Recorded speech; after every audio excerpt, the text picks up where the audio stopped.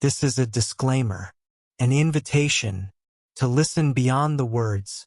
Dear listeners, as you step into this tale, remember, words, like stars, shine in their own way.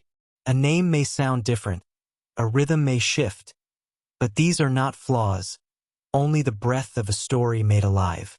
Embrace the creases in the map, the quirks in the voice, the imperfect magic of storytelling. Listen with an open heart, and the journey will remain unchanged. Subscribe for future content updates and new stories. Poirot Investigates by Agatha Christie. Chapter 1. The Adventure of the Western Star. I was standing at the window of Poirot's rooms looking out idly on the street below. That's queer, I ejaculated suddenly beneath my breath. What is mon ami? Asked Poirot placidly, from the depths of his comfortable chair. Deduce, Poirot, from the following facts. Here is a young lady, richly dressed, fashionable hat, magnificent furs. She is coming along slowly, looking up at the houses as she goes. Unknown to her, she is being shadowed by 3 men and a middle-aged woman. They have just been joined by an errand boy who points after the girl, gesticulating as he does so. What drama is this being played? Is the girl a crook, and are the shadowers detectives preparing to arrest her? Or are they the scoundrels, and are they plotting to attack an innocent victim? What does the great detective say? The great detective, mon ami, chooses, as ever, the simplest course. He rises to see for himself, and my friend joined me at the window. In a minute he gave vent to an amused chuckle. As usual, your facts are tinged with your incurable romanticism.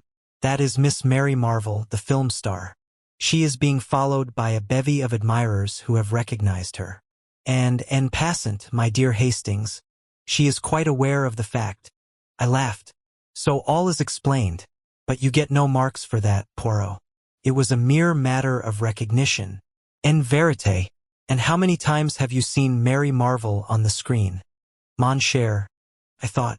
About a dozen times perhaps. And I once. Yet I recognize her, and you do not. She looks so different, I replied rather feebly. Ah, sacre, cried Poirot.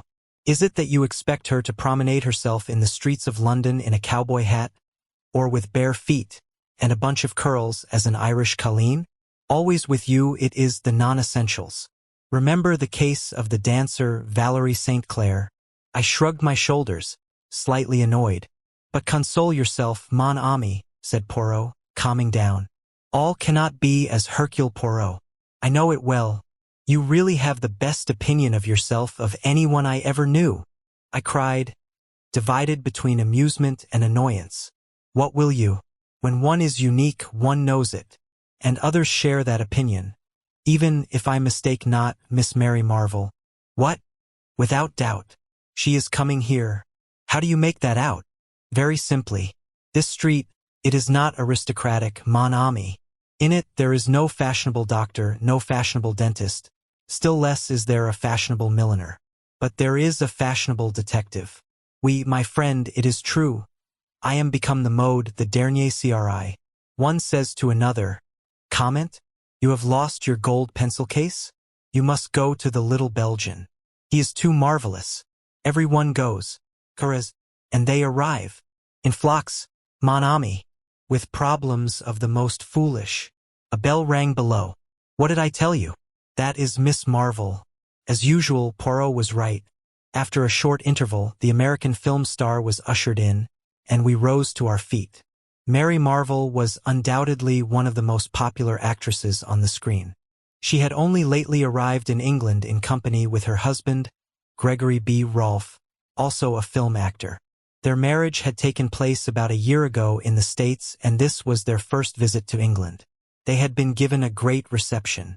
Everyone was prepared to go mad over Mary Marvel.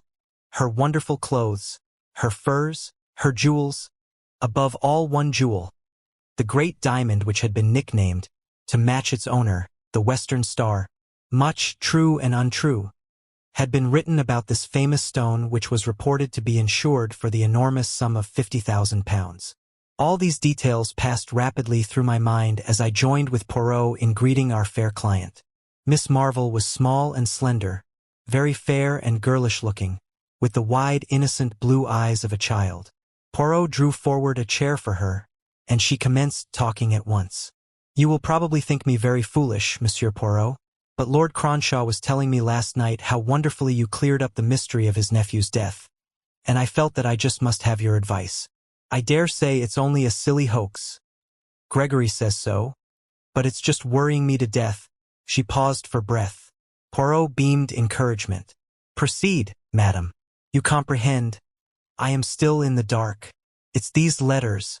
Miss Marvel unclasped her handbag and drew out 3 envelopes which she handed to Poirot. The latter scrutinized them closely. Cheap paper, the name and address carefully printed. "Let us see the inside." He drew out the enclosure. I had joined him and was leaning over his shoulder. The writing consisted of a single sentence, carefully printed like the envelope. It ran as follows: "The great diamond which is the left eye of the god must return whence it came." The second letter was couched in precisely the same terms, but the third was more explicit. "You have been warned. You have not obeyed. Now the diamond will be taken from you. At the full of the moon, the 2 diamonds which are the left and right eye of the god shall return. So it is written." "The first letter I treated as a joke," explained Miss Marvel. "When I got the second, I began to wonder. The third one came yesterday, and it seemed to me that, after all, the matter might be more serious than I had imagined. I see they did not come by post, these letters. No, they were left by hand, by a Chinaman. That is what frightens me." "Why?" "Because it was from a chink in San Francisco that Gregory bought the stone 3 years ago." "I see, madam, that you believe the diamond referred to be the Western Star," finished Miss Marvel. "That's so. At the time, Gregory remembers that there was some story attached to the stone, but the chink wasn't handing out any information. Gregory says he seemed just scared to death, and in a mortal hurry to get rid of the thing. He only asked about 1/10 of its value. It was Greg's wedding present to me." Poirot nodded thoughtfully. "The story seems of an almost unbelievable romanticism. And yet, who knows? I pray of you, Hastings, hand me my little almanac." I complied. "Voyons," said Poirot, turning the leaves.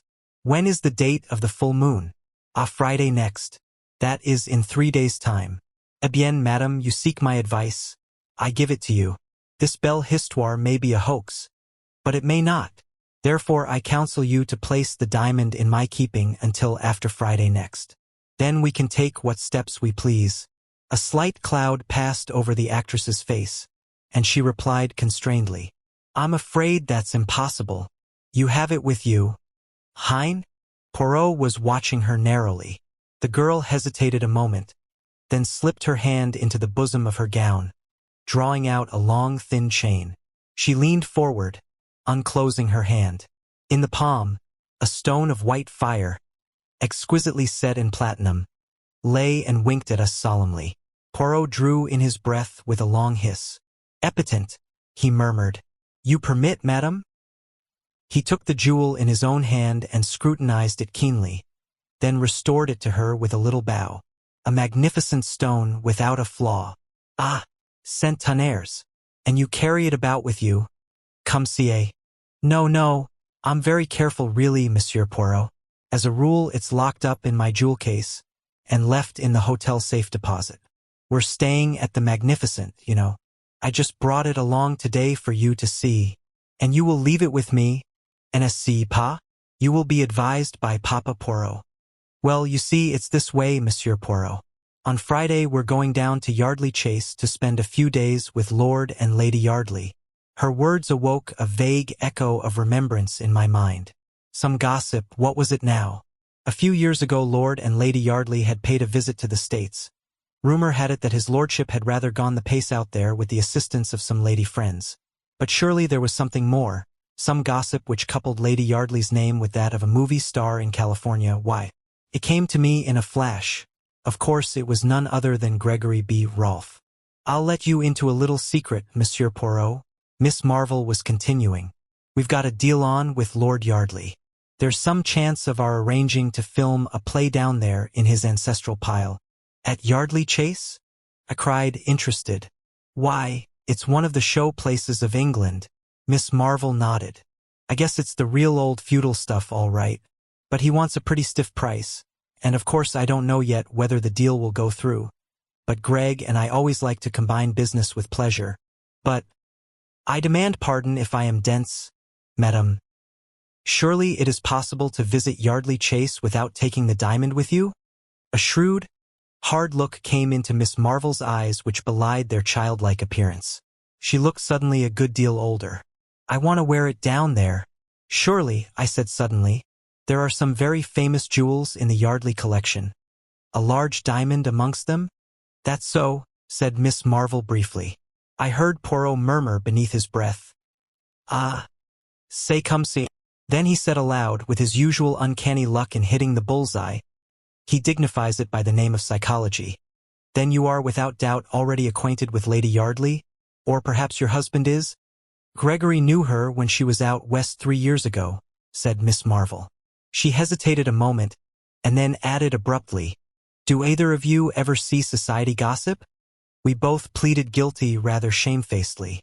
I ask because in this week's number there is an article on famous jewels, and it's really very curious.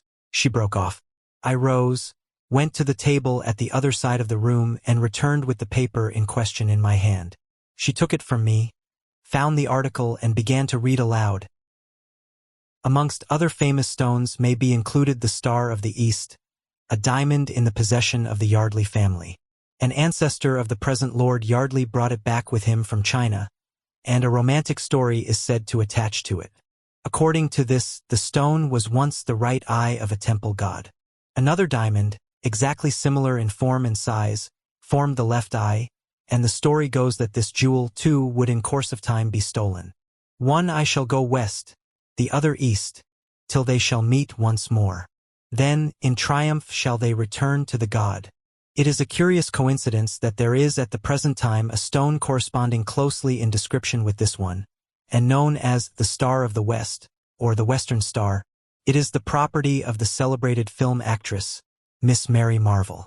A comparison of the two stones would be interesting. She stopped. Epitant, murmured Poirot. Without doubt a romance of the first water.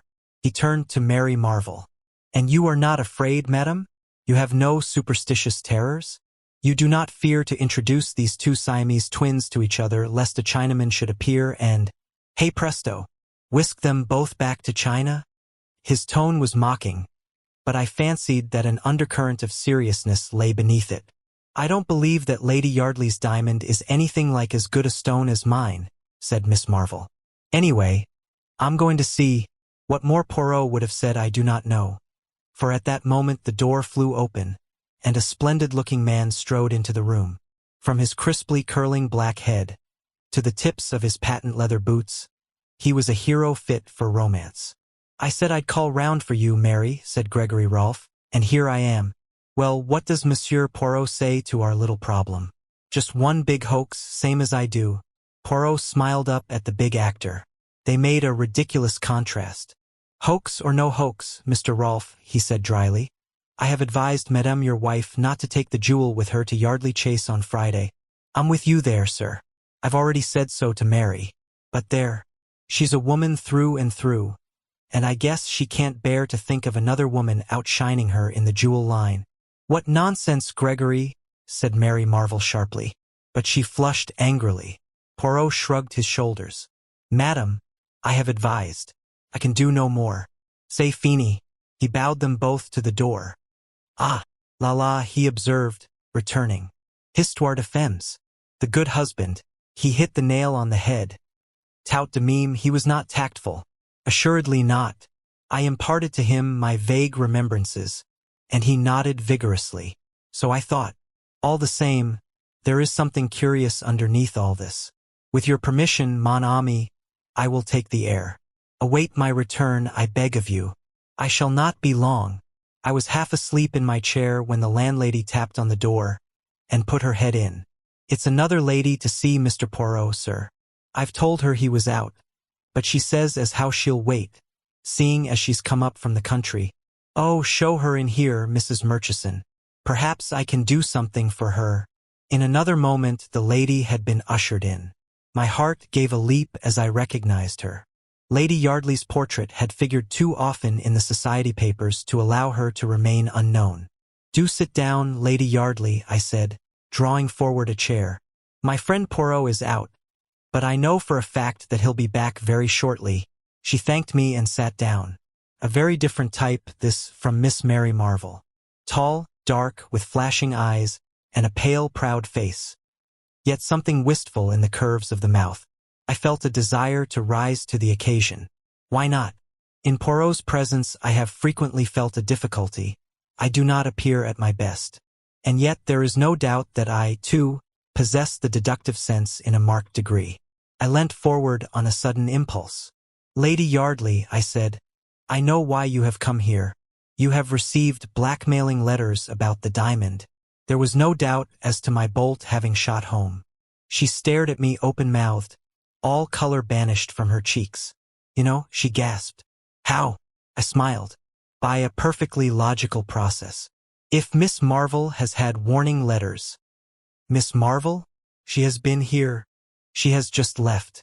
As I was saying, if she, as the holder of one of the twin diamonds, has received a mysterious series of warnings, you, as the holder of the other stone, must necessarily have done the same. You see how simple it is? I am right. Then you have received these strange communications also. For a moment she hesitated, as though in doubt whether to trust me or not. Then she bowed her head in assent with a little smile. That is so, she acknowledged. Were yours, too, left by hand? By a Chinaman? No, they came by post. But, tell me, has Miss Marvel undergone the same experience? Then, I recounted to her the events of the morning. She listened attentively. It all fits in. My letters are the duplicates of hers. It is true that they came by post, but there is a curious perfume impregnating them. Something in the nature of joss stick, that at once suggested the East to me. What does it all mean? I shook my head. That is what we must find out. You have the letters with you? We might learn something from the postmarks. Unfortunately, I destroyed them. You understand, at the time I regarded it as some foolish joke. Can it be true that some Chinese gang are really trying to recover the diamonds? It seems too incredible. We went over the facts again and again, but could get no further towards the elucidation of the mystery. At last Lady Yardley rose. I really don't think I need wait for Monsieur Poirot. You can tell him all this. Can't you? Thank you so much, mister. She hesitated, her hand outstretched. Captain Hastings. Of course. How stupid of me. You're a friend of the Cavendishes, aren't you? It was Mary Cavendish who sent me to Monsieur Poirot. When my friend returned, I enjoyed telling him the tale of what had occurred during his absence. He cross-questioned me rather sharply over the details of our conversation, and I could read between the lines that he was not best pleased to have been absent. I also fancied that the dear old fellow was just the least inclined to be jealous. It had become rather a pose with him to consistently belittle my abilities, and I think he was chagrined at finding no loophole for criticism.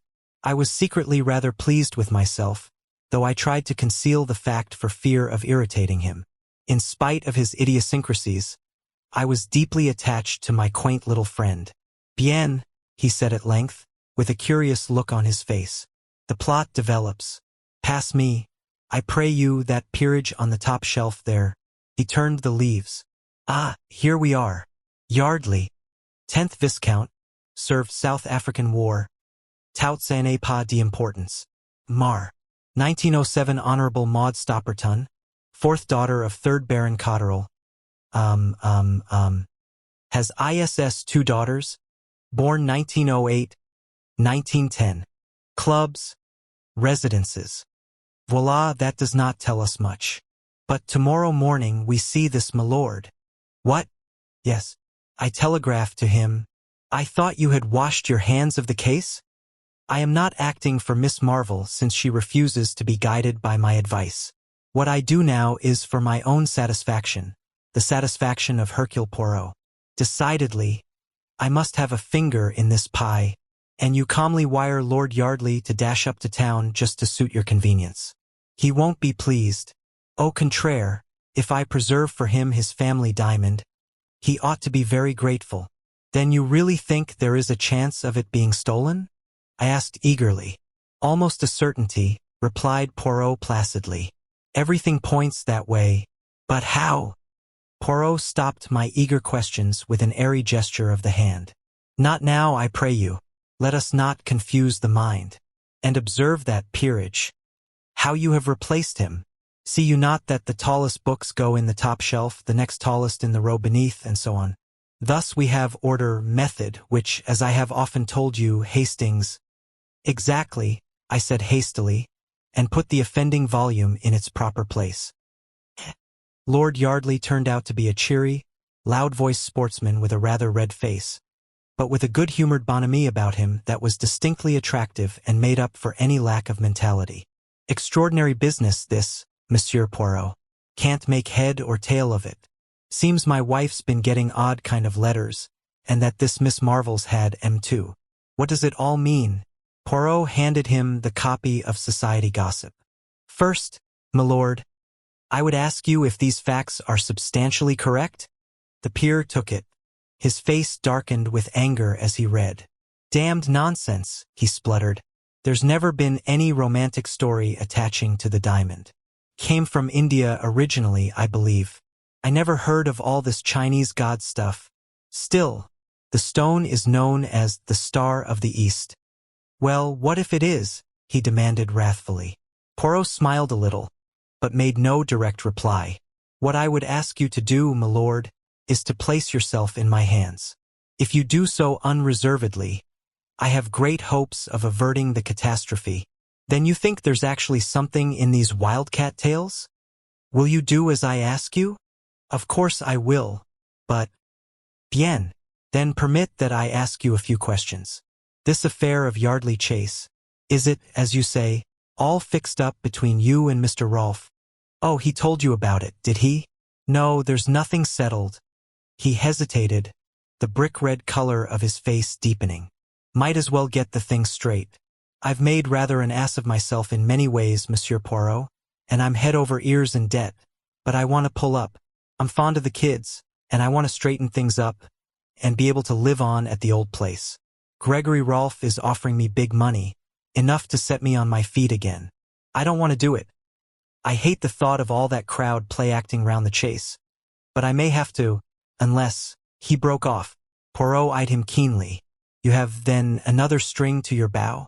Permit that I make a guess? It is to sell the Star of the East. Lord Yardley nodded. That's it. It's been in the family for some generations, but it's not entailed. Still, it's not the easiest thing in the world to find a purchaser.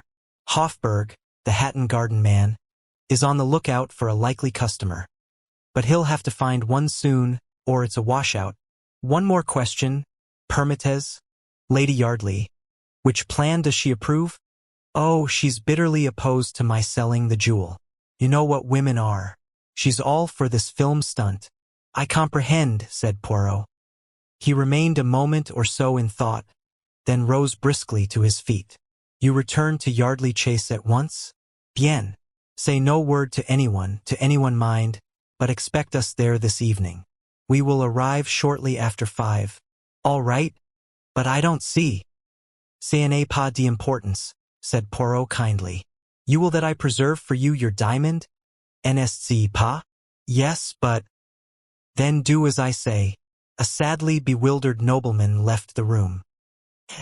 It was 5:30 when we arrived at Yardley Chase, and followed the dignified butler to the old paneled hall with its fire of blazing logs. A pretty picture met our eyes. Lady Yardley and her 2 children, the mother's proud dark head bent down over the 2 fair ones. Lord Yardley stood near, smiling down on them. Monsieur Poirot and Captain Hastings, announced the butler. Lady Yardley looked up with a start. Her husband came forward uncertainly, his eyes seeking instruction from Poirot. The little man was equal to the occasion. All my excuses. It is that I investigate still this affair of Miss Marvel's. She comes to you on Friday, does she not? I make a little tour first to make sure that all is secure. Also, I wanted to ask of Lady Yardley if she recollected at all the postmarks on the letters she received. Lady Yardley shook her head regretfully. I'm afraid I don't. It is stupid of me. But, you see, I never dreamt of taking them seriously. You'll stay the night? Said Lord Yardley. Oh, my lord. I fear to incommode you. We have left our bags at the inn. That's all right. Lord Yardley had his cue. We'll send down for them. No trouble, I assure you. Poirot permitted himself to be persuaded, and sitting down by Lady Yardley, began to make friends with the children. In a short time they were all romping together, and had dragged me into the game. Vous êtes bonne mère, said Poirot with a gallant little bow, as the children were removed reluctantly by a stern nurse. Lady Yardley smoothed her ruffled hair. I adore them, she said with a little catch in her voice. And they you, with reason.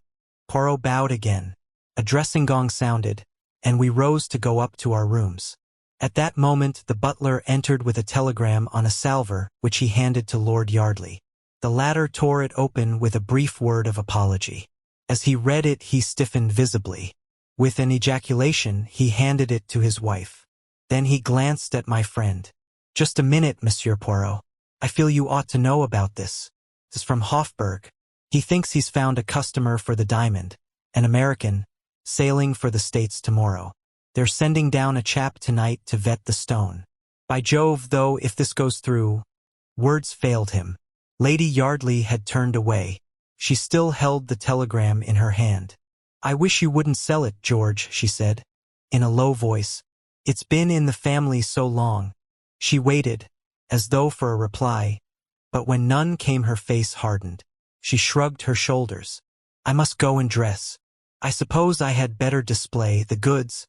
She turned to Poirot with a slight grimace. It's one of the most hideous necklaces that was ever designed.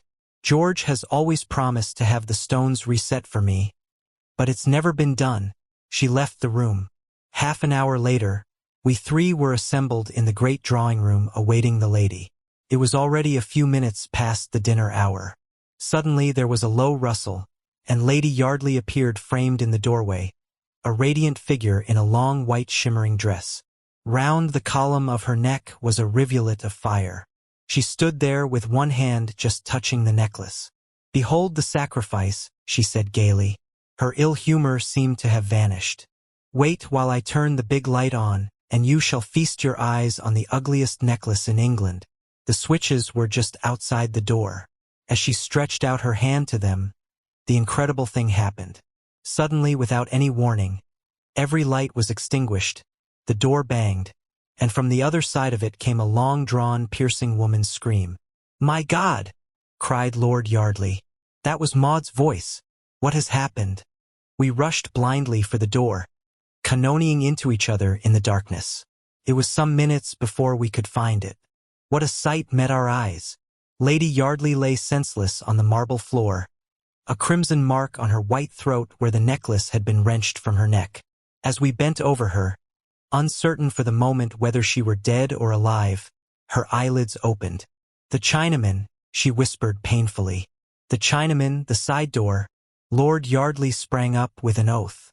I accompanied him, my heart beating wildly. The Chinaman again. The side door in question was a small one in the angle of the wall, not more than a dozen yards from the scene of the tragedy.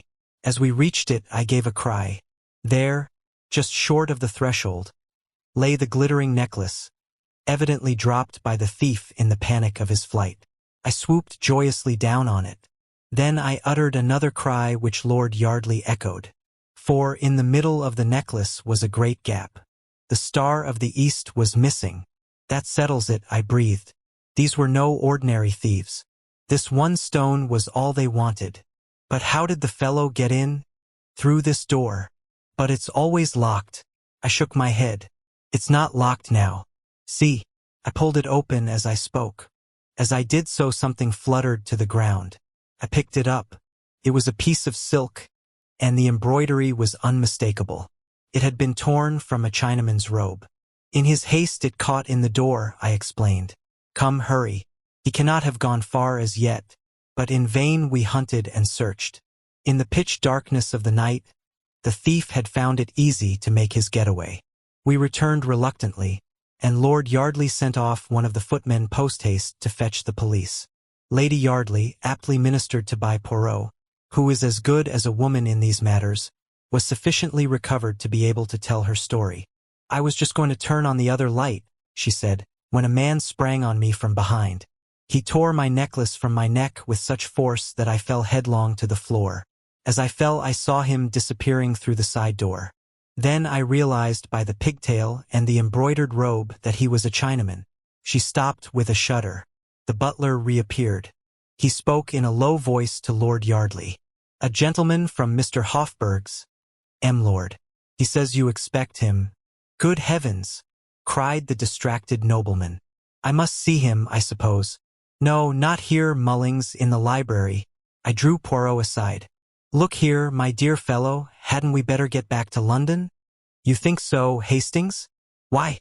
"Well," I coughed delicately, "things haven't gone very well, have they? I mean, you tell Lord Yardley to place himself in your hands and all will be well, and then the diamond vanishes from under your very nose." "True," said Poirot, rather crestfallen. "It was not one of my most striking triumphs. This way of describing events almost caused me to smile, but I stuck to my guns. So, having, pardon the expression, rather made a mess of things, don't you think it would be more graceful to leave immediately?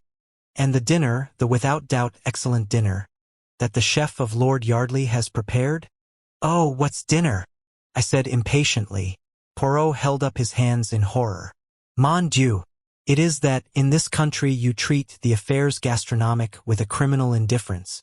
There's another reason why we should get back to London as soon as possible," I continued. "What is that, my friend?" "The other diamond," I said, lowering my voice. "Miss Marvel's." "Eh bien, what of it?" "Don't you see?" His unusual obtuseness annoyed me. What had happened to his usually keen wits? "They've got one, now they'll go for the other." "Tiens?" cried Poirot, stepping back a pace and regarding me with admiration. "But your brain marches to a marvel, my friend. Figure to yourself that for the moment I had not thought of that. But there is plenty of time. The full of the moon, it is not until Friday." I shook my head dubiously. The full of the moon theory left me entirely cold. I had my way with Poirot, however, and we departed immediately, leaving behind us a note of explanation and apology for Lord Yardley. My idea was to go at once to the Magnificent and relate to Miss Marvel what had occurred, but Poirot vetoed the plan and insisted that the morning would be time enough. I gave in rather grudgingly. In the morning Poirot seemed strangely disinclined to stir out. I began to suspect that, having made a mistake to start with, he was singularly loath to proceed with the case. In answer to my persuasions, he pointed out, with admirable common sense, that as the details of the affair at Yardley Chase were already in the morning papers, the Rolfs would know quite as much as we could tell them. I gave way unwillingly. Events proved my forebodings to be justified. About 2 o'clock the telephone rang. Poirot answered it. He listened for some moments. Then with a brief bien, Jaisarai he rang off and turned to me. "What do you think, mon ami?" He looked half ashamed, half excited. "The diamond of Miss Marvel. It has been stolen." "What?" I cried, springing up. "And what about the full of the moon now?" Poirot hung his head. "When did this happen?" "This morning, I understand." I shook my head sadly. "If only you had listened to me. You see I was right." "It appears so, mon ami," said Poirot cautiously. "Appearances are deceptive, they say, but it certainly appears so." As we hurried in a taxi to the Magnificent, I puzzled out the true inwardness of the scheme. That full of the moon idea was clever. The whole point of it was to get us to concentrate on the Friday, and so be off our guard beforehand. "It is a pity you did not realize that." "Ma foi," said Poirot airily, his nonchalance quite restored after its brief eclipse. "One cannot think of everything." I felt sorry for him. He did so hate failure of any kind. "Cheer up," I said consolingly. "Better luck next time." At the Magnificent, we were ushered at once into the manager's office. Gregory Rolfe was there with 2 men from Scotland Yard. A pale-faced clerk sat opposite them. Rolfe nodded to us as we entered. We're getting to the bottom of it, he said. But it's almost unbelievable. How the guy had the nerve I can't think. A very few minutes sufficed to give us the facts. Mr. Rolfe had gone out of the hotel at 11:15. At 11:30, a gentleman, so like him in appearance as to pass muster, entered the hotel and demanded the jewel case from the safe deposit. He duly signed the receipt, remarking carelessly as he did so, "Looks a bit different from my ordinary one, but I hurt my hand getting out of the taxi." The clerk merely smiled and remarked that he saw very little difference.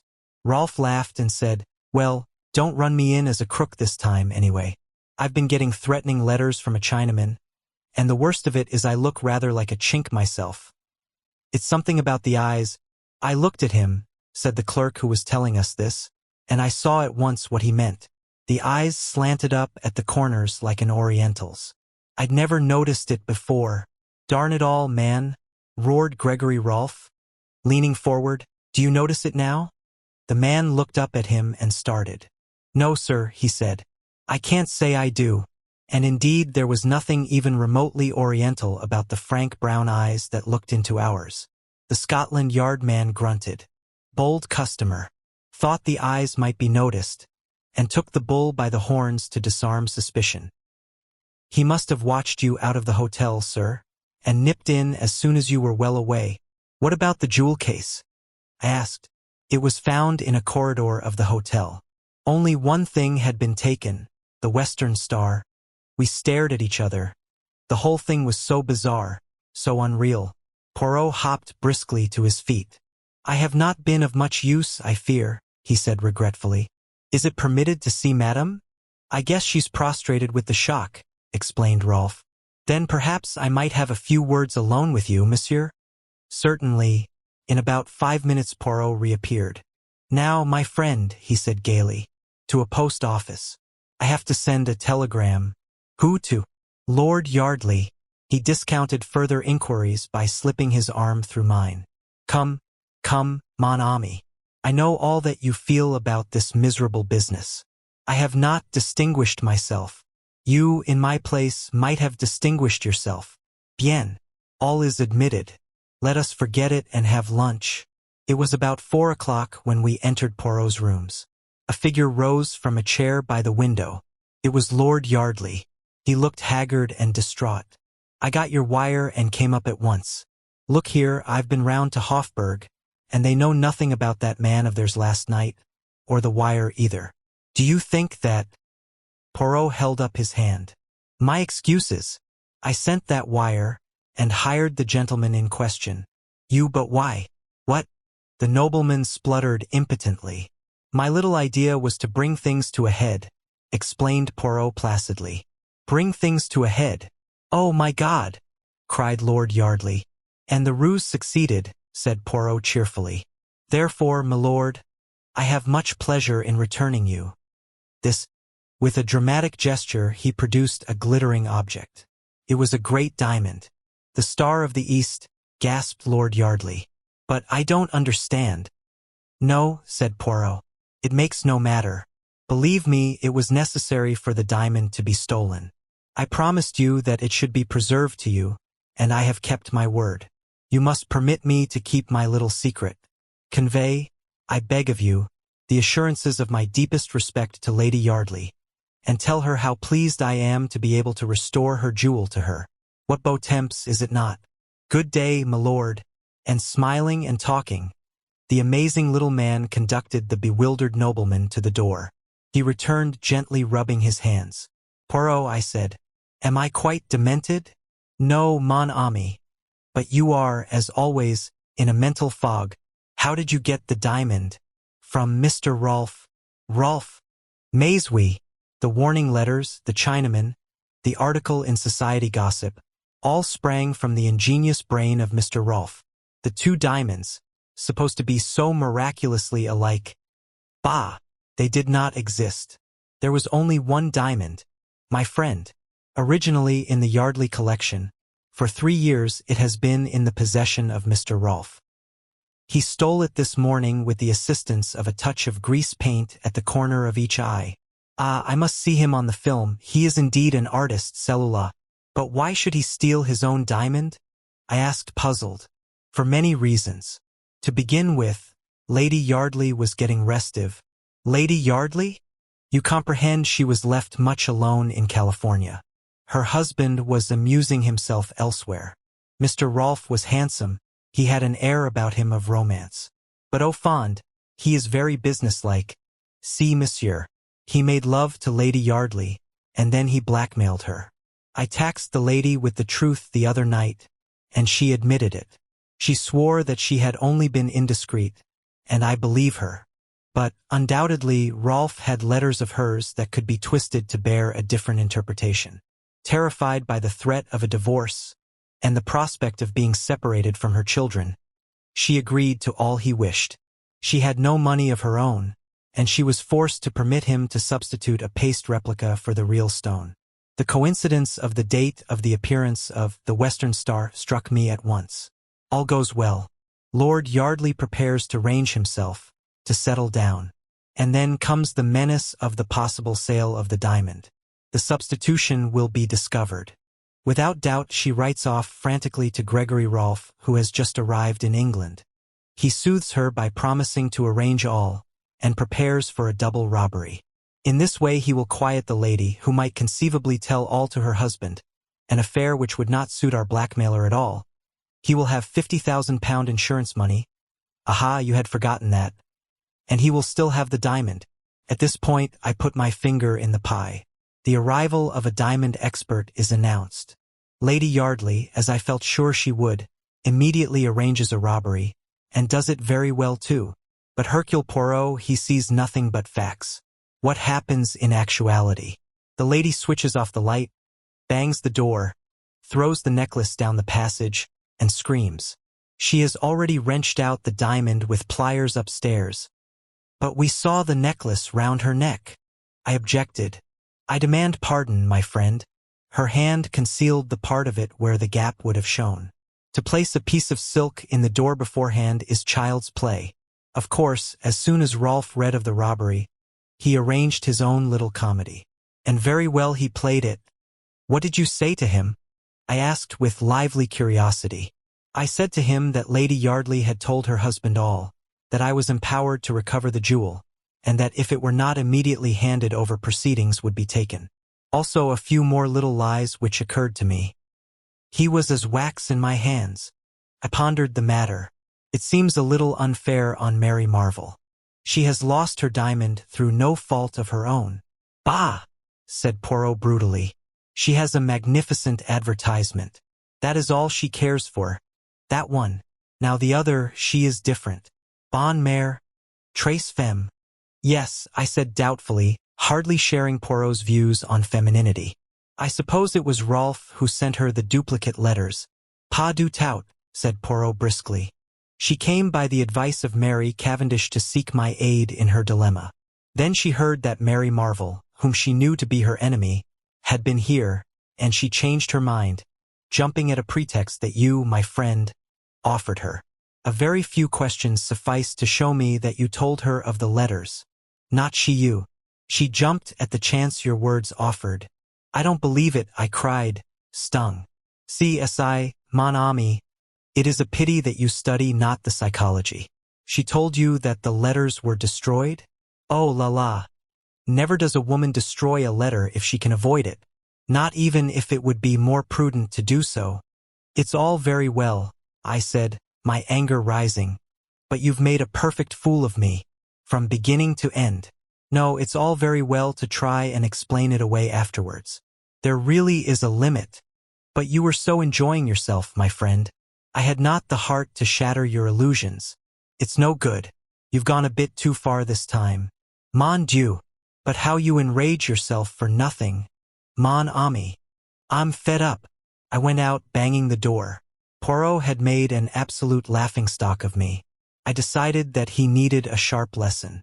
I would let some time elapse before I forgave him. He had incurred. Chapter 2. The Tragedy at Marsden Manor. I had been called away from town for a few days, and on my return found Poirot in the act of strapping up his small valise. A la bonne heure, Hastings. I feared you would not have returned in time to accompany me. You are called away on a case, then? Yes, though I am bound to admit that, on the face of it, the affair does not seem promising. The Northern Union Insurance Company have asked me to investigate the death of a Mr. Maltravers, who a few weeks ago insured his life with them for the large sum of £50,000. Yes, I said, much interested. There was, of course, the usual suicide clause in the policy. In the event of his committing suicide within a year, the premiums would be forfeited. Mr. Maltravers was duly examined by the company's own doctor, and although he was a man slightly past the prime of life, was passed as being in quite sound health. However, on Wednesday last, the day before yesterday, the body of Mr. Maltravers was found in the grounds of his house in Essex, Marsden Manor, and the cause of his death is described as some kind of internal hemorrhage. That in itself would be nothing remarkable, but sinister rumors as to Mr. Maltravers' financial position have been in the air of late, and the Northern Union have ascertained beyond any possible doubt that the deceased gentleman stood upon the verge of bankruptcy. Now that alters matters considerably. Maltravers had a beautiful young wife, and it is suggested that he got together all the ready money he could for the purpose of paying the premiums on a life insurance for his wife's benefit, and then committed suicide. Such a thing is not uncommon. In any case, my friend Alfred Wright, who is a director of the Northern Union, has asked me to investigate the facts of the case, but, as I told him, I am not very hopeful of success. If the cause of the death had been heart failure, I should have been more sanguine. Heart failure may always be translated as the inability of the local GP to discover what his patient really did die of, but a hemorrhage seems fairly definite. Still, we can but make some necessary inquiries. 5 minutes to pack your bag, Hastings, and we will take a taxi to Liverpool Street. About an hour later, we alighted from a Great Eastern train at the little station of Marsden Lee. Inquiries at the station yielded the information that Marsden Manor was about a mile distant.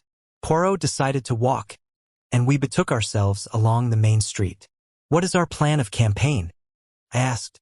First, I will call upon the doctor. I have ascertained that there is only one doctor in Marsden Lee, Dr. Ralph Bernard. Here we are at his house. The house in question was a kind of superior cottage, standing back a little from the road. A brass plate on the gate bore the doctor's name. We passed up the path and rang the bell. We proved to be fortunate in our call. It was the doctor's consulting hour, and for the moment there were no patients waiting for him. Dr. Bernard was an elderly man, high-shouldered and stooping, with a pleasant vagueness of manner. Poirot introduced himself and explained the purpose of our visit, adding that insurance companies were bound to investigate fully in a case of this kind. Of course, said Dr. Bernard vaguely. I suppose, as he was such a rich man, his life was insured for a big sum? You consider him a rich man, doctor? The doctor looked rather surprised. Was he not? He kept 2 cars, and Marsden Manor is a pretty big place to keep up, although I believe he bought it very cheap. I understand that he had had considerable losses of late, said Poirot, watching the doctor narrowly. The latter, however, merely shook his head sadly. Is that so? Indeed. It is fortunate for his wife, then, that there is this life insurance. A very beautiful and charming young creature, but terribly unstrung by this sad catastrophe. A mass of nerves, poor thing. I have tried to spare her all I can, but of course the shock was bound to be considerable. You had been attending Mr. Maltravers recently? My dear sir, I never attended him. What? I understand Mr. Maltravers was a Christian Scientist, or something of that kind. But you examined the body? Certainly. I was fetched by one of the under-gardeners. And the cause of death was clear? Absolutely. There was blood on the lips, but most of the bleeding must have been internal. Was he still lying where he had been found? Yes, the body had not been touched. He was lying at the edge of a small plantation. He had evidently been out shooting rooks. A small rook rifle lay beside him. The hemorrhage must have occurred quite suddenly. Gastric ulcer, without a doubt. No question of his having been shot. Eh? My dear sir, I demand pardon, said Poirot humbly. But, if my memory is not at fault, in the case of a recent murder, the doctor first gave a verdict of heart failure, altering it when the local constable pointed out that there was a bullet wound through the head. You will not find any bullet wounds on the body of Mr. Maltravers, said Dr. Bernard dryly. Now, gentlemen, if there is nothing further. We took the hint. Good morning, and many thanks to you, Doctor, for so kindly answering our questions. By the way, you saw no need for an autopsy? Certainly not. The doctor became quite apoplectic. The cause of death was clear, and in my profession we see no need to distress unduly the relatives of a dead patient. And, turning, the doctor slammed the door sharply in our faces. And what do you think of Dr. Bernard, Hastings? Inquired Poirot, as we proceeded on our way to the manor. Rather an old S. Exactly. Your judgments of character are always profound, my friend. I glanced at him uneasily, but he seemed perfectly serious. A twinkle, however, came into his eye, and he added slyly, that is to say, when there is no question of a beautiful woman. I looked at him coldly. On our arrival at the manor house, the door was opened to us by a middle-aged parlour-maid.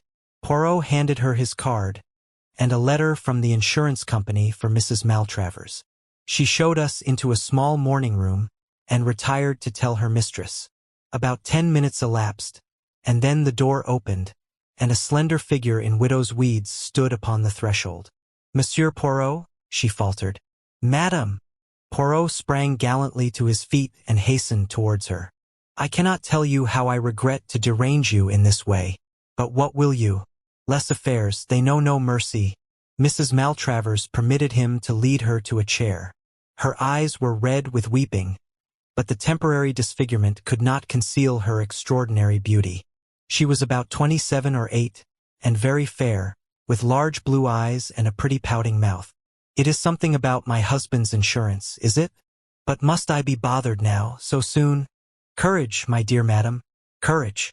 You see, your late husband insured his life for rather a large sum, and in such a case the company always has to satisfy itself as to a few details. They have empowered me to act for them. You can rest assured that I will do all in my power to render the matter not too unpleasant for you. Will you recount to me briefly the sad events of Wednesday? I was changing for tea when my maid came up. One of the gardeners had just run to the house. He had found. Her voice trailed away. Poirot pressed her hand sympathetically. I comprehend. Enough. You had seen your husband earlier in the afternoon? Not since lunch. I had walked down to the village for some stamps, and I believe he was out pottering round the grounds. Shooting rooks, eh? Yes, he usually took his little rook rifle with him, and I heard 1 or 2 shots in the distance. Where is this little rook rifle now? In the hall, I think. She led the way out of the room and found and handed the little weapon to Poirot, who examined it cursorily. 2 shots fired, I see, he observed, as he handed it back. And now, madam, if I might see. He paused delicately. The servant shall take you, she murmured, averting her head. The parlour-maid, summoned, led Poirot upstairs. I remained with the lovely and unfortunate woman. It was hard to know whether to speak or remain silent.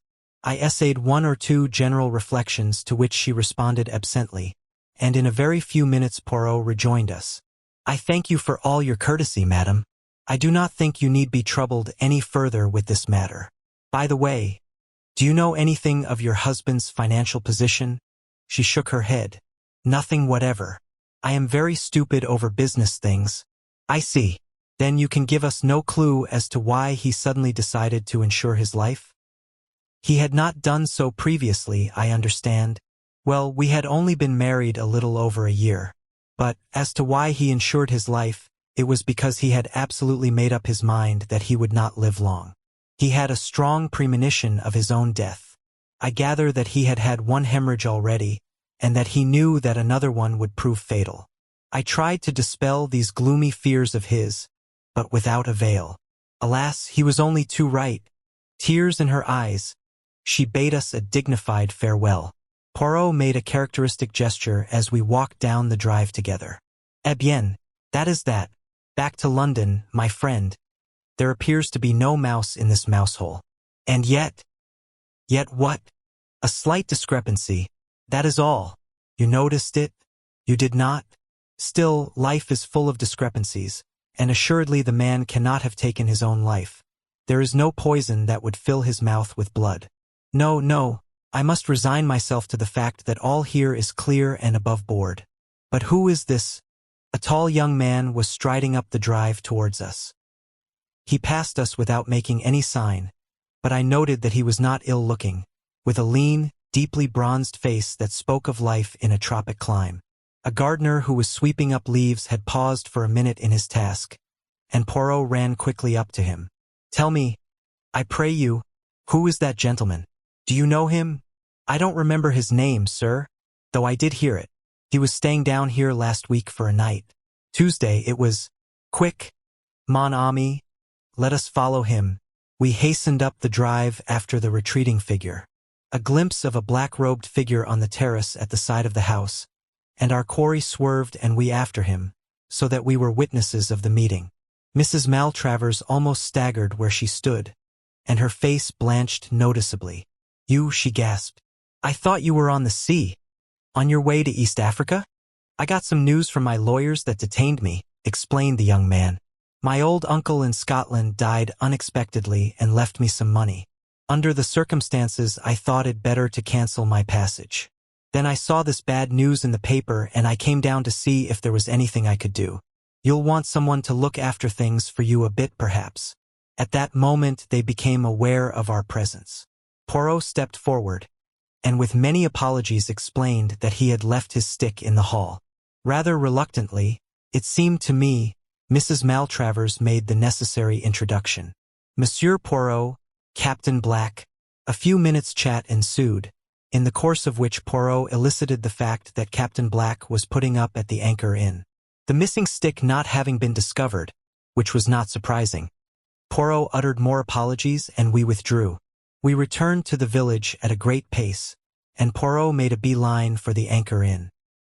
"Here we establish ourselves until our friend the captain returns," he explained. "You notice that I emphasized the point that we were returning to London by the first train? Possibly you thought I meant it. But no. You observed Mrs. Maltravers' face when she caught sight of this young Black? She was clearly taken aback. And he was very devoted, did you not think so?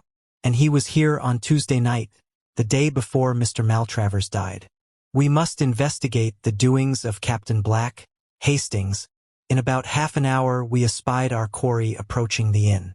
Poirot went out and accosted him and presently brought him up to the room we had engaged. "I have been telling Captain Black of the mission which brings us here," he explained. "You can understand, Monsieur le Capitaine, that I am anxious to arrive at Mr. Maltravers' state of mind immediately before his death, and that at the same time I do not wish to distress Mrs. Maltravers unduly by asking her painful questions. Now, you were here just before the occurrence, and can give us equally valuable information." "I'll do anything I can to help you, I'm sure," replied the young soldier. "But I'm afraid I didn't notice anything out of the ordinary. You see, although Maltravers was an old friend of my people's, I didn't know him very well myself. You came down. When?" "Tuesday afternoon. I went up to town early Wednesday morning, as my boat sailed from Tilbury about 12 o'clock. But some news I got made me alter my plans, as I dare say you heard me explain to Mrs. Maltravers. You were returning to East Africa, I understand?" "Yes. I've been out there ever since the war. A great country." "Exactly. Now, what was the talk about at dinner on Tuesday night?" "Oh, I don't know. The usual odd topics. Maltravers asked after my people, and then we discussed the question of German reparations, and then Mrs. Maltravers asked a lot of questions about East Africa, and I told them one or two yarns. That's about all, I think." "Thank you." Poirot was silent for a moment. Then he said gently, "With your permission, I should like to try a little experiment. You have told us all that your conscious self knows. I want now to question your subconscious self." "Psychoanalysis, what?" said Black with visible alarm. "Oh, no," said Poirot reassuringly. "You see, it is like this. I give you a word, you answer with another, and so on. Any word, the first one you think of. Shall we begin?" "All right," said Black slowly, but he looked uneasy. "Note down the words, please, Hastings," said Poirot. Then he took from his pocket his big turnip-faced watch and laid it on the table beside him. "We will commence. Day." There was a moment's pause, and then Black replied, "Night." As Poirot proceeded, his answers came quicker. Name, said Poirot. Place, Bernard. Shaw. Tuesday. Dinner. Journey. Ship. Country. Uganda. Story. Lions. Rook rifle. Farm. Shot. Suicide. Elephant. Tusks. Money. Lawyers. Thank you, Captain Black. Perhaps you could spare me a few minutes in about half an hour's time. Certainly. The young soldier looked at him curiously and wiped his brow as he got up. And now, Hastings, said Poirot, smiling at me as the door closed behind him. You see it all, do you not? I don't know what you mean. Does that list of words tell you nothing? I scrutinized it but was forced to shake my head. I will assist you. To begin with, Black answered well within the normal time limit, with no pauses, so we can take it that he himself has no guilty knowledge to conceal. Day to night and place to name are normal associations.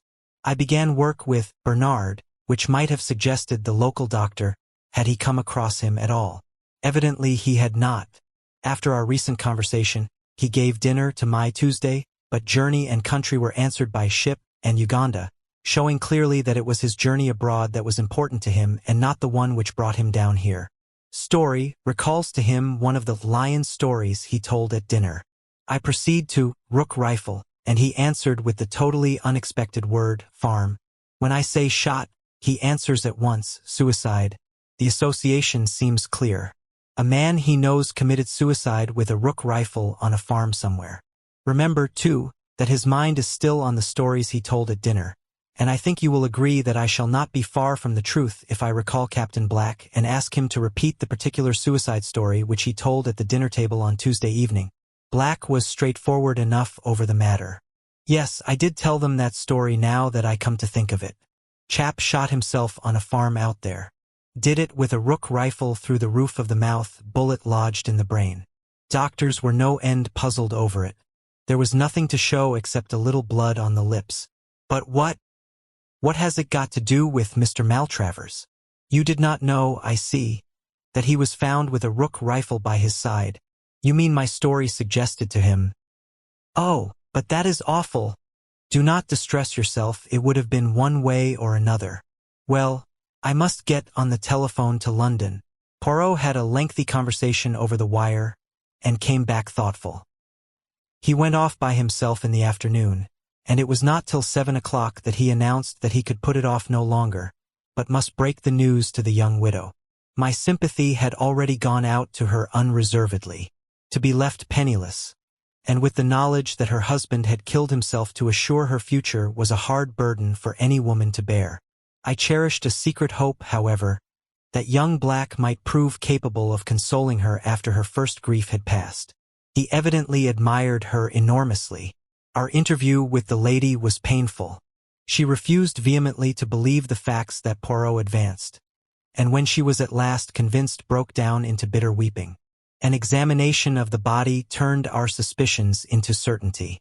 Poirot was very sorry for the poor lady, but after all, he was employed by the insurance company, and what could he do? As he was preparing to leave, he said gently to Mrs. Maltravers, Madam, you of all people should know that there are no dead. What do you mean? She faltered, her eyes growing wide. Have you never taken part in any spiritualistic seances? You are mediumistic, you know. I have been told so, but you do not believe in spiritualism. Surely, madam, I have seen some strange things. You know that they say in the village that this house is haunted. She nodded, and at that moment the parlour-maid announced that dinner was ready. Won't you just stay and have something to eat? We accepted gratefully, and I felt that our presence could not but help distract her a little from her own griefs. We had just finished our soup, when there was a scream outside the door, and the sound of breaking crockery. We jumped up. The parlour-maid appeared, her hand to her heart. It was a man, standing in the passage. Poirot rushed out, returning quickly. There is no one there. Isn't there, sir? Said the parlour-maid weakly. Oh, it did give me a start. But why? She dropped her voice to a whisper. I thought it was the master. It looked like him. I saw Mrs. Maltravers give a terrified start, and my mind flew to the old superstition that a suicide cannot rest. She thought of it too, I am sure, for a minute later, she caught Poirot's arm with a scream. Didn't you hear that? Those 3 taps on the window. That's how he always used to tap when he passed round the house. The ivy, I cried. It was the ivy against the pane, but a sort of terror was gaining on us all. The parlour maid was obviously unstrung, and when the meal was over Mrs. Maltravers besought Poirot not to go at once. She was clearly terrified to be left alone. We sat in the little morning room. The wind was getting up and moaning round the house in an eerie fashion. Twice the door of the room came unlatched and the door slowly opened, and each time she clung to me with a terrified gasp. "Ah, but this door, it is bewitched," cried Poirot angrily at last.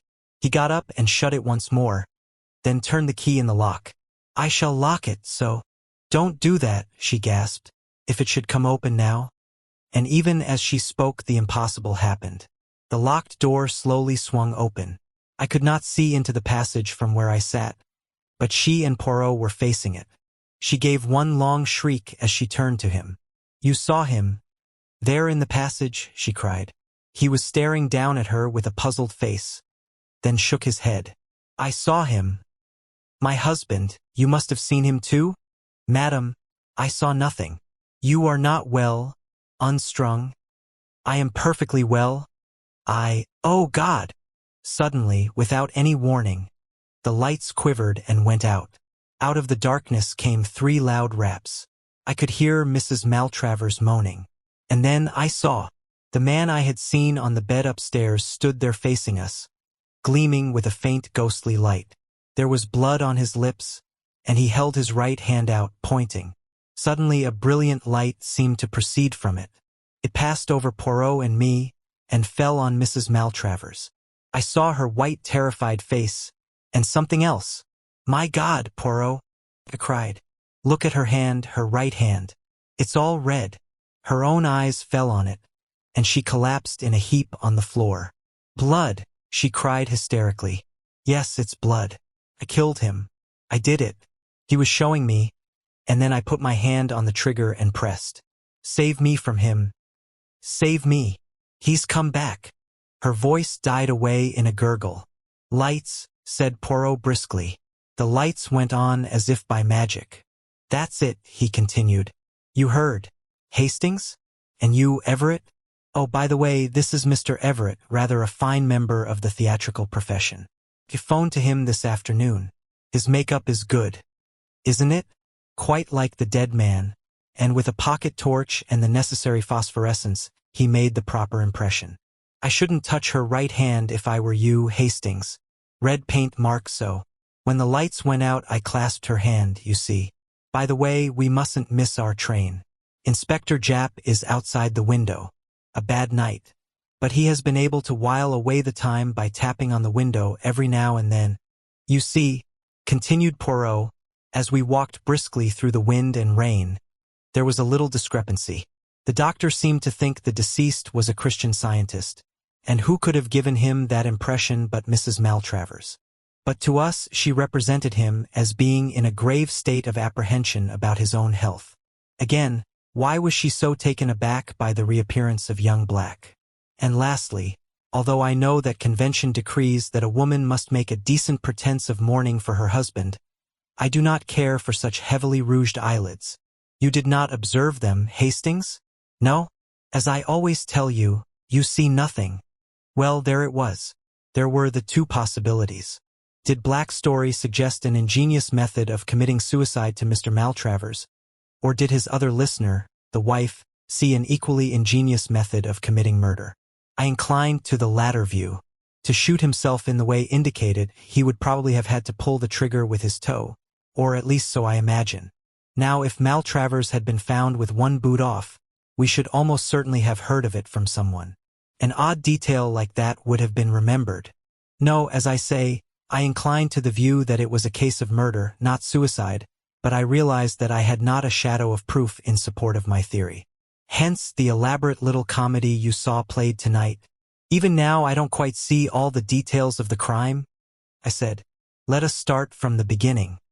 Here is a shrewd and scheming woman who, knowing of her husband's financial debacle and tired of the elderly mate she has only married for his money, induces him to insure his life for a large sum, and then seeks for the means to accomplish her purpose.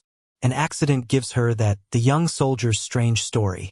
The next afternoon, when Monsieur le Capitaine, as she thinks, is on the high seas, she and her husband are strolling round the grounds. "What a curious story that was last night," she observes. "Could a man shoot himself in such a way? Do show me if it is possible." The poor fool, he shows her. He places the end of the rifle in his mouth.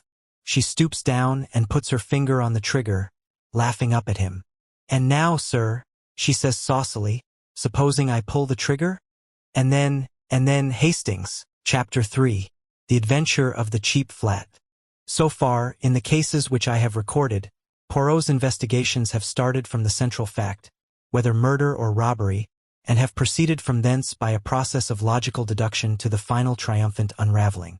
In the events I am now about to chronicle, a remarkable chain of circumstances led from the apparently trivial incidents which first attracted Poirot's attention to the sinister happenings which completed a most unusual case. I had been spending the evening with an old friend of mine, Gerald Parker.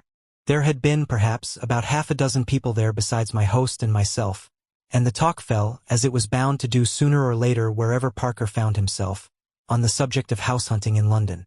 Houses and flats were Parker's special hobby. Since the end of the war, he had occupied at least half a dozen different flats and maisonettes. No sooner was he settled anywhere than he would light unexpectedly upon a new find, and would forthwith depart bag and baggage. His moves were nearly always accomplished at a slight pecuniary gain, for he had a shrewd business head, but it was sheer love of the sport that actuated him, and not a desire to make money at it. We listened to Parker for some time with the respect of the novice for the expert. Then it was our turn, and a perfect babble of tongues was let loose. Finally, the floor was left to Mrs. Robinson, a charming little bride who was there with her husband. I had never met them before, as Robinson was only a recent acquaintance of Parker's. "Talking of flats," she said, "have you heard of our piece of luck, Mr. Parker? We've got a flat. At last. In Montague Mansions." "Well," said Parker, "I've always said there are plenty of flats." "At a price?" "Yes, but this isn't at a price. It's dirt cheap. £80 a year. But Montague Mansions is just off Knightsbridge, isn't it? Big handsome building. Or are you talking of a poor relation of the same name stuck in the slums somewhere?" "No, it's the Knightsbridge one. That's what makes it so wonderful. Wonderful is the word. It's a blinking miracle. But there must be a catch somewhere. Big premium, I suppose." "No premium. No Oh, hold my head, somebody," groaned Parker. "But we've got to buy the furniture," continued Mrs. Robinson. "Ah," Parker brisked up. "I knew there was a catch. For £50. And it's beautifully furnished." "I give it up," said Parker. "The present occupants must be lunatics with a taste for philanthropy." Mrs. Robinson was looking a little troubled. A little pucker appeared between her dainty brows. "It is queer, isn't it? You don't think that the place is haunted?" "Never heard of a haunted flat," declared Parker decisively. "No." Mrs. Robinson appeared far from convinced. "But there were several things about it all that struck me as, well, queer. For instance," I suggested. "Ah," said Parker, "our criminal expert's attention is aroused. Unburden yourself to him, Mrs. Robinson. Hastings is a great unraveler of mysteries." I laughed, embarrassed but not wholly displeased with the role thrust upon me. "Oh, not really queer, Captain Hastings, but when we went to the agents Stosser and Paul, we hadn't tried them before because they only have the expensive Mayfair flats, but we thought at any rate it would do no harm. Everything they offered us was $400 and $500 a year or else huge premiums, and then, just as we were going, they mentioned that they had a flat at 80, but that they doubted if it would be any good our going there, because it had been on their books some time and they had sent so many people to see it that it was almost sure to be taken, snapped up, as the clerk put it. Only people were so tiresome in not letting them know, and then they went on sending, and people get annoyed at being sent to a place that had, perhaps, been let some time." Mrs. Robinson paused for some much-needed breath, and then continued, "We thanked him, and said that we quite understood it would probably be no good, but that we should like an order all the same, just in case. and we went there straight away in a taxi, for, after all, you never know. Number 4 was on the second floor, and just as we were waiting for the lift, Elsie Ferguson. She's a friend of mine, Captain Hastings, and they are looking for a flat too. Came hurrying down the stairs. Ahead of you for once, my dear, she said. But it's no good. It's already let. That seemed to finish it, but, well, as John said, the place was very cheap, we could afford to give more, and perhaps if we offered a premium. A horrid thing to do, of course, and I feel quite ashamed of telling you, but you know what flat hunting is. I assured her that I was well aware that in the struggle for house room the baser side of human nature frequently triumphed over the higher, and that the well-known rule of dog eat dog always applied. So we went up and, would you believe it, the flat wasn't let at all. We were shown over it by the maid, and then we saw the mistress, and the thing was settled then and there. Immediate possession and £50 for the furniture. We signed the agreement next day, and we are to move in tomorrow. Mrs. Robinson paused triumphantly. And what about Mrs. Ferguson? Asked Parker. Let's have your deductions, Hastings. Obvious, my dear Watson. I quoted lightly. She went to the wrong flat. Oh, Captain Hastings, how clever of you, cried Mrs. Robinson admiringly. I rather wished Poirot had been there.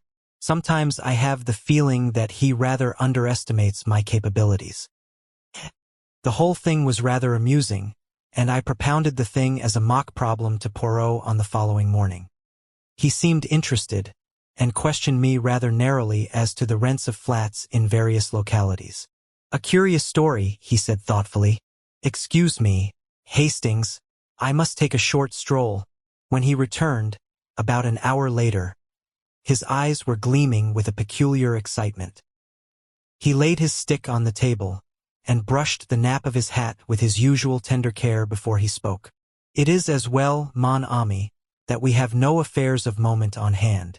We can devote ourselves wholly to the present investigation. What investigation are you talking about? The remarkable cheapness of your friends. Mrs. Robinson's new flat. Poirot, you are not serious. I am most serious. Figure to yourself, my friend, that the real rent of those flats is £350. I have just ascertained that from the landlord's agents. And yet this particular flat is being sublet at £80. Why? There must be something wrong with it. Perhaps it is haunted, as Mrs. Robinson suggested. Poirot shook his head in a dissatisfied manner. Then again, how curious it is that her friend tells her the flat is let. And when she goes up, behold, it is not so at all. But surely you agree with me that the other woman must have gone to the wrong flat. That is the only possible solution. You may or may not be right on that point, Hastings. The fact still remains that numerous other applicants were sent to see it, and yet, in spite of its remarkable cheapness, it was still in the market when Mrs. Robinson arrived. That shows that there must be something wrong about it. Mrs. Robinson did not seem to notice anything amiss. Very curious, is it not? Did she impress you as being a truthful woman, Hastings? She was a delightful creature. Avidement, since she renders you incapable of replying to my question. Describe her to me, then. Well, she's tall and fair. Her hair's really a beautiful shade of auburn. Always you have had a penchant for auburn hair, murmured Poirot. But continue. Blue eyes and a very nice complexion and, well, that's all, I think, I concluded lamely. And her husband? Oh, he's quite a nice fellow. Nothing startling. Dark or fair? I don't know, betwixt and between, and just an ordinary sort of face. Poirot nodded. Yes, there are hundreds of these average men, and, anyway, you bring more sympathy and appreciation to your description of women. Do you know anything about these people? Does Parker know them well? They are just recent acquaintances, I believe. But surely, Poirot, you don't think for an instant. Poirot raised his hand. Tout dousement, mon ami. Have I said that I think anything? All I say is, it is a curious story, and there is nothing to throw light upon it, except perhaps the lady's name. Hastings? Her name is Stella, I said stiffly, but I don't see. Poirot interrupted me with a tremendous chuckle. Something seemed to be amusing him vastly.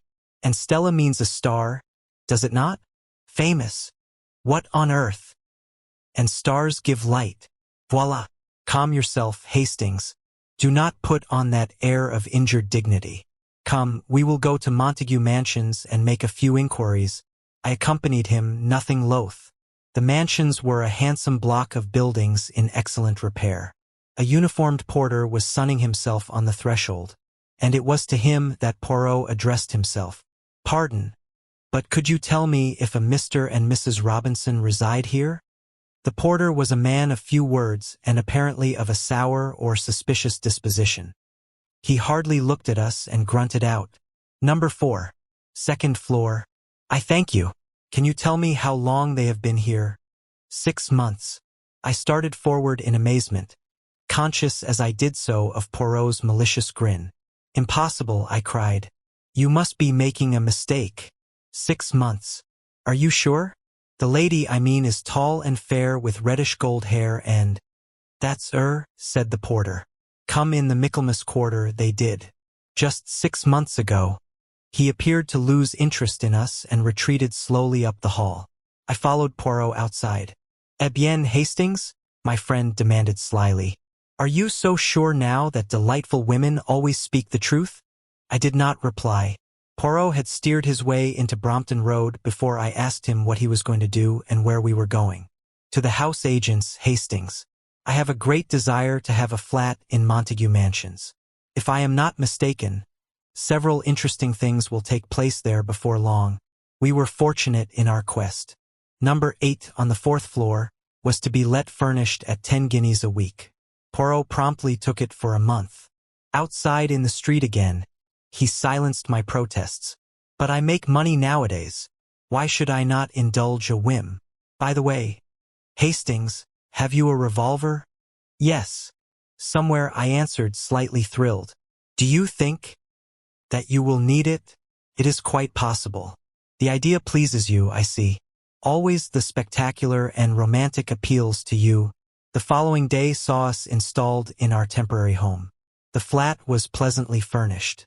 It occupied the same position in the building as that of the Robinsons, but was 2 floors higher. The day after our installation was a Sunday. In the afternoon, Poirot left the front door ajar and summoned me hastily as a bang reverberated from somewhere below. "Look over the banisters. Are those your friends? Do not let them see you." I craned my neck over the staircase. "That's them," I declared in an ungrammatical whisper. "Good. Wait a while." About half an hour later, a young woman emerged in brilliant and varied clothing. With a sigh of satisfaction, Poirot tiptoed back into the flat. "Satié, after the master and mistress, the maid. The flat should now be empty. What are we going to do?" I asked uneasily. Poirot had trotted briskly into the scullery and was hauling at the rope of the coal lift. "We are about to descend after the method of the dustbins," he explained cheerfully. "No one will observe us. The Sunday concert, the Sunday afternoon out, and finally the Sunday nap after the Sunday dinner of England, le rosbif. All these will distract attention from the doings of Hercule Poirot. Come, my friend." He stepped into the rough wooden contrivance and I followed him gingerly. "Are we going to break into the flat?" I asked dubiously. Poirot's answer was not too reassuring. "Not precisely today," he replied.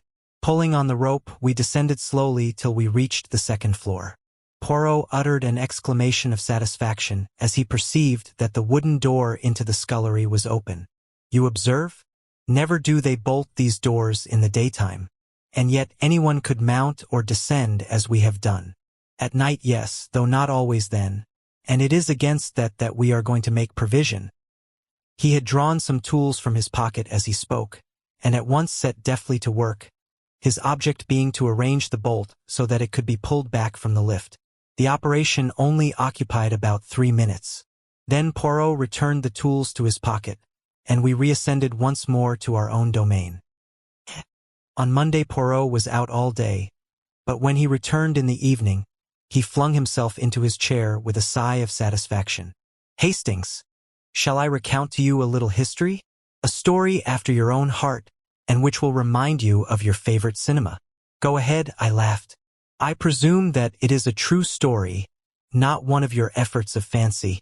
"It is true enough. Inspector Japp of Scotland Yard will vouch for its accuracy, since it was through his kind offices that it came to my ears. Listen, Hastings. A little over 6 months ago, some important naval plans were stolen from an American government department. They showed the position of some of the most important harbor defenses, and would be worth a considerable sum to any foreign government, that of Japan, for example. Suspicion fell upon a young man named Luigi Valdarno, an Italian by birth, who was employed in a minor capacity in the department and who was missing at the same time as the papers. Whether Luigi Valdarno was the thief or not, he was found 2 days later on the East Side in New York, shot dead. The papers were not on him. Now for some time past Luigi Valdarno had been going about with a Miss Elsa Hart, a young concert singer who had recently appeared and who lived with a brother in an apartment in Washington. Nothing was known of the antecedents of Miss Elsa Hart, and she disappeared suddenly about the time of Valdarno's death. There are reasons for believing that she was in reality an accomplished international spy who has done much nefarious work under various aliases. The American Secret Service, whilst doing their best to trace her, also kept an eye upon certain insignificant Japanese gentlemen living in Washington. They felt pretty certain that, when Elsa Hart had covered her tracks sufficiently, she would approach the gentleman in question. One of them left suddenly for England a fortnight ago. On the face of it, therefore, it would seem that Elsa Hart is in England. Poirot paused, and then added softly, "The official description of Elsa Hart is height 5 feet 7, eyes blue, hair auburn, fair complexion, nose straight, no special distinguishing marks." "Mrs. Robinson," I gasped. "Well, there is a chance of it anyhow," amended Poirot. "Also, I learned that a swarthy man, a foreigner of some kind, was inquiring about the occupants of number 4 only this morning. Therefore, mon ami, I fear that you must forswear your beauty sleep tonight, and join me in my all-night vigil in the flat below, armed with that excellent revolver of yours, bien entendu." "Rather," I cried with enthusiasm. "When shall we start?"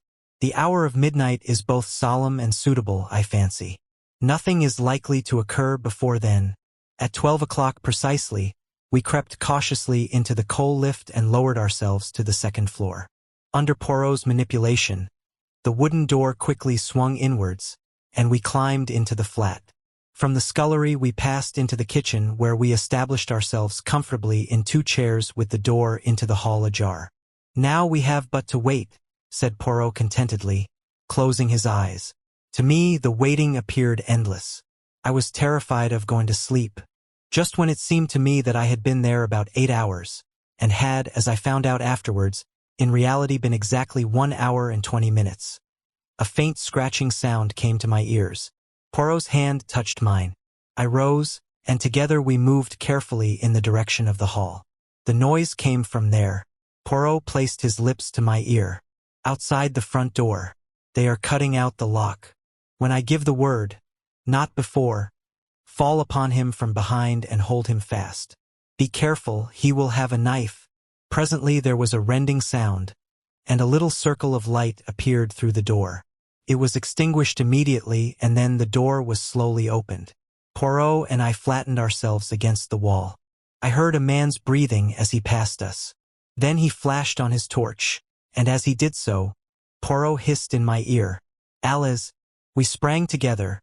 Poirot with a quick movement enveloped the intruder's head with a light woolen scarf whilst I pinioned his arms. The whole affair was quick and noiseless. I twisted a dagger from his hand, and as Poirot brought down the scarf from his eyes, whilst keeping it wound tightly round his mouth, I jerked up my revolver where he could see it and understand that resistance was useless. As he ceased to struggle, Poirot put his mouth close to his ear and began to whisper rapidly. After a minute, the man nodded. Then, enjoining silence with a movement of the hand, Poirot led the way out of the flat and down the stairs. Our captive followed, and I brought up the rear with the revolver. When we were out in the street, Poirot turned to me. "There is a taxi waiting just round the corner. Give me the revolver. We shall not need it now." "But if this fellow tries to escape?" Poirot smiled. "He will not." I returned in a minute with the waiting taxi. The scarf had been unwound from the stranger's face, and I gave a start of surprise. "He's not a Jap," I ejaculated in a whisper to Poirot. Observation was always your strong point. Hastings. Nothing escapes you. No, the man is not a Jap. He is an Italian. We got into the taxi, and Poirot gave the driver an address in Street John's Wood. I was by now completely fogged. I did not like to ask Poirot where we were going in front of our captive, and strove in vain to obtain some light upon the proceedings. We alighted at the door of a small house standing back from the road. A returning wayfarer, slightly drunk, was lurching along the pavement and almost collided with Poirot, who said something sharply to him which I did not catch. All three of us went up the steps of the house. Poirot rang the bell and motioned us to stand a little aside. There was no answer, and he rang again and then seized the knocker, which he plied for some minutes vigorously. A light appeared suddenly above the fanlight, and the door was opened cautiously a little way. "What the devil do you want?" a man's voice demanded harshly. "I want the doctor. My wife is taken ill." "There's no doctor here." The man prepared to shut the door, but Poirot thrust his foot in adroitly. He became suddenly a perfect caricature of an infuriated Frenchman. "What you say, there is no doctor. I will have the law of you. You must come. I will stay here and ring and knock all night. My dear sir." The door was opened again. The man, clad in a dressing gown and slippers, stepped forward to pacify Poirot with an uneasy glance round. "I will call the police." Poirot prepared to descend the steps. "No. Don't do that, for heaven's sake." The man dashed after him. With a neat push, Poirot sent him staggering down the steps. In another minute all three of us were inside the door, and it was pushed to and bolted. "Quick! In here." Poirot led the way into the nearest room, switching on the light as he did so. "And you, behind the curtain." "Si, signor," said the Italian, and slid rapidly behind the full folds of rose-colored velvet which draped the embrasure of the window. Not a minute too soon. Just as he disappeared from view, a woman rushed into the room. She was tall, with reddish hair, and held a scarlet kimono round her slender form. "Where is my husband?" she cried, with a quick, frightened glance. "Who are you?" Poirot stepped forward with a bow. "It is to be hoped your husband will not suffer from a chill. I observed that he had slippers on his feet, and that his dressing gown was a warm one. Who are you? What are you doing in my house?" "It is true that none of us have the pleasure of your acquaintance, madam. It is especially to be regretted, as one of our number has come specially from New York in order to meet you." The curtains parted, and the Italian stepped out. To my horror, I observed that he was brandishing my revolver, which Poirot must doubtless have put down through inadvertence in the cab. The woman gave a piercing scream and turned to fly, but Poirot was standing in front of the closed door. "Let me by," she shrieked. "He will murder me." "Who was it dat croaked Luigi Valdarno?" asked the Italian hoarsely, brandishing the weapon and sweeping each one of us with it. We dared not move. "My God! Poirot, this is awful. What shall we do?" I cried. "You will oblige me by refraining from talking so much, Hastings. I can assure you that our friend will not shoot until I give the word." "You's sure o' dat?" said the Italian, leering unpleasantly. It was more than I was, but the woman turned to Poirot like a flash. "What is it you want?" Poirot bowed. "I do not think it is necessary to insult Miss Elsa Hart's intelligence by telling her." With a swift movement, the woman snatched up a big black velvet cat which served as a cover for the telephone. "They are stitched in the lining of that." "Clever," murmured Poirot appreciatively. He stood aside from the door. "Good evening, madam. I will detain your friend from New York whilst you make your getaway." "What a fool!" roared the big Italian, and raising the revolver he fired point-blank at the woman's retreating figure just as I flung myself upon him. But the weapon merely clicked harmlessly, and Poirot's voice rose in mild reproof. "Never will you trust your old friend, Hastings. I do not care for my friends to carry loaded pistols about with them, and never would I permit a mere acquaintance to do so. No, no, mon ami." This to the Italian, who swearing hoarsely. Poirot continued to address him in a tone of mild reproof. "See now what I have done for you. I have saved you from being hanged. And do not think that our beautiful lady will escape. No, no, the house is watched back and front. Straight into the arms of the police they will go. Is not that a beautiful and consoling thought? Yes, you may leave the room now. But be careful, be very careful. He is gone. And my friend Hastings looks at me with eyes of reproach. But it was all so simple. It was clear from the first that out of several hundred, probably, applicants for number 4 Montague Mansions, only the Robinsons were considered suitable. Why? What was there that singled them out from the rest, at practically a glance? Their appearance? Possibly, but it was not so unusual. Their name, then.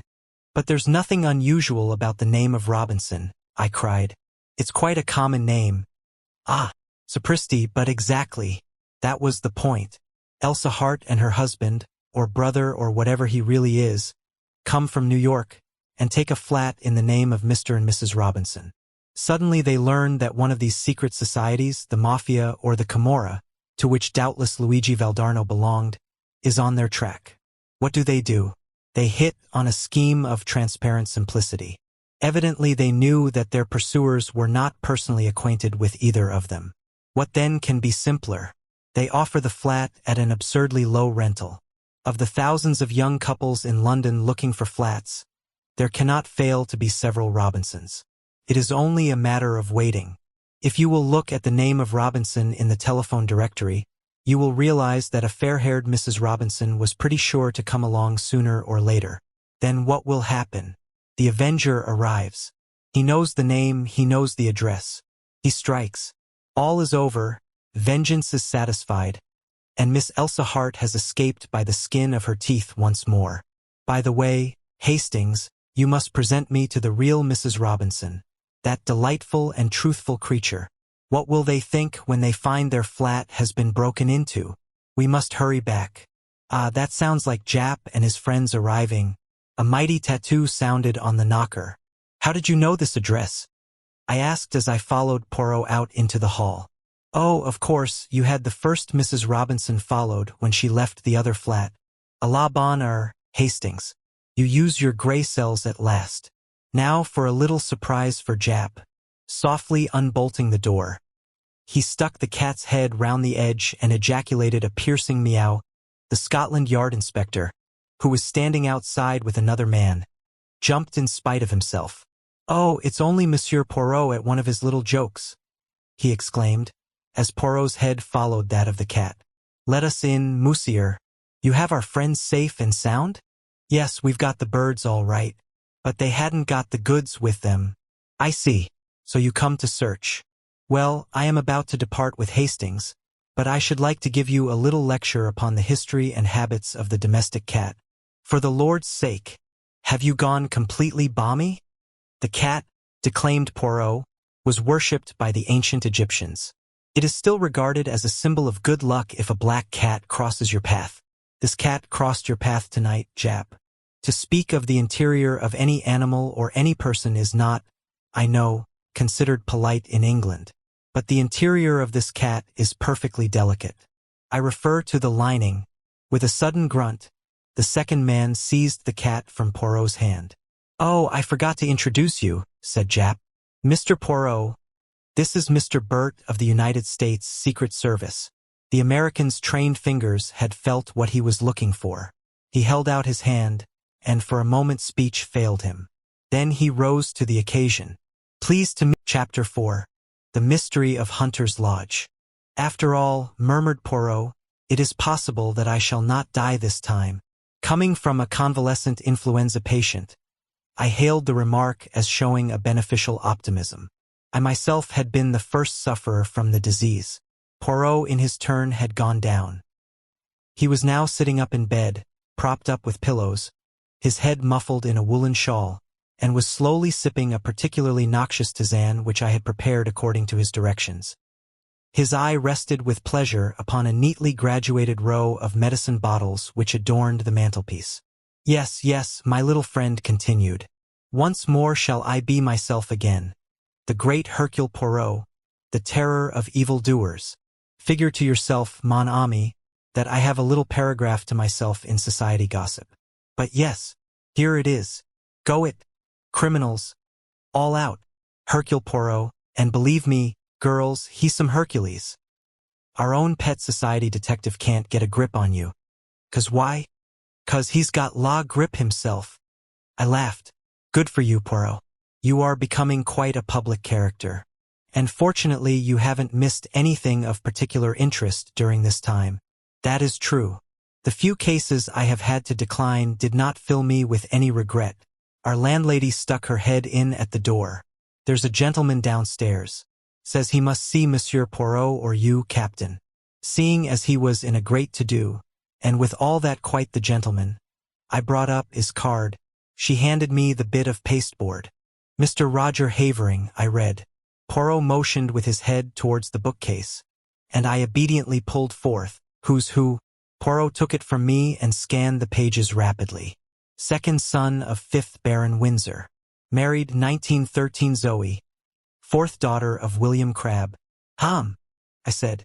I rather fancy that's the girl who used to act at the Frivolity, only she called herself Zoe Carisbrooke. I remember she married some young man about town just before the war. Would it interest you, Hastings, to go down and hear what our visitor's particular little trouble is?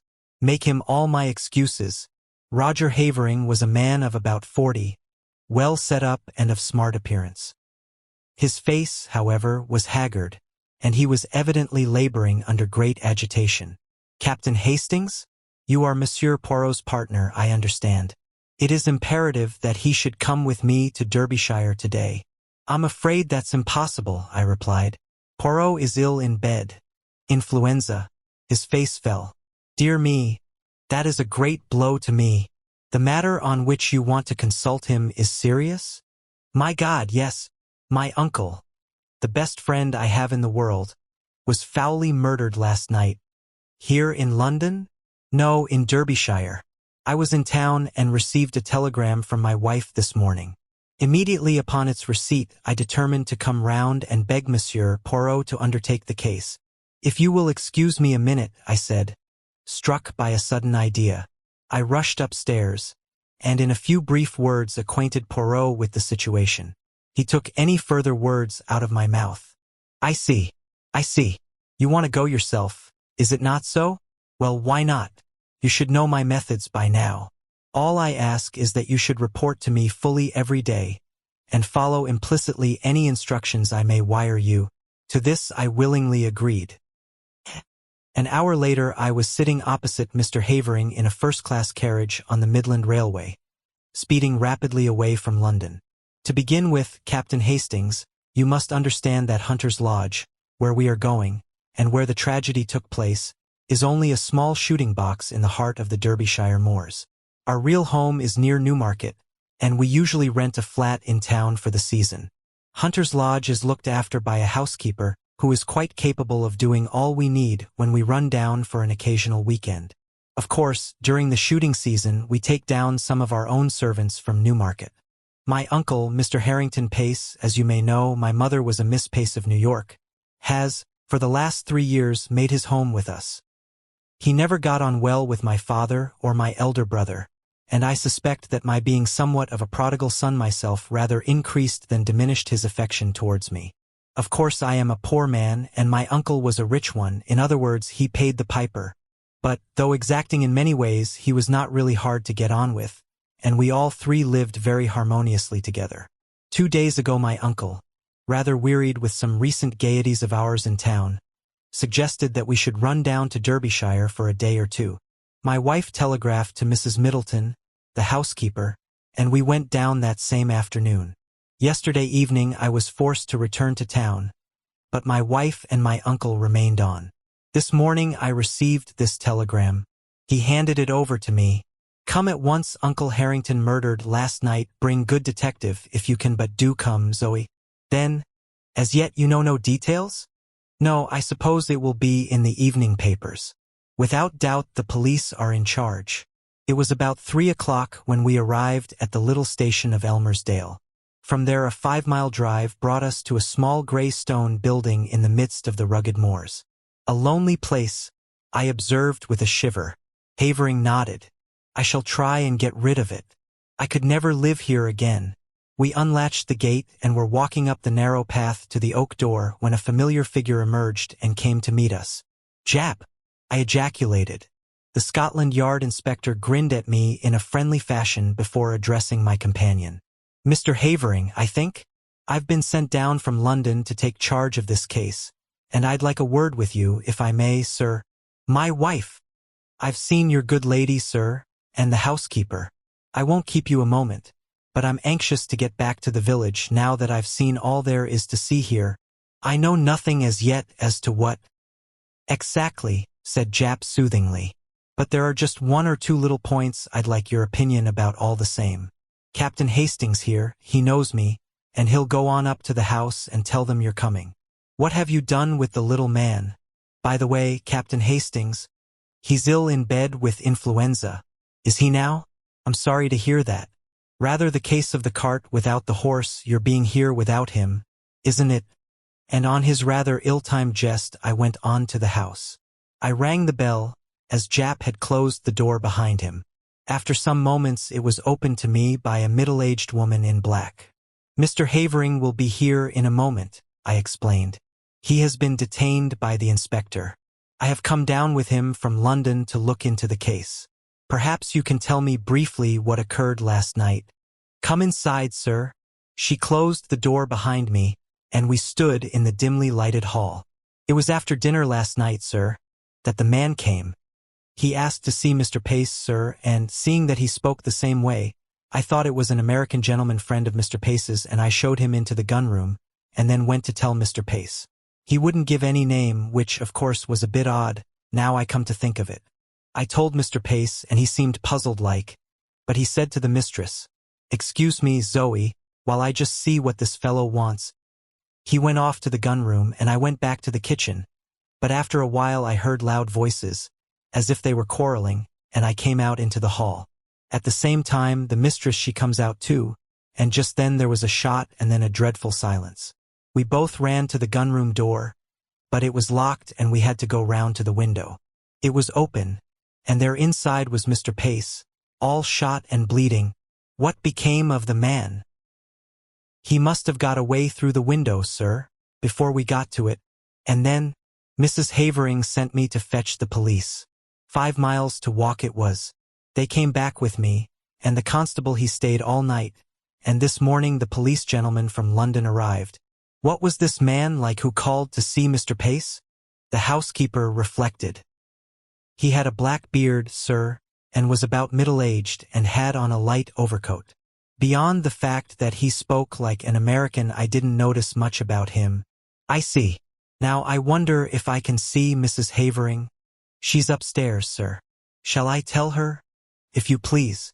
Tell her that Mr. Havering is outside with Inspector Japp, and that the gentleman he has brought back with him from London is anxious to speak to her as soon as possible. Very good, sir. I was in a fever of impatience to get at all the facts. Japp had 2 or 3 hours' start of me, and his anxiety to be gone made me keen to be close at his heels. Mrs. Havering did not keep me waiting long.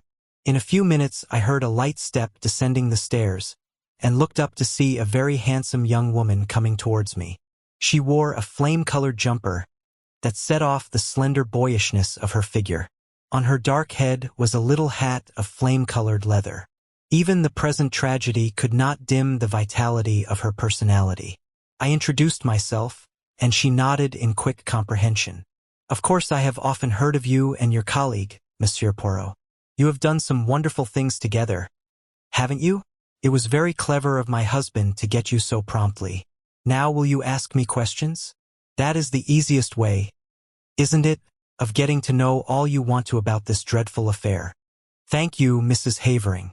Now what time was it that this man arrived? It must have been just before 9 o'clock. We had finished dinner, and were sitting over our coffee and cigarettes. Your husband had already left for London? Yes, he went up by the 6.15. Did he go by car to the station? Or did he walk? Our own car isn't down here. One came out from the garage in Elmersdale to fetch him in time for the train. Was Mr. Pace quite his usual self? Absolutely. Most normal in every way. Now, can you describe this visitor at all? I'm afraid not. I didn't see him. Mrs. Middleton showed him straight into the gun room and then came to tell my uncle. What did your uncle say? He seemed rather annoyed, but went off at once. It was about 5 minutes later that I heard the sound of raised voices. I ran out into the hall and almost collided with Mrs. Middleton. Then we heard the shot. The gunroom door was locked on the inside, and we had to go right round the house to the window. Of course that took some time, and the murderer had been able to get well away. My poor uncle, her voice faltered, had been shot through the head. I saw at once that he was dead. I sent Mrs. Middleton for the police. I was careful to touch nothing in the room, but to leave it exactly as I found it. I nodded approval. Now, as to the weapon? Well, I can make a guess at it, Captain Hastings. A pair of revolvers of my husband's were mounted upon the wall. One of them is missing. I pointed this out to the police, and they took the other one away with them. When they have extracted the bullet, I suppose they will know for certain. May I go to the gunroom? Certainly. The police have finished with it, but the body has been removed. She accompanied me to the scene of the crime. At that moment Havering entered the hall, and with a quick apology his wife ran to him. I was left to undertake my investigations alone. I may as well confess at once that they were rather disappointing. In detective novels clues abound, but here I could find nothing that struck me as out of the ordinary except a large bloodstain on the carpet where I judged the dead man had fallen. I examined everything with painstaking care and took a couple of pictures of the room with my little camera which I had brought with me. I also examined the ground outside the window, but it appeared to have been so heavily trampled underfoot that I judged it was useless to waste time over it. No, I had seen all that Hunter's Lodge had to show me. I must go back to Elmersdale and get into touch with Jap. Accordingly, I took leave of the Haverings, and was driven off in the car that had brought us up from the station. I found Jap at the Matlock Arms, and he took me forthwith to see the body. Harrington Pace was a small, spare, clean-shaven man, typically American in appearance. He had been shot through the back of the head, and the revolver had been discharged at close quarters. Turned away for a moment, remarked Jap, and the other fellow snatched up a revolver and shot him. The one Mrs. Havering handed over to us was fully loaded, and I suppose the other one was also. Curious what darn fool things people do. Fancy keeping 2 loaded revolvers hanging up on your wall. What do you think of the case? I asked, as we left the gruesome chamber behind us. Well, I got my eye on Havering to begin with. Oh, yes. Noting my exclamation of astonishment. Havering has 1 or 2 shady incidents in his past. When he was a boy at Oxford, there was some funny business about the signature on one of his father's checks. All hushed up, of course. Then, he's pretty heavily in debt now, and they're the kind of debts he wouldn't like to go to his uncle about, whereas you may be sure the uncle's will would be in his favor. Yes, I'd got my eye on him, and that's why I wanted to speak to him before he saw his wife, but their statements dovetail all right, and I've been to the station and there's no doubt whatever that he left by the 6.15. That gets up to London about 10.30. He went straight to his club, he says, and if that's confirmed all right, why, he couldn't have been shooting his uncle here at 9 o'clock in a black beard. Yes, I was going to ask you what you thought about that beard? Jap winked. I think it grew pretty fast. Grew in the 5 miles from Elmersdale to Hunter's Lodge. Americans that I've met are mostly clean-shaven. Yes, it's amongst Mr. Pace's American associates that will have to look for the murderer. I questioned the housekeeper first, and then her mistress, and their stories agree all right, but I'm sorry Mrs. Havering didn't get a look at the fellow. She's a smart woman, and she might have noticed something that would set us on the track. I sat down and wrote a minute and lengthy account to Poirot. I was able to add various further items of information before I posted the letter. The bullet had been extracted and was proved to have been fired from a revolver identical with the one held by the police. Furthermore, Mr. Havering's movements on the night in question had been checked and verified, and it was proved beyond doubt that he had actually arrived in London by the train in question. And, thirdly, a sensational development had occurred. A city gentleman, living at Ealing, on crossing Haven Green to get to the district railway station that morning, had observed a brown paper parcel stuck between the railings. Opening it, he found that it contained a revolver. He handed the parcel over to the local police station, and before night it was proved to be the one we were in search of, the fellow to that given us by Mrs. Havering. 1 bullet had been fired from it. All this I added to my report. A wire from Poirot arrived whilst I was at breakfast the following morning. Of course, black-bearded man was not havering. Only you or Jap would have such an idea. Wire me description of housekeeper, and what clothes she wore this morning. Same of Mrs. Havering. Do not waste time taking photographs of interiors. They are underexposed and not in the least artistic. It seemed to me that Poirot's style was unnecessarily facetious. I also fancied he was a shade jealous of my position on the spot with full facilities for handling the case.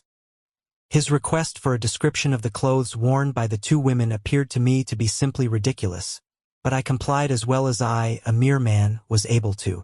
At 11, a reply wire came from Poirot. Advise Jap arrest housekeeper before it is too late. Dumbfounded, I took the wire to Jap. He swore softly under his breath. He's the goods, Monsieur Poirot. If he says so, there's something in it. And I hardly noticed the woman. I don't know that I can go so far as arresting her, but I'll have her watched.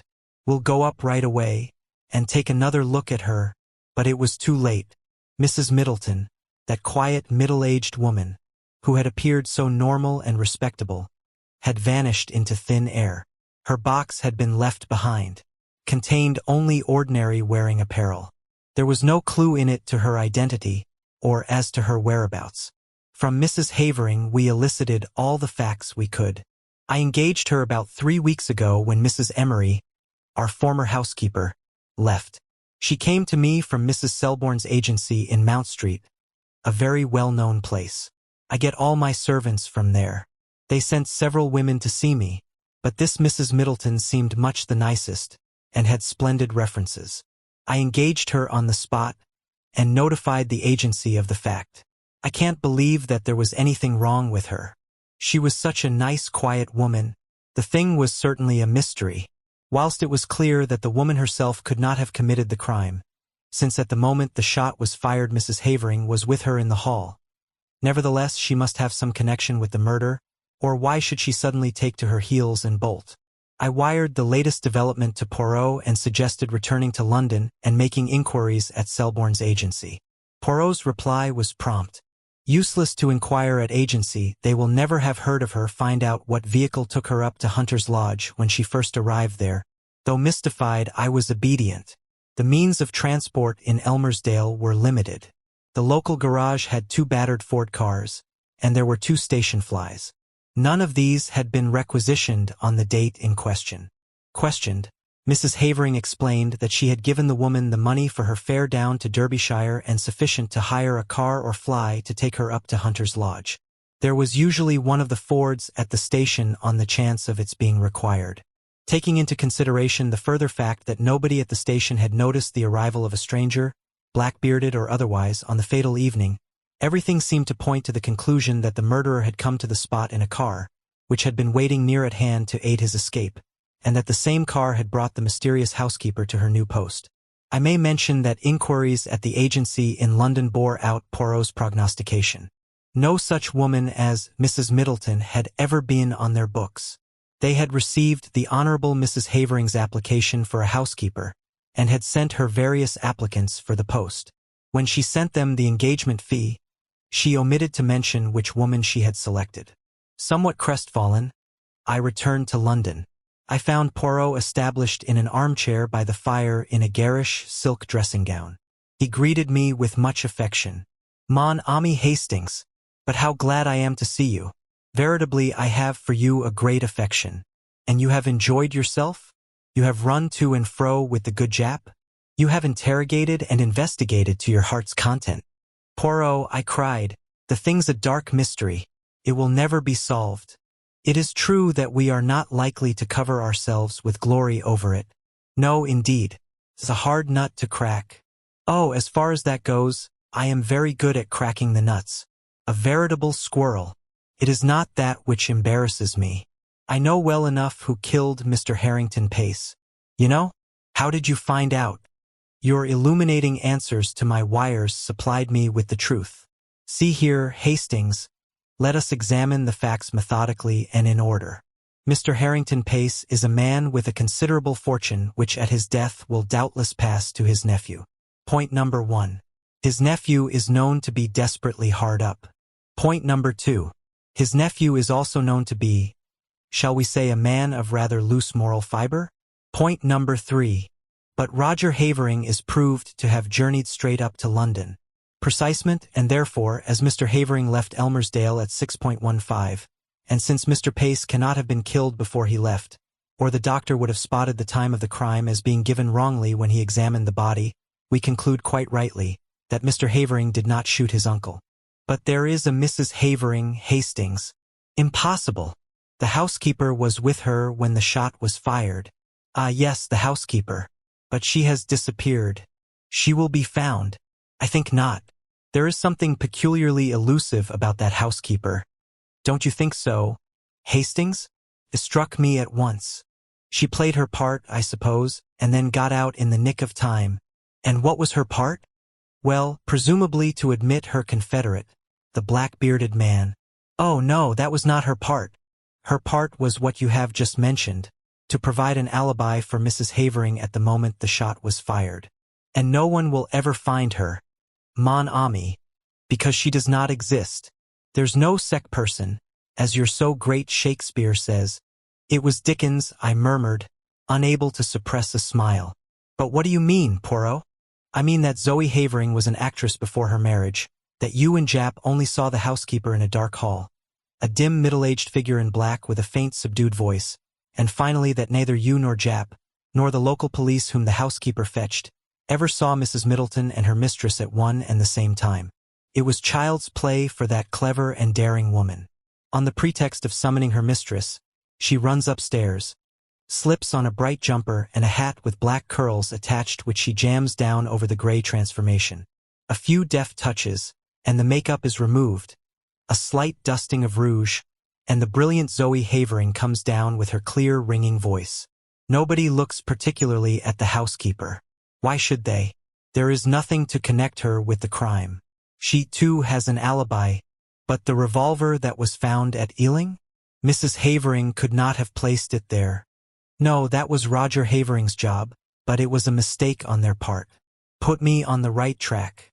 A man who has committed a murder with a revolver which he found on the spot would fling it away at once. He would not carry it up to London with him. No, the motive was clear.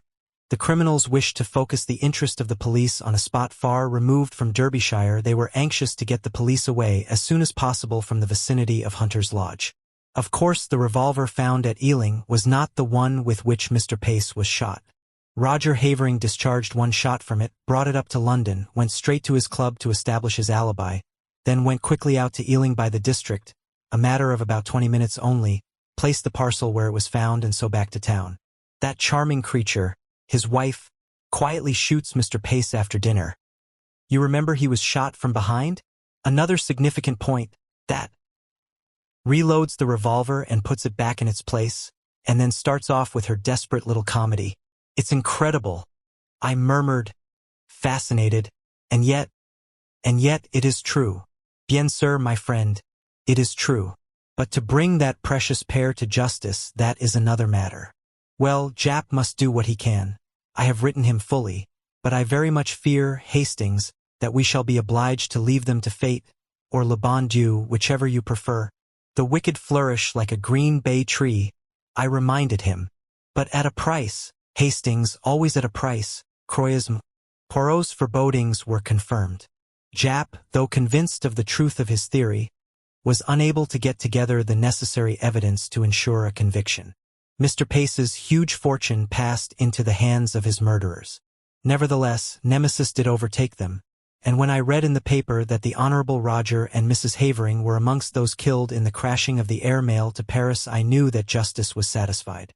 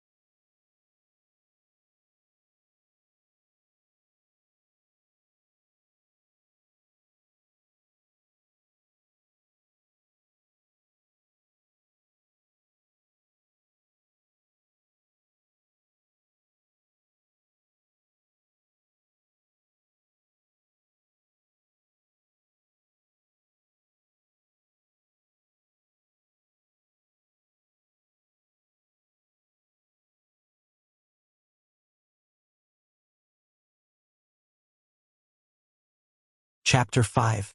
The $1 million bond robbery. What a number of bond robberies there have been lately. I observed one morning, laying aside the newspaper. Poirot, let us forsake the science of detection and take to crime instead. You are on the, how do you say it? Get-rich-quick tack. Mon ami?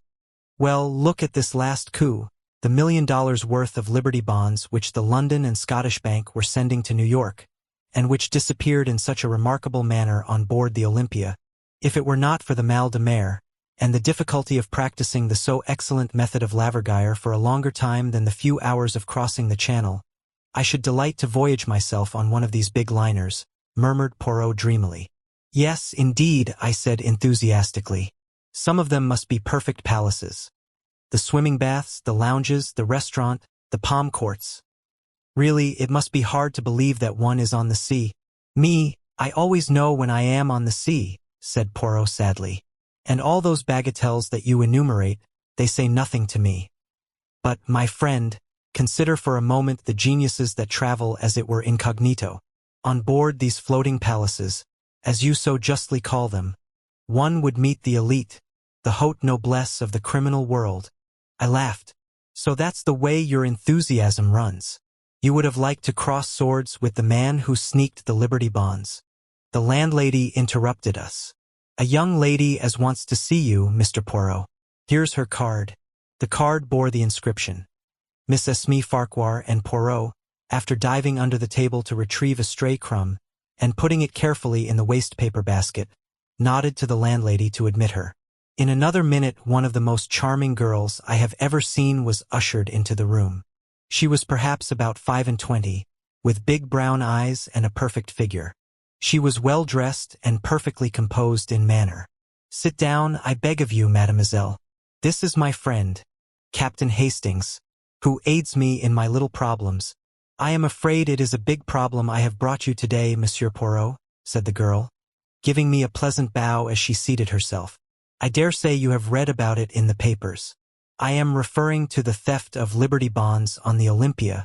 Some astonishment must have shown itself in Poirot's face, for she continued quickly, You are doubtless asking yourself what I have to do with a grave institution like the London and Scottish Bank. In one sense nothing, in another sense everything. You see, Monsieur Poirot, I am engaged to Mr. Philip Ridgway. Aha! And Mr. Philip Ridgway was in charge of the bonds when they were stolen. Of course no actual blame can attach to him. It was not his fault in any way. Nevertheless, he is half distraught over the matter, and his uncle, I know, insists that he must carelessly have mentioned having them in his possession. It is a terrible setback in his career. Who is his uncle? Mr. Vavasour, joint general manager of the London and Scottish Bank. Suppose, Miss Farquhar, that you recount to me the whole story? Very well. As you know, the bank wished to extend their credits in America, and for this purpose decided to send over $1 million in Liberty bonds.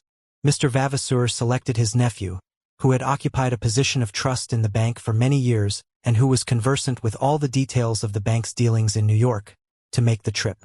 The Olympia sailed from Liverpool on the 23rd, and the bonds were handed over to Philip on the morning of that day by Mr. Vavasour and Mr. Shaw, the two joint general managers of the London and Scottish Bank. They were counted, enclosed in a package, and sealed in his presence, and he then locked the package at once in his portmanteau. A portmanteau with an ordinary lock? No, Mr. Shaw insisted on a special lock being fitted to it by Hubbs's. Philip, as I say, placed the package at the bottom of the trunk. It was stolen just a few hours before reaching New York.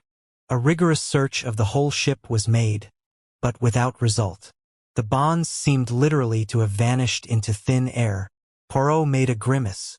But they did not vanish absolutely, since I gather that they were sold in small parcels within half an hour of the docking of the Olympia. Well, undoubtedly the next thing is for me to see Mr. Ridgway. I was about to suggest that you should lunch with me at the Cheshire Cheese. Philip will be there. He is meeting me, but does not yet know that I have been consulting you on his behalf. We agreed to this suggestion readily enough, and drove there in a taxi. Mr. Philip Ridgway was there before us, and looked somewhat surprised to see his fiancée arriving with two complete strangers. He was a nice-looking young fellow, tall and spruce, with a touch of graying hair at the temples, though he could not have been much over 30. Miss Farquhar went up to him and laid her hand on his arm. "You must forgive my acting without consulting you, Philip," she said. "Let me introduce you to Monsieur Hercule Poirot, of whom you must often have heard, and his friend, Captain Hastings." Ridgway looked very astonished. "Of course I have heard of you, Monsieur Poirot," he said, as he shook hands. "But I had no idea that Esme was thinking of consulting you about our trouble." "I was afraid you would not let me do it, Philip," said Miss Farquhar meekly. "So you took care to be on the safe side," he observed, with a smile. "I hope Monsieur Poirot will be able to throw some light on this extraordinary puzzle. For I confess frankly that I am nearly out of my mind with worry and anxiety about it. Indeed." His face looked drawn and haggard and showed only too clearly the strain under which he was laboring. "Well, well," said Poirot. "Let us lunch, and over lunch we will put our heads together and see what can be done.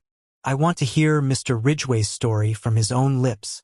Whilst we discussed the excellent steak and kidney pudding of the establishment, Philip Ridgway narrated the circumstances leading to the disappearance of the bonds. His story agreed with that of Miss Farquhar in every particular. When he had finished, Poirot took up the thread with a question. "What exactly led you to discover that the bonds had been stolen, Mr. Ridgway?" He laughed rather bitterly. "The thing stared me in the face, Monsieur Poirot. Couldn't have missed it. My cabin trunk was half out from under the bunk and all scratched and cut about where they tried to force the lock. But I understood that it had been opened with a key?" "That's so. They tried to force it but couldn't. And in the end they must have got it unlocked somehow or other." "Curious," said Poirot, his eyes beginning to flicker with the green light I knew so well. "Very curious. They waste much time trying to prise it open, and then, sapristi, they find that they have the key all the time, for each of Hubbs's locks are unique. That's just why they couldn't have had the key. It never left me day or night." "You are sure of that?" "I can swear to it, and besides, if they had had the key or a duplicate, why should they waste time trying to force an obviously unforceable lock?" "Ah, there is exactly the question we are asking ourselves.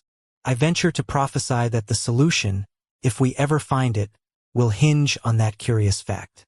I beg of you not to assault me if I ask you one more question. Are you perfectly certain you did not leave the trunk unlocked?"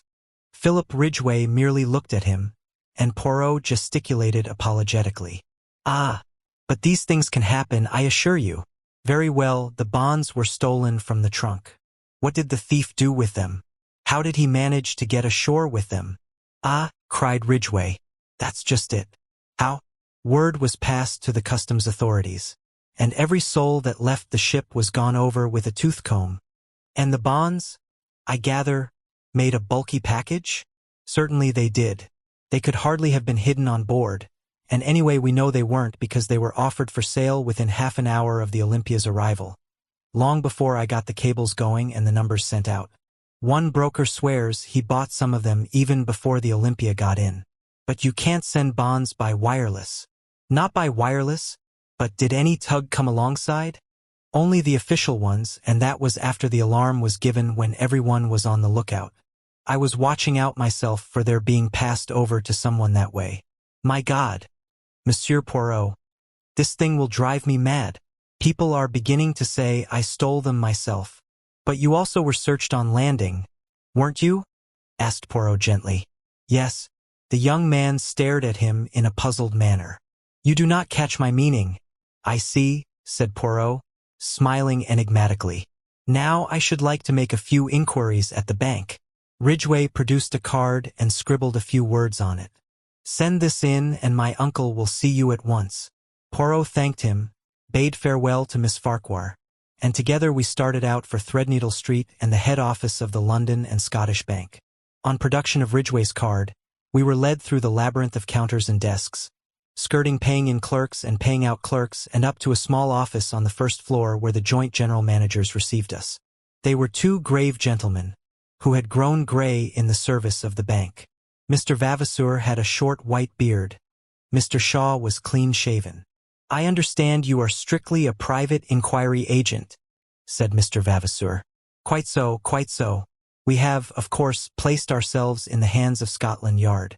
Inspector McNeil has charge of the case. A very able officer, I believe. I am sure of it, said Poirot politely. You will permit a few questions on your nephew's behalf? About this lock? Who ordered it from Hubbs's? I ordered it myself, said Mr. Shaw. I would not trust to any clerk in the matter. As to the keys, Mr. Ridgway had one, and the other two are held by my colleague and myself. And no clerk has had access to them? Mr. Shaw turned inquiringly to Mr. Vavasour. I think I am correct in saying that they have remained in the safe where we placed them on the 23rd, said Mr. Vavasour. My colleague was unfortunately taken ill a fortnight ago, in fact on the very day that Philip left us. He has only just recovered. Severe bronchitis is no joke to a man of my age, said Mr. Shaw ruefully. But I am afraid Mr. Vavasour has suffered from the hard work entailed by my absence, especially with this unexpected worry coming on top of everything. Poirot asked a few more questions. I judged that he was endeavoring to gauge the exact amount of intimacy between uncle and nephew. Mr. Vavasour's answers were brief and punctilious. His nephew was a trusted official of the bank, and had no debts or money difficulties that he knew of. He had been entrusted with similar missions in the past. Finally, we were politely bowed out. I am disappointed, said Poirot, as we emerged into the street. You hope to discover more? They are such stodgy old men. It is not their stodginess which disappoints me, mon ami. I do not expect to find in a bank manager a keen financier with an eagle glance, as your favorite works of fiction put it. No, I am disappointed in the case. It is too easy. Easy? Yes. Do you not find it almost childishly simple? You know who stole the bonds? I do. But then we must, why? Do not confuse and fluster yourself, Hastings. We are not going to do anything at present. But why? What are you waiting for? For the Olympia.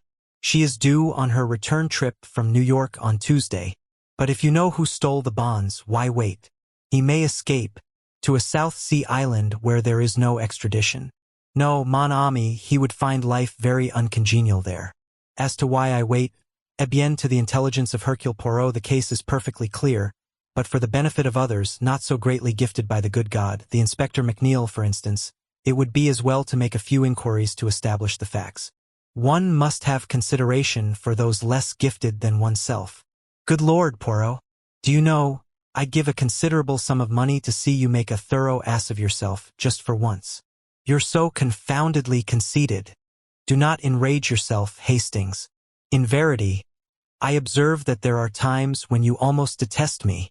Alas, I suffer the penalties of greatness. The little man puffed out his chest and sighed so comically that I was forced to laugh. Tuesday saw us speeding to Liverpool in a first-class carriage of the L, and N.W.R. Poirot had obstinately refused to enlighten me as to his suspicions, or certainties. He contented himself with expressing surprise that I, too, was not equally au fait with the situation. I disdained to argue, and entrenched my curiosity behind a rampart of pretended indifference. Once arrived at the quay alongside which lay the big transatlantic liner, Poirot became brisk and alert. Our proceedings consisted in interviewing 4 successive stewards and inquiring after a friend of Poirot's who had crossed to New York on the 23rd. An elderly gentleman, wearing glasses, a great invalid, hardly moved out of his cabin. The description appeared to tally with one Mr. Ventnor, who had occupied the cabin C-24, which was next to that of Philip Ridgway. Although unable to see how Poirot had deduced Mr. Ventnor's existence and personal appearance, I was keenly excited. Tell me, I cried, was this gentleman one of the first to land when you got to New York? The steward shook his head. No, indeed, sir. He was one of the last off the boat. I retired crestfallen, and observed Poirot grinning at me. He thanked the steward. A note changed hands, and we took our departure. It's all very well, I remarked heatedly, but that last answer must have damped your precious theory. Grin as you please. As usual, you see nothing, Hastings. That last answer is, on the contrary, the coping stone of my theory. I flung up my hands in despair. I give it up. When we were in the train, speeding towards London, Poirot wrote busily for a few minutes, sealing up the result in an envelope. This is for the good Inspector McNeil. We will leave it at Scotland Yard in passing, and then to the Rendezvous restaurant, where I have asked Miss Esme Farquhar to do us the honor of dining with us. What about Ridgway? What about him? Asked Poirot with a twinkle. Why, you surely don't think. You can't? The habit of incoherence is growing upon you, Hastings. As a matter of fact, I did think. If Ridgway had been the thief, which was perfectly possible, the case would have been charming. A piece of neat methodical work, but not so charming for Miss Farquhar. Possibly you are right. Therefore all is for the best. Now, Hastings, let us review the case. I can see that you are dying to do so. The sealed package is removed from the trunk and vanishes, as Miss Farquhar puts it, into thin air. We will dismiss the thin air theory, which is not practicable at the present stage of science, and consider what is likely to have become of it. Everyone asserts the incredibility of its being smuggled ashore. Yes, but we know. You may know, Hastings. I do not. I take the view that, since it seemed incredible, it was incredible. Two possibilities remain. It was hidden on board, also rather difficult, or it was thrown overboard. With a cork on it, do you mean? Without a cork, I stared. But if the bonds were thrown overboard, they couldn't have been sold in New York. I admire your logical mind, Hastings. The bonds were sold in New York, therefore they were not thrown overboard. You see where that leads us? Where we were when we started. Jamais de la vie. If the package was thrown overboard, and the bonds were sold in New York, the package could not have contained the bonds. Is there any evidence that the package did contain the bonds? Remember, Mr. Ridgway never opened it from the time it was placed in his hands in London. Yes, but then... Poirot waved an impatient hand. Permit me to continue. The last moment that the bonds are seen as bonds is in the office of the London and Scottish Bank on the morning of the 23rd. They reappear in New York half an hour after the Olympia gets in, and according to one man whom nobody listens to actually before she gets in. Supposing then that they have never been on the Olympia at all? Is there any other way they could get to New York? Yes. The Gigantic leaves Southampton on the same day as the Olympia, and she holds the record for the Atlantic. Mailed by the Gigantic, the bonds would be in New York the day before the Olympia arrived. All is clear, the case begins to explain itself. The sealed packet is only a dummy, and the moment of its substitution must be in the office in the bank. It would be an easy matter for any of the three men present to have prepared a duplicate package which could be substituted for the genuine one. Très bien, the bonds are mailed to a confederate in New York, with instructions to sell as soon as the Olympia is in, but someone must travel on the Olympia to engineer the supposed moment of the robbery. But why? Because if Ridgway merely opens the packet and finds it a dummy, suspicion flies at once to London. No, the man on board in the cabin next door does his work, pretends to force the lock in an obvious manner so as to draw immediate attention to the theft, really unlocks the trunk with a duplicate key, throws the package overboard and waits until the last to leave the boat. Naturally, he wears glasses to conceal his eyes, and is an invalid since he does not want to run the risk of meeting Ridgway. He steps ashore in New York and returns by the first boat available. But who? Which was he? The man who had a duplicate key, the man who ordered the lock, the man who has not been severely ill with bronchitis at his home in the country. Enfin, that stodgy old man, Mr. Shaw. There are criminals in high places sometimes, my friend. Here we are. Mademoiselle, I have succeeded. You permit? And beaming, Poirot kissed the astonished girl lightly. Chapter 6. The Adventure of the Egyptian Tomb. I have always considered that one of the most thrilling and dramatic of the many adventures I have shared with Poirot was that of our investigation into the strange series of deaths which followed upon the discovery and opening of the tomb of King Menher. Hard upon the discovery of the tomb of Tutankhamen by Lord Carnarvon, Sir John Willard and Mr. Blaebner of New York, pursuing their excavations not far from Cairo, in the vicinity of the pyramids of Gizeh, came unexpectedly on a series of funeral chambers. The greatest interest was aroused by their discovery. The tomb appeared to be that of King Menher, one of those shadowy kings of the 8th dynasty, when the old kingdom was falling to decay. Little was known about this period, and the discoveries were fully reported in the newspapers. An event soon occurred which took a profound hold on the public mind. Sir John Willard died quite suddenly of heart failure. The more sensational newspapers immediately took the opportunity of reviving all the old superstitious stories connected with the ill luck of certain Egyptian treasures. The unlucky mummy at the British Museum, that hoary old chestnut, was dragged out with fresh zest, was quietly denied by the museum, but nevertheless enjoyed all its usual vogue. A fortnight later, Mr. Blaibner died of acute blood poisoning, and a few days afterwards a nephew of his shot himself in New York. The curse of Menherare was the talk of the day, and the magic power of dead and gone Egypt was exalted to a fetish point.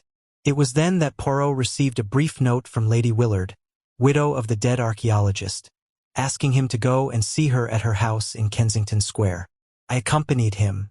Lady Willard was a tall, thin woman, dressed in deep mourning.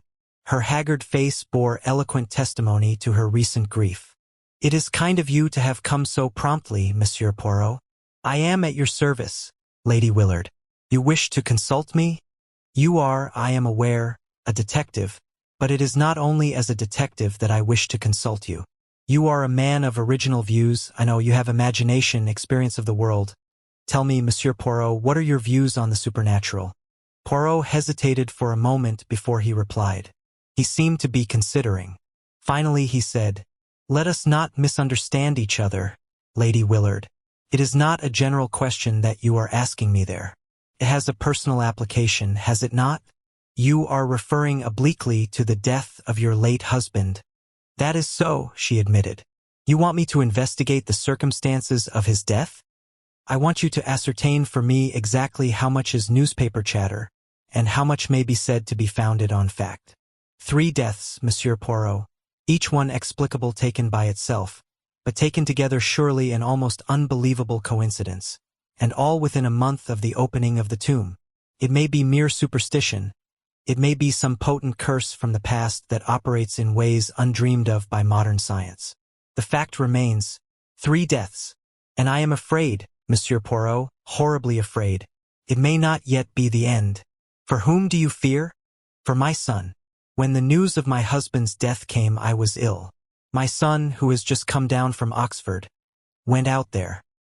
He brought the body home, but now he has gone out again, in spite of my prayers and entreaties.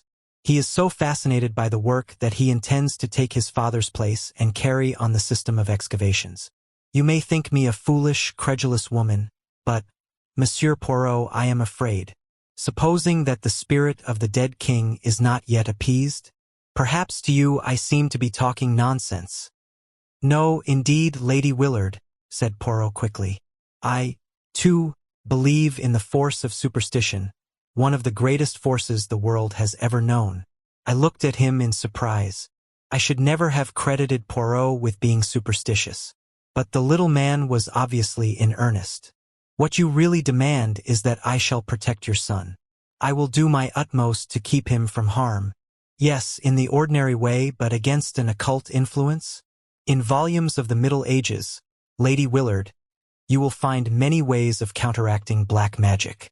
Perhaps they knew more than we moderns with all our boasted science. Now let us come to facts that I may have guidance.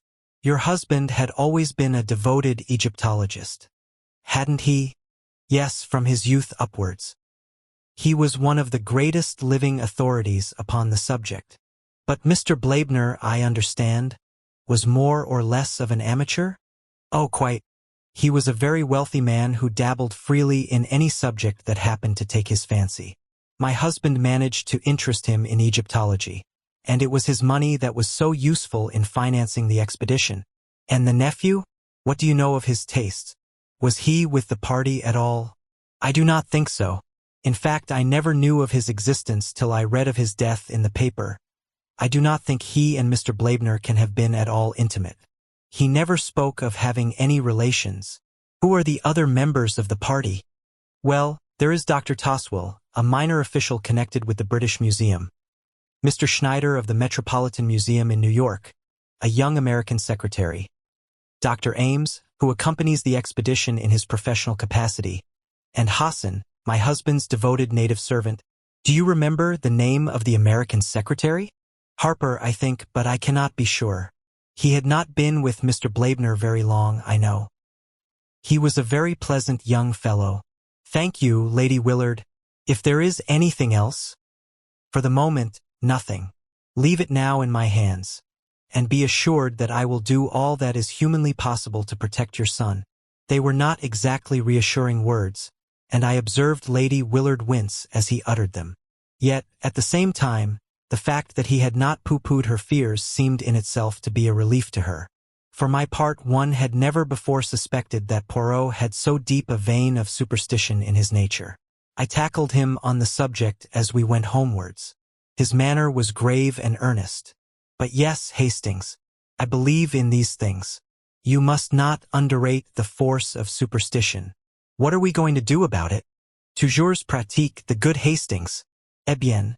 To begin with, we are going to cable to New York for fuller details of young Mr. Blaibner's death. He duly sent off his cable. The reply was full and precise. Young Rupert Blaibner had been in low water for several years. He had been a beachcomber and a remittance man in several South Sea islands, but had returned to New York 2 years ago, where he had rapidly sunk lower and lower. The most significant thing, to my mind, was that he had recently managed to borrow enough money to take him to Egypt. "I've a good friend there I can borrow from," he had declared. Here, however, his plans had gone awry. He had returned to New York cursing his skinflint of an uncle who cared more for the bones of dead and gone kings than his own flesh and blood. It was during his sojourn in Egypt that the death of Sir John Willard occurred. Rupert had plunged once more into his life of dissipation in New York, and then, without warning, he had committed suicide, leaving behind him a letter which contained some curious phrases. It seemed written in a sudden fit of remorse. He referred to himself as a leper and an outcast, and the letter ended by declaring that such as he were better dead. A shadowy theory leapt into my brain. I had never really believed in the vengeance of a long-dead Egyptian king. I saw here a more modern crime. Supposing this young man had decided to do away with his uncle, preferably by poison. By mistake, Sir John Willard receives the fatal dose. The young man returns to New York, haunted by his crime. The news of his uncle's death reaches him. He realizes how unnecessary his crime has been, and stricken with remorse takes his own life. I outlined my solution to Poirot. He was interested. "It is ingenious what you have thought of there. Decidedly it is ingenious. It may even be true. But you leave out of count the fatal influence of the tomb." I shrugged my shoulders. "You still think that has something to do with it?" "So much so, mon ami, that we start for Egypt tomorrow." "What?" I cried, astonished. "I have said it." An expression of conscious heroism spread over Poirot's face. Then he groaned. "But oh," he lamented, "the sea, the hateful sea." It was a week later. Beneath our feet was the golden sand of the desert. The hot sun poured down overhead. Poirot, the picture of misery, wilted by my side. The little man was not a good traveler. Our 4 days' voyage from Marseilles had been one long agony to him. He had landed at Alexandria the wraith of his former self. Even his usual neatness had deserted him. We had arrived in Cairo and had driven out at once to the Mina House Hotel, right in the shadow of the pyramids. The charm of Egypt had laid hold of me. Not so Poirot. Dressed precisely the same as in London, he carried a small clothes brush in his pocket and waged an unceasing war on the dust which accumulated on his dark apparel. "And my boots," he wailed. "Regard them, Hastings. My boots of the neat patent leather usually so smart and shining. See, the sand is inside them, which is painful, and outside them, which outrages the eyesight. Also the heat, it causes my mustaches to become limp." "But limp? Look at the Sphinx," I urged. "Even I can feel the mystery and the charm it exhales." Poirot looked at it discontentedly. "It has not the air happy," he declared. "How could it, half buried in sand in that untidy fashion? Ah, this cursed sand.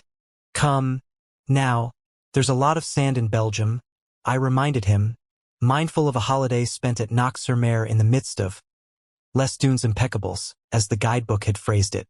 "Not in Brussels," declared Poirot. He gazed at the pyramids thoughtfully. It is true that they, at least, are of a shape solid and geometrical, but their surface is of an unevenness most unpleasing. And the palm trees, I like them not. Not even do they plant them in rows. I cut short his lamentations by suggesting that we should start for the camp. We were to ride there on camels, and the beasts were patiently kneeling, waiting for us to mount, in charge of several picturesque boys headed by a voluble dragoman. I pass over the spectacle of Poirot on a camel. He started by groans and lamentations and ended by shrieks, gesticulations and invocations to the Virgin Mary and every saint in the calendar. In the end, he descended ignominiously and finished the journey on a diminutive donkey. I must admit that a trotting camel is no joke for the amateur. I was stiff for several days. At last we neared the scene of the excavations. A sunburnt man with a gray beard, in white clothes and wearing a helmet, came to meet us. Monsieur Poirot and Captain Hastings? We received your cable. I'm sorry that there was no one to meet you in Cairo. An unforeseen event occurred which completely disorganized our plans. Poirot paled. His hand, which had stolen to his clothes brush, stayed its course. Not another death? He breathed. Yes. Sir Guy Willard? I cried. No, Captain Hastings. My American colleague, Mr. Schneider. And the cause? Demanded Poirot. Tetanus. I blanched. All around me I seemed to feel an atmosphere of evil, subtle and menacing. A horrible thought flashed across me. Supposing I were the next?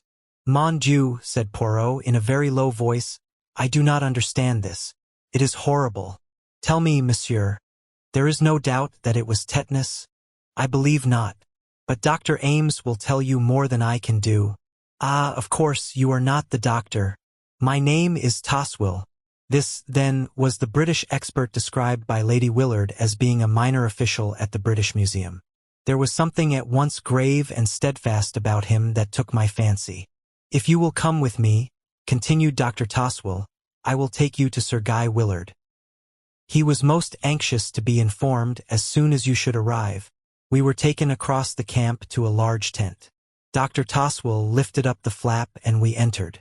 3 men were sitting inside. Monsieur Poirot and Captain Hastings have arrived, Sir Guy, said Toswell. The youngest of the 3 men jumped up and came forward to greet us. There was a certain impulsiveness in his manner which reminded me of his mother. He was not nearly so sunburnt as the others, and that fact, coupled with a certain haggardness round the eyes, made him look older than his 22 years. He was clearly endeavoring to bear up under a severe mental strain. He introduced his 2 companions, Dr. Ames, a capable-looking man of 30-odd, with a touch of graying hair at the temples, and Mr. Harper, the secretary, a pleasant, lean young man wearing the national insignia of horn-rimmed spectacles. After a few minutes' desultory conversation, the latter went out, and Dr. Toswell followed him. We were left alone with Sir Guy and Dr. Ames. Please ask any questions you want to ask, Monsieur Poirot, said Willard. We are utterly dumbfounded at this strange series of disasters. But it isn't. It can't be anything but coincidence. There was a nervousness about his manner which rather belied the words. I saw that Poirot was studying him keenly. Your heart is really in this work, Sir Guy? Rather. No matter what happens or what comes of it, the work is going on. Make up your mind to that.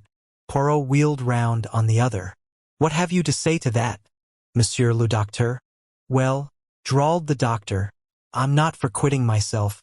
Poirot made one of those expressive grimaces of his. Then, evidement, we must find out just how we stand. When did Mr. Schneider's death take place? 3 days ago. You are sure it was tetanus? Dead sure. It couldn't have been a case of strychnine poisoning, for instance? No, Monsieur Poirot. I see what you're getting at. But it was a clear case of tetanus. Did you not inject anti-serum? Certainly we did, said the doctor dryly. Every conceivable thing that could be done was tried. Had you the anti-serum with you? No. We procured it from Cairo. Have there been any other cases of tetanus in the camp? No, not one. Are you certain that the death of Mr. Blaebner was not due to tetanus? Absolutely plumb certain. He had a scratch upon his thumb which became poisoned, and septicemia set in. It sounds pretty much the same to a layman, I dare say. But the two things are entirely different. Then we have 4 deaths, all totally dissimilar, 1 heart failure, 1 blood poisoning, 1 suicide, and 1 tetanus. Exactly, Monsieur Poirot. Are you certain that there is nothing which might link the 4 together? I don't quite understand you. I will put it plainly. Was any act committed by those 4 men which might seem to denote disrespect to the spirit of Menherare? The doctor gazed at Poirot in astonishment. You're talking through your hat, Monsieur Poirot. Surely you've not been guyed into believing all that fool talk. Absolute nonsense, muttered Willard angrily. Poirot remained placidly immovable, blinking a little out of his green cat's eyes. So you do not believe it, Monsieur le Docteur? No, sir, I do not, declared the doctor emphatically. I am a scientific man, and I believe only what science teaches. Was there no science, then, in ancient Egypt? Asked Poirot softly. He did not wait for a reply, and indeed Dr. Ames seemed rather at a loss for the moment. No, do not answer me, but tell me this. What do the native workmen think? I guess, said Dr. Ames, that, where white folk lose their heads, natives aren't going to be far behind. I'll admit that they're getting what you might call scared, but they've no cause to be. I wonder, said Poirot non-committally. Sir Guy leant forward. Surely, he cried incredulously, you cannot believe in. Oh, but the thing's absurd. You can know nothing of ancient Egypt if you think that. For answer, Poirot produced a little book from his pocket, an ancient tattered volume. As he held it out, I saw its title, The Magic of the Egyptians and Chaldeans. Then, wheeling round, he strode out of the tent. The doctor stared at me. What is his little idea? The phrase, so familiar on Poirot's lips, made me smile as it came from another. I don't know exactly, I confessed. He's got some plan of exorcising the evil spirits, I believe. I went in search of Poirot, and found him talking to the lean-faced young man who had been the late Mr. Blaibner's secretary. No, Mr. Harper was saying, I've only been 6 months with the expedition. Yes, I knew Mr. Blaibner's affairs pretty well. Can you recount to me anything concerning his nephew? He turned up here one day, not a bad-looking fellow. I'd never met him before, but some of the others had, Ames, I think, and Schneider. The old man wasn't at all pleased to see him. They were at it in no time, hammer and tongs. Not a cent, the old man shouted. Not 1 cent now or when I'm dead. I intend to leave my money to the furtherance of my life's work. I've been talking it over with Mr. Schneider today, and a bit more of the same. Young Blaibner lit out for Cairo right away. Was he in perfectly good health at the time? The old man? No, the young one. I believe he did mention there was something wrong with him. But it couldn't have been anything serious, or I should have remembered. One thing more. Has Mr. Blaibner left a will? So far as we know, he has not. Are you remaining with the expedition, Mr. Harper? No, sir, I am not. I'm for New York as soon as I can square up things here. You may laugh if you like. But I'm not going to be this blasted old Menherare's next victim. He'll get me if I stop here. The young man wiped the perspiration from his brow. Poirot turned away. Over his shoulder, he said with a peculiar smile, Remember, he got one of his victims in New York. Oh, hell, said Mr. Harper forcibly. That young man is nervous, said Poirot thoughtfully. He is on the edge, but absolutely on the edge. I glanced at Poirot curiously, but his enigmatical smile told me nothing. In company with Sir Guy Willard and Dr. Toswell, we were taken round the excavations. The principal finds had been removed to Cairo, but some of the tomb furniture was extremely interesting. The enthusiasm of the young baronet was obvious, but I fancied that I detected a shade of nervousness in his manner, as though he could not quite escape from the feeling of menace in the air. As we entered the tent which had been assigned to us, for a wash before joining the evening meal, a tall dark figure in white robes stood aside to let us pass with a graceful gesture and a murmured greeting in Arabic. Poirot stopped. You are Hassan, the late Sir John Willard's servant? I served my lord Sir John. Now I serve his son. He took a step nearer to us and lowered his voice. You are a wise one, they say, learned in dealing with evil spirits. Let the young master depart from here. There is evil in the air around us. And with an abrupt gesture, not waiting for a reply, he strode away. Evil in the air, muttered Poirot.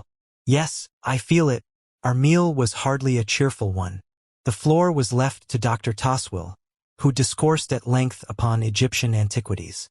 Just as we were preparing to retire to rest, Sir Guy caught Poirot by the arm and pointed. A shadowy figure was moving amidst the tents.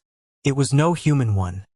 I recognized distinctly the dog-headed figure I had seen carved on the walls of the tomb. My blood literally froze at the sight. Mon Dieu, murmured Poirot, crossing himself vigorously. Anubis, the jackal-headed, the god of departing souls. Someone is hoaxing us, cried Dr. Toswell, rising indignantly to his feet.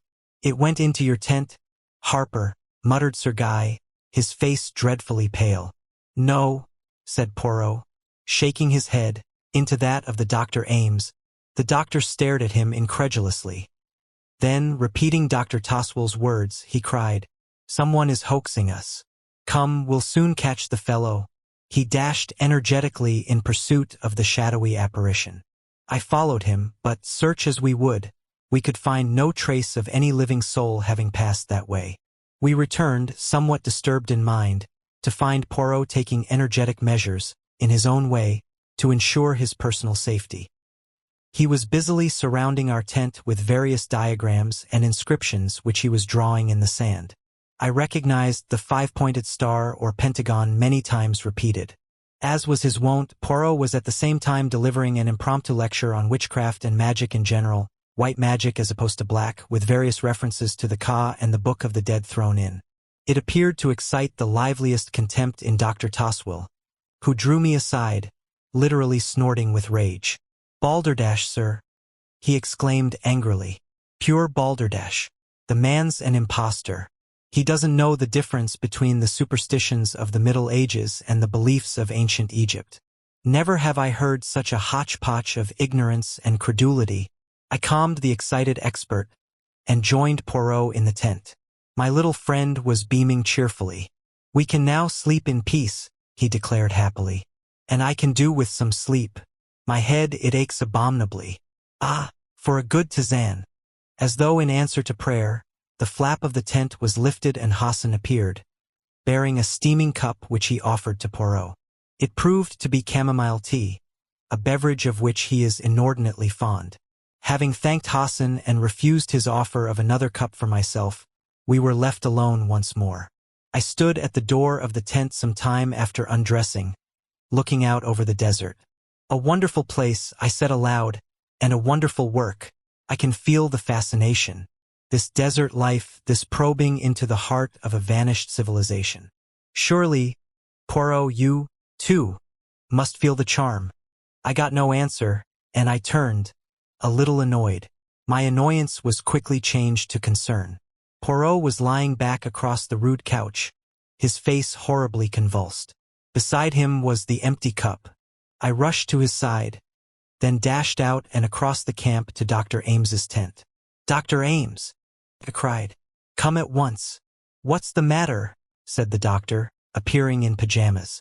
My friend. He's ill. Dying. The chamomile tea. Don't let Hassan leave the camp. Like a flash the doctor ran to our tent. Poirot was lying as I left him. Extraordinary, cried Ames. Looks like a seizure, or... What did you say about something he drank? He picked up the empty cup. Only I did not drink it, said a placid voice. We turned in amazement. Poirot was sitting up on the bed. He was smiling. No, he said gently. I did not drink it. While my good friend Hastings was apostrophizing the night, I took the opportunity of pouring it, not down my throat, but into a little bottle. That little bottle will go to the analytical chemist. No. As the doctor made a sudden movement, as a sensible man, you will understand that violence will be of no avail. During Hastings' brief absence to fetch you, I have had time to put the bottle in safekeeping. Ah! Quick! Hastings, hold him! I misunderstood Poirot's anxiety. Eager to save my friend, I flung myself in front of him. But the doctor's swift movement had another meaning. His hand went to his mouth. A smell of bitter almonds filled the air, and he swayed forward and fell. "Another victim," said Poirot gravely, "but the last. Perhaps it is the best way. He has 3 deaths on his head." "Dr. Ames?" cried, stupefied. "But I thought you believed in some occult influence?" "You misunderstood me, Hastings. What I meant was that I believe in the terrific force of superstition. Once get it firmly established that a series of deaths are supernatural, and you might almost stab a man in broad daylight, and it would still be put down to the curse, so strongly is the instinct of the supernatural implanted in the human race. I suspected from the first that a man was taking advantage of that instinct. The idea came to him, I imagine, with the death of Sir John Willard. A fury of superstition arose at once. As far as I could see, nobody could derive any particular profit from Sir John's death. Mr. Blaibner was a different case. He was a man of great wealth. The information I received from New York contained several suggestive points. To begin with, young Blaibner was reported to have said he had a good friend in Egypt from whom he could borrow. It was tacitly understood that he meant his uncle, but it seemed to me that in that case he would have said so outright. The words suggest some boon companion of his own. Another thing, he scraped up enough money to take him to Egypt. His uncle refused outright to advance him a penny, yet he was able to pay the return passage to New York. Someone must have lent him the money. All that was very thin, I objected. But there was more. Hastings, there occur often enough words spoken metaphorically which are taken literally. The opposite can happen too. In this case, words which were meant literally were taken metaphorically. Young Blaibner wrote plainly enough, "I am a leper," but nobody realized that he shot himself because he believed that he had contracted the dread disease of leprosy. "What?" I ejaculated. It was the clever invention of a diabolical mind. Young Blaibner was suffering from some minor skin trouble. He had lived in the South Sea Islands, where the disease is common enough. Ames was a former friend of his, and a well-known medical man. He would never dream of doubting his word. When I arrived here, my suspicions were divided between Harper and Dr. Ames, but I soon realized that only the doctor could have perpetrated and concealed the crimes, and I learnt from Harper that he was previously acquainted with young Blaibner. Doubtless the latter at some time or another had made a will or had insured his life in favor of the doctor. The latter saw his chance of acquiring wealth. It was easy for him to inoculate Mr. Blaibner with the deadly germs. Then the nephew, overcome with despair at the dread news his friend had conveyed to him, shot himself. Mr. Blaibner, whatever his intentions, had made no will. His fortune would pass to his nephew and from him to the doctor. And Mr. Schneider? We cannot be sure. He knew young Blaibner too, remember, and may have suspected something, or, again, the doctor may have thought that a further death motiveless and purposeless would strengthen the coils of superstition. Furthermore, I will tell you an interesting psychological fact. Hastings. A murderer has always a strong desire to repeat his successful crime. The performance of it grows upon him. Hence my fears for young Willard. The figure of Anubis you saw tonight was Hassan, dressed up by my orders. I wanted to see if I could frighten the doctor, but it would take more than the supernatural to frighten him. I could see that he was not entirely taken in by my pretenses of belief in the occult. The little comedy I played for him did not deceive him. I suspected that he would endeavor to make me the next victim. Ah, but in spite of la mer maudite, the heat abominable, and the annoyances of the sand, the little gray cells still functioned.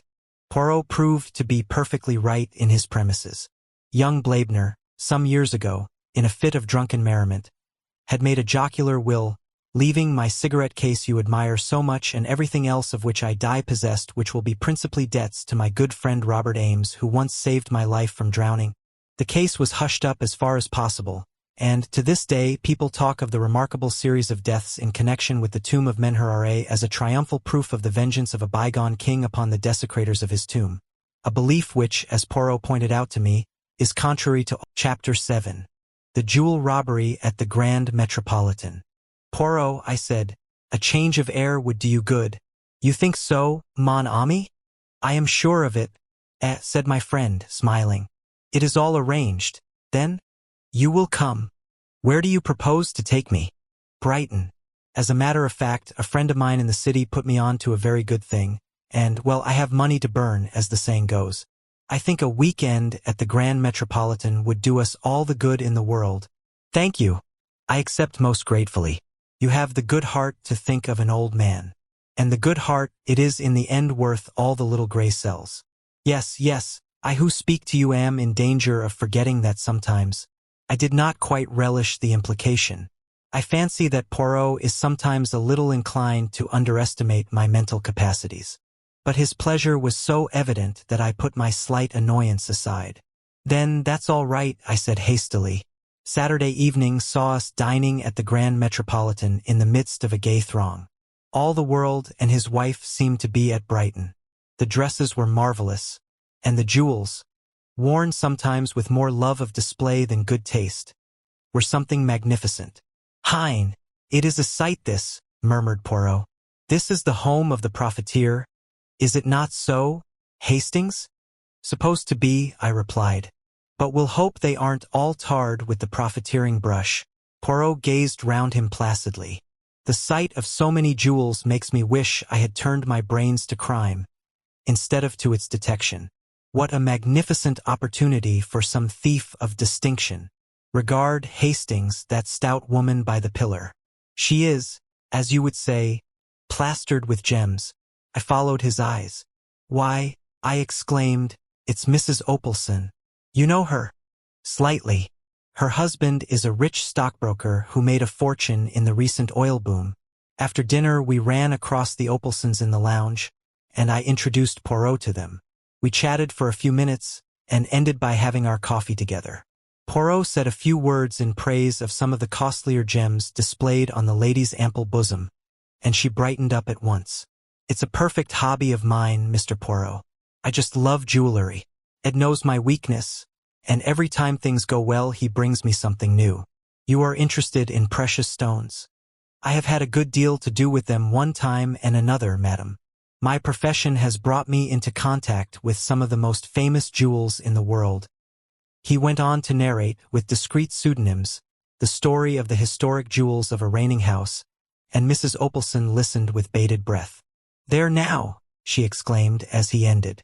If it isn't just like a play, I've got some pearls of my own that have a history attached to them. I believe it's supposed to be one of the finest necklaces in the world. The pearls are so beautifully matched and so perfect in color. I declare I really must run up and get it. Oh, madam, protested Poirot, you are too amiable. Pray do not derange yourself. Oh, but I'd like to show it to you. The buxom dame waddled across to the lift briskly enough. Her husband, who had been talking to me, looked at Poirot inquiringly. Madame, your wife is so amiable as to insist on showing me her pearl necklace, explained the latter. Oh, the pearls! Opalson smiled in a satisfied fashion. Well, they are worth seeing. Cost a pretty penny too. Still, the money's there all right. I could get what I paid for them any day, perhaps more. May have to, too, if things go on as they are now. Money's confoundedly tight in the city. All this infernal EPD. He rambled on, launching into technicalities where I could not follow him. He was interrupted by a small page boy who approached and murmured something in his ear. A what? I'll come at once. Not taken ill, is she? Excuse me, gentlemen. He left us abruptly. Poirot leaned back and lit one of his tiny Russian cigarettes. Then, carefully and meticulously, he arranged the empty coffee cups in a neat row and beamed happily on the result. The minutes passed. The Opalsons did not return. Curious, I remarked at length. I wonder when they will come back. Poirot watched the ascending spirals of smoke, and then said thoughtfully, They will not come back. Why? Because, my friend, something has happened. What sort of thing? How do you know? I asked curiously. Poirot smiled. A few moments ago the manager came hurriedly out of his office and ran upstairs. He was much agitated. The lift boy is deep in talk with one of the pages. The lift bell has rung 3 times, but he heeds it not. Thirdly, even the waiters are distrait, and to make a waiter distrait. Poirot shook his head with an air of finality. The affair must indeed be of the first magnitude. Ah, it is as I thought. Here come the police. 2 men had just entered the hotel, one in uniform, the other in plain clothes. They spoke to a page and were immediately ushered upstairs. A few minutes later, the same boy descended and came up to where we were sitting. "Mr. Opalson's compliments, and would you step upstairs?" Poirot sprang nimbly to his feet. One would have said that he awaited the summons. I followed with no less alacrity. The Opalsons' apartments were situated on the first floor. After knocking on the door, the page boy retired, and we answered the summons. "Come in." A strange scene met our eyes. The room was Mrs. Opalson's bedroom, and in the center of it, lying back in an armchair, was the lady herself, weeping violently. She presented an extraordinary spectacle, with the tears making great furrows in the powder with which her complexion was liberally coated. Mr. Opalson was striding up and down angrily. The 2 police officials stood in the middle of the room, one with a notebook in hand. An hotel chambermaid, looking frightened to death, stood by the fireplace. And on the other side of the room a Frenchwoman, obviously Mrs. Opalson's maid, was weeping and wringing her hands, with an intensity of grief that rivaled that of her mistress. Into this pandemonium stepped Poirot, neat and smiling. Immediately, with an energy surprising in one of her bulk, Mrs. Opalson sprang from her chair towards him. "There now. Ed may say what he likes, but I believe in luck, I do. It was fated I should meet you the way I did this evening, and I've a feeling that if you can't get my pearls back for me, nobody can. Calm yourself, I pray of you, madam." Poirot patted her hand soothingly. "Reassure yourself. All will be well. Hercule Poirot will aid you." Mr. Opalson turned to the police inspector.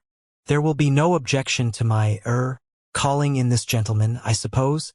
"None at all, sir," replied the man civilly, but with complete indifference.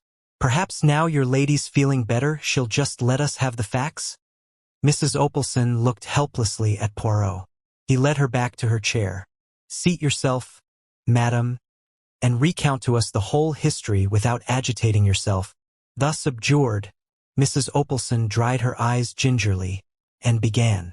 "I came upstairs after dinner to fetch my pearls for Mr. Poirot here to see. The chambermaid and Celestine were both in the room as usual." "Excuse me, madam, but what do you mean by as usual?" Mr. Opalson explained. "I make it a rule that no one is to come into this room unless Celestine, the maid, is there also. The chambermaid does the room in the morning while Celestine is present, and comes in after dinner to turn down the beds under the same conditions. Otherwise she never enters the room. Well, as I was saying," continued Mrs. Opalson, "I came up.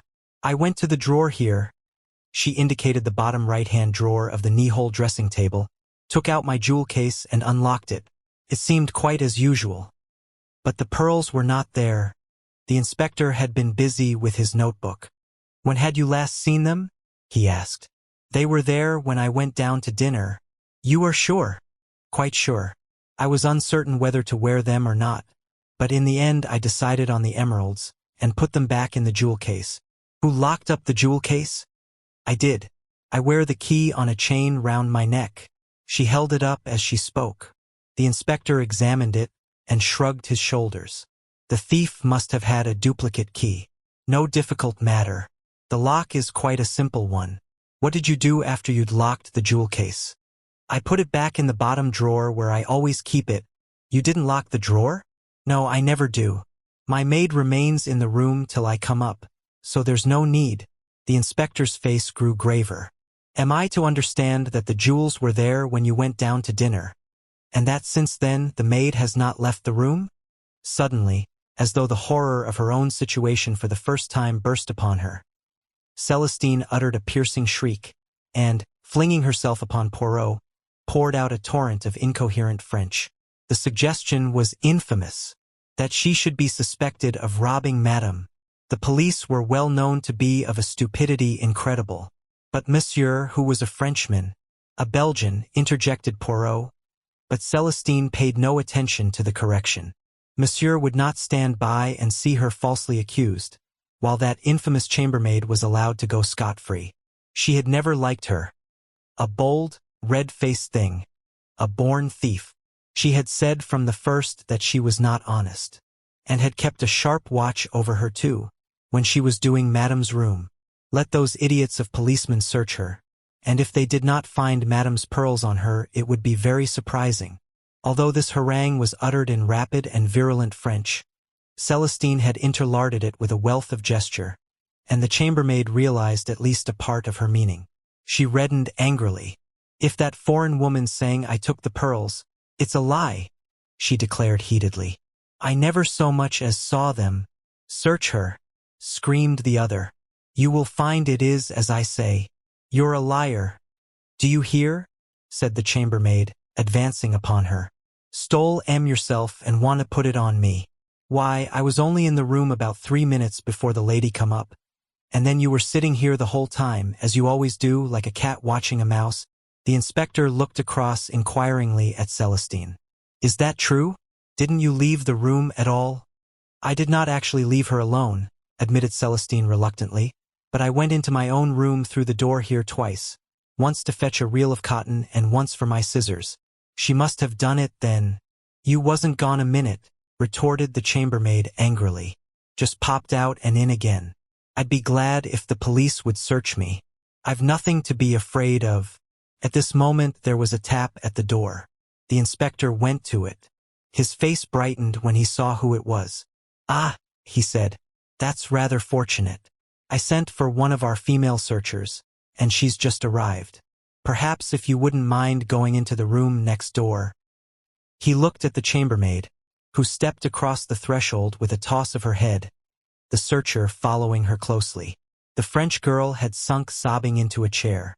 Poirot was looking round the room, the main features of which I have made clear by a sketch. "Where does that door lead?" he inquired, nodding his head towards the one by the window. "Into the next apartment, I believe," said the inspector. "It's bolted. Anyway, on this side." Poirot walked across to it, tried it, then drew back the bolt and tried it again. "And on the other side as well," he remarked. "Well, that seems to rule out that." He walked over to the windows, examining each of them in turn. And again nothing, not even a balcony outside. "Even if there were," said the inspector impatiently, "I don't see how that would help us, if the maid never left the room." "Evidement," said Poirot, not disconcerted. "As mademoiselle is positive she did not leave the room." He was interrupted by the reappearance of the chambermaid and the police searcher. "Nothing," said the latter laconically. "I should hope not, indeed," said the chambermaid virtuously. "And that French hussy ought to be ashamed of herself taking away an honest girl's character." There, my girl." "That's all right," said the inspector, opening the door. "Nobody suspects you. You go along and get on with your work." The chambermaid went unwillingly. "Going to search her?" she demanded, pointing at Celestine. "Yes, yes." He shut the door on her and turned the key. Celestine accompanied the searcher into the small room in her turn. A few minutes later she also returned. Nothing had been found on her. The inspector's face grew graver. "I'm afraid I'll have to ask you to come along with me all the same, Miss." He turned to Mrs. Opelson. "I'm sorry, madam, but all the evidence points that way. If she's not got them on her, they're hidden somewhere about the room." Celestine uttered a piercing shriek and clung to Poirot's arm. The latter bent and whispered something in the girl's ear. She looked up at him doubtfully. "Si, mon enfant. I assure you it is better not to resist." Then he turned to the inspector. "You permit, monsieur? A little experiment. Purely for my own satisfaction."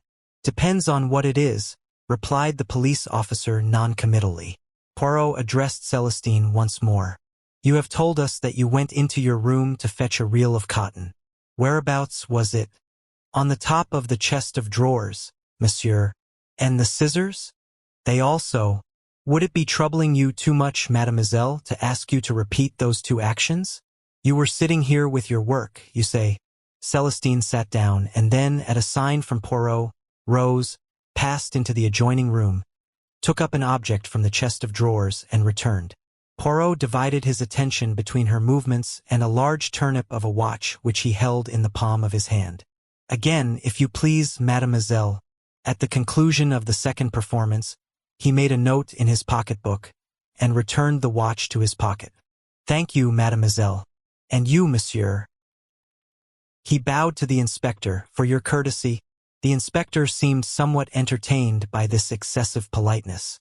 Celestine departed in a flood of tears, accompanied by the woman and the plainclothes official. Then, with a brief apology to Mrs. Opelson, the inspector set to work to ransack the room. He pulled out drawers, opened cupboards, completely unmade the bed, and tapped the floor. Mr. Opelson looked on skeptically. You really think you will find them? Yes, sir. It stands to reason. She hadn't time to take them out of the room. The ladies discovering the robbery so soon upset her plans. No, they're here right enough. One of the two must have hidden them, and it's very unlikely for the chambermaid to have done so. More than unlikely, impossible, said Poirot quietly.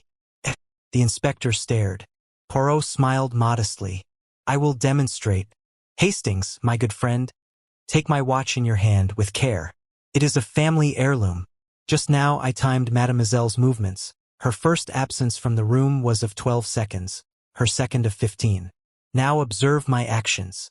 Madame will have the kindness to give me the key of the jewel case. I thank you.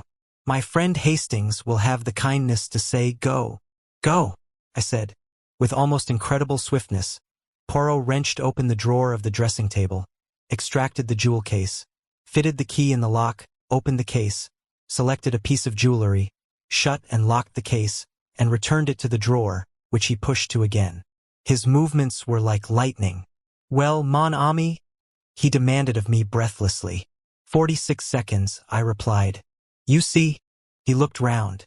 There would not have been time for the chambermaid even to take the necklace out, far less hide it. Then that settles it on the maid, said the inspector with satisfaction, and returned to his search. He passed into the maid's bedroom next door. Poirot was frowning thoughtfully. Suddenly he shot a question at Mr. Opelson. This necklace, it was, without doubt, insured? Mr. Opelson looked a trifle surprised at the question. Yes, he said hesitatingly. That is so. But what does that matter? Broke in Mrs. Opelson tearfully. It's my necklace I want. It was unique. No money could be the same. I comprehend, madame, said Poirot soothingly. I comprehend perfectly. To la femme sentiment is everything. Is it not so? But monsieur, who has not the so fine susceptibility, will doubtless find some slight consolation in the fact. Of course, said Mr. Opelson rather uncertainly. Still. He was interrupted by a shout of triumph from the inspector. He came in dangling something from his fingers. With a cry, Mrs. Opelson heaved herself up from her chair. She was a changed woman. Oh, my necklace! She clasped it to her breast with both hands. We crowded round.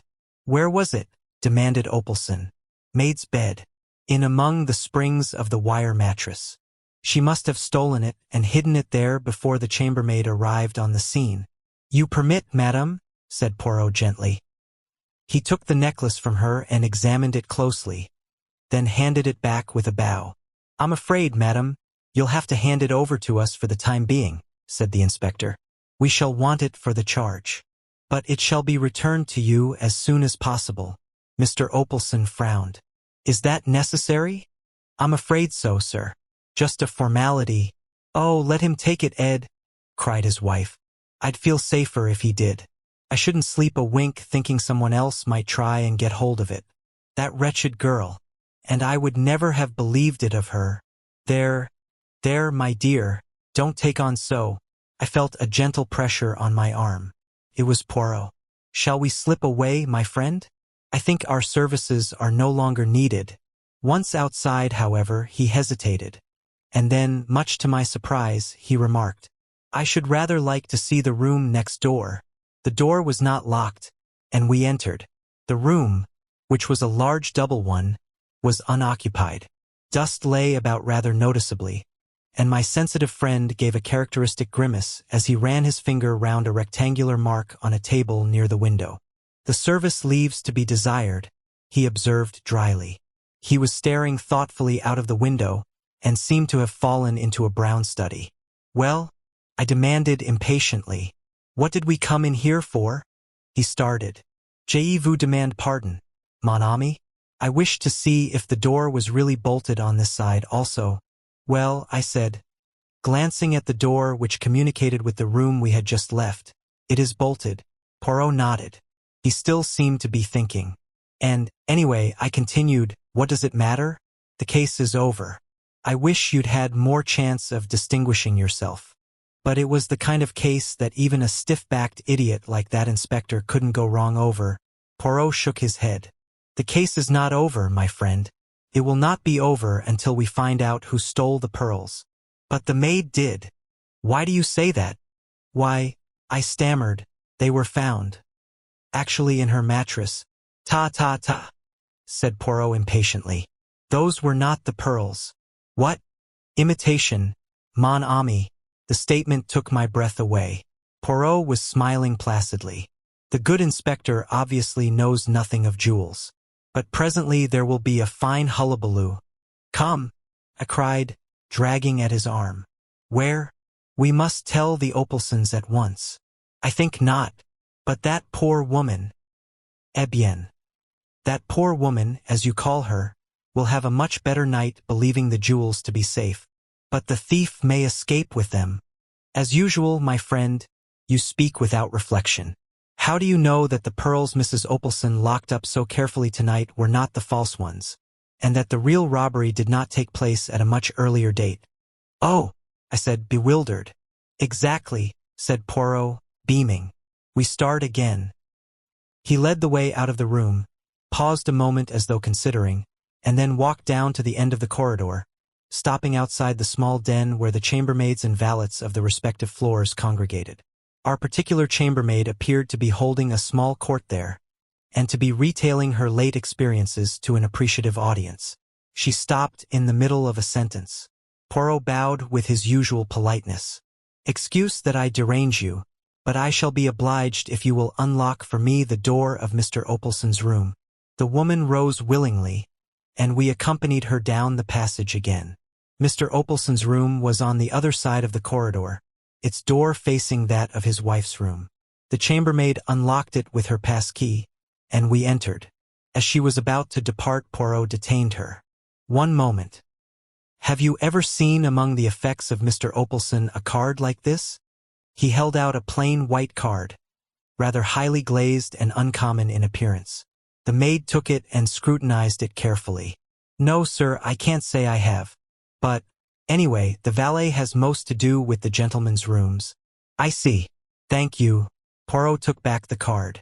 The woman departed. Poirot appeared to reflect a little. Then he gave a short, sharp nod of the head. Ring the bell, I pray of you, Hastings. 3 times, for the valet. I obeyed, devoured with curiosity. Meanwhile, Poirot had emptied the waste-paper basket on the floor and was swiftly going through its contents. In a few moments, the valet answered the bell.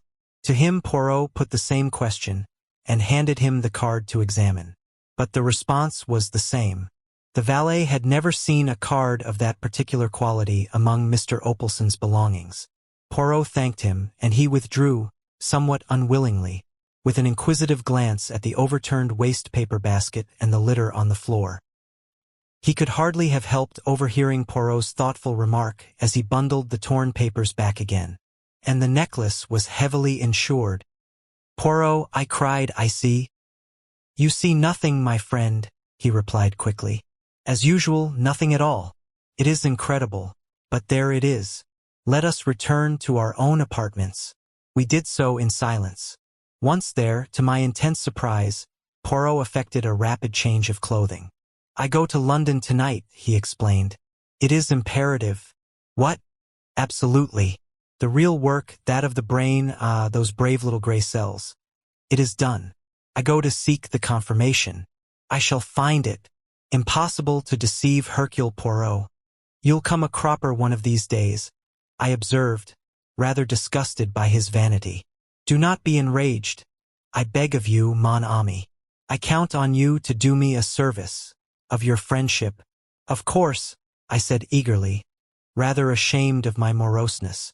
What is it? The sleeve of my coat that I have taken off. Will you brush it? See you, a little white powder has clung to it. You without doubt observed me run my finger round the drawer of the dressing table. No, I didn't. You should observe my actions, my friend. Thus I obtained the powder on my finger, and, being a little overexcited, I rubbed it on my sleeve. An action without method which I deplore. False to all my principles. But what was the powder? I asked, not particularly interested in Poirot's principles. Not the poison of the Borgias, replied Poirot with a twinkle. I see your imagination mounting. I should say it was French chalk. French chalk? Yes. Cabinet makers use it to make drawers run smoothly. I laughed. You old sinner. I thought you were working up to something exciting. Au revoir, my friend. I save myself. I fly. The door shut behind him. With a smile, half of derision, half of affection, I picked up the coat and stretched out my hand for the clothes brush. The next morning, hearing nothing from Poirot, I went out for a stroll, met some old friends, and lunched with them at their hotel. In the afternoon, we went for a spin. A punctured tire delayed us, and it was past 8 when I got back to the Grand Metropolitan. The first sight that met my eyes was Poirot, looking even more diminutive than usual, sandwiched between the Opalsons, beaming in a state of placid satisfaction. Mon ami Hastings, he cried, and sprang to meet me. Embrace me, my friend. All has marched to a marvel. Luckily, the embrace was merely figurative, not a thing one is always sure of with Poirot. Do you mean, I began.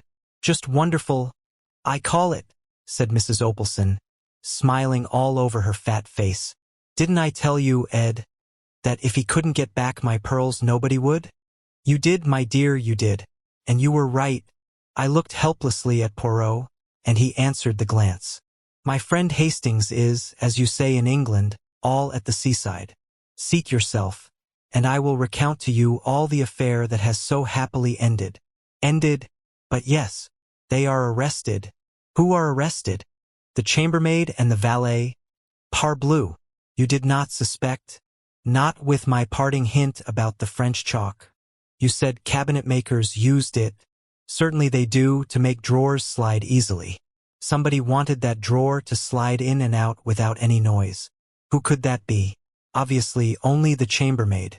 The plan was so ingenious that it did not at once leap to the eye. Not even to the eye of Hercule Poirot. Listen, this was how it was done. The valet was in the empty room next door, waiting. The French maid leaves the room.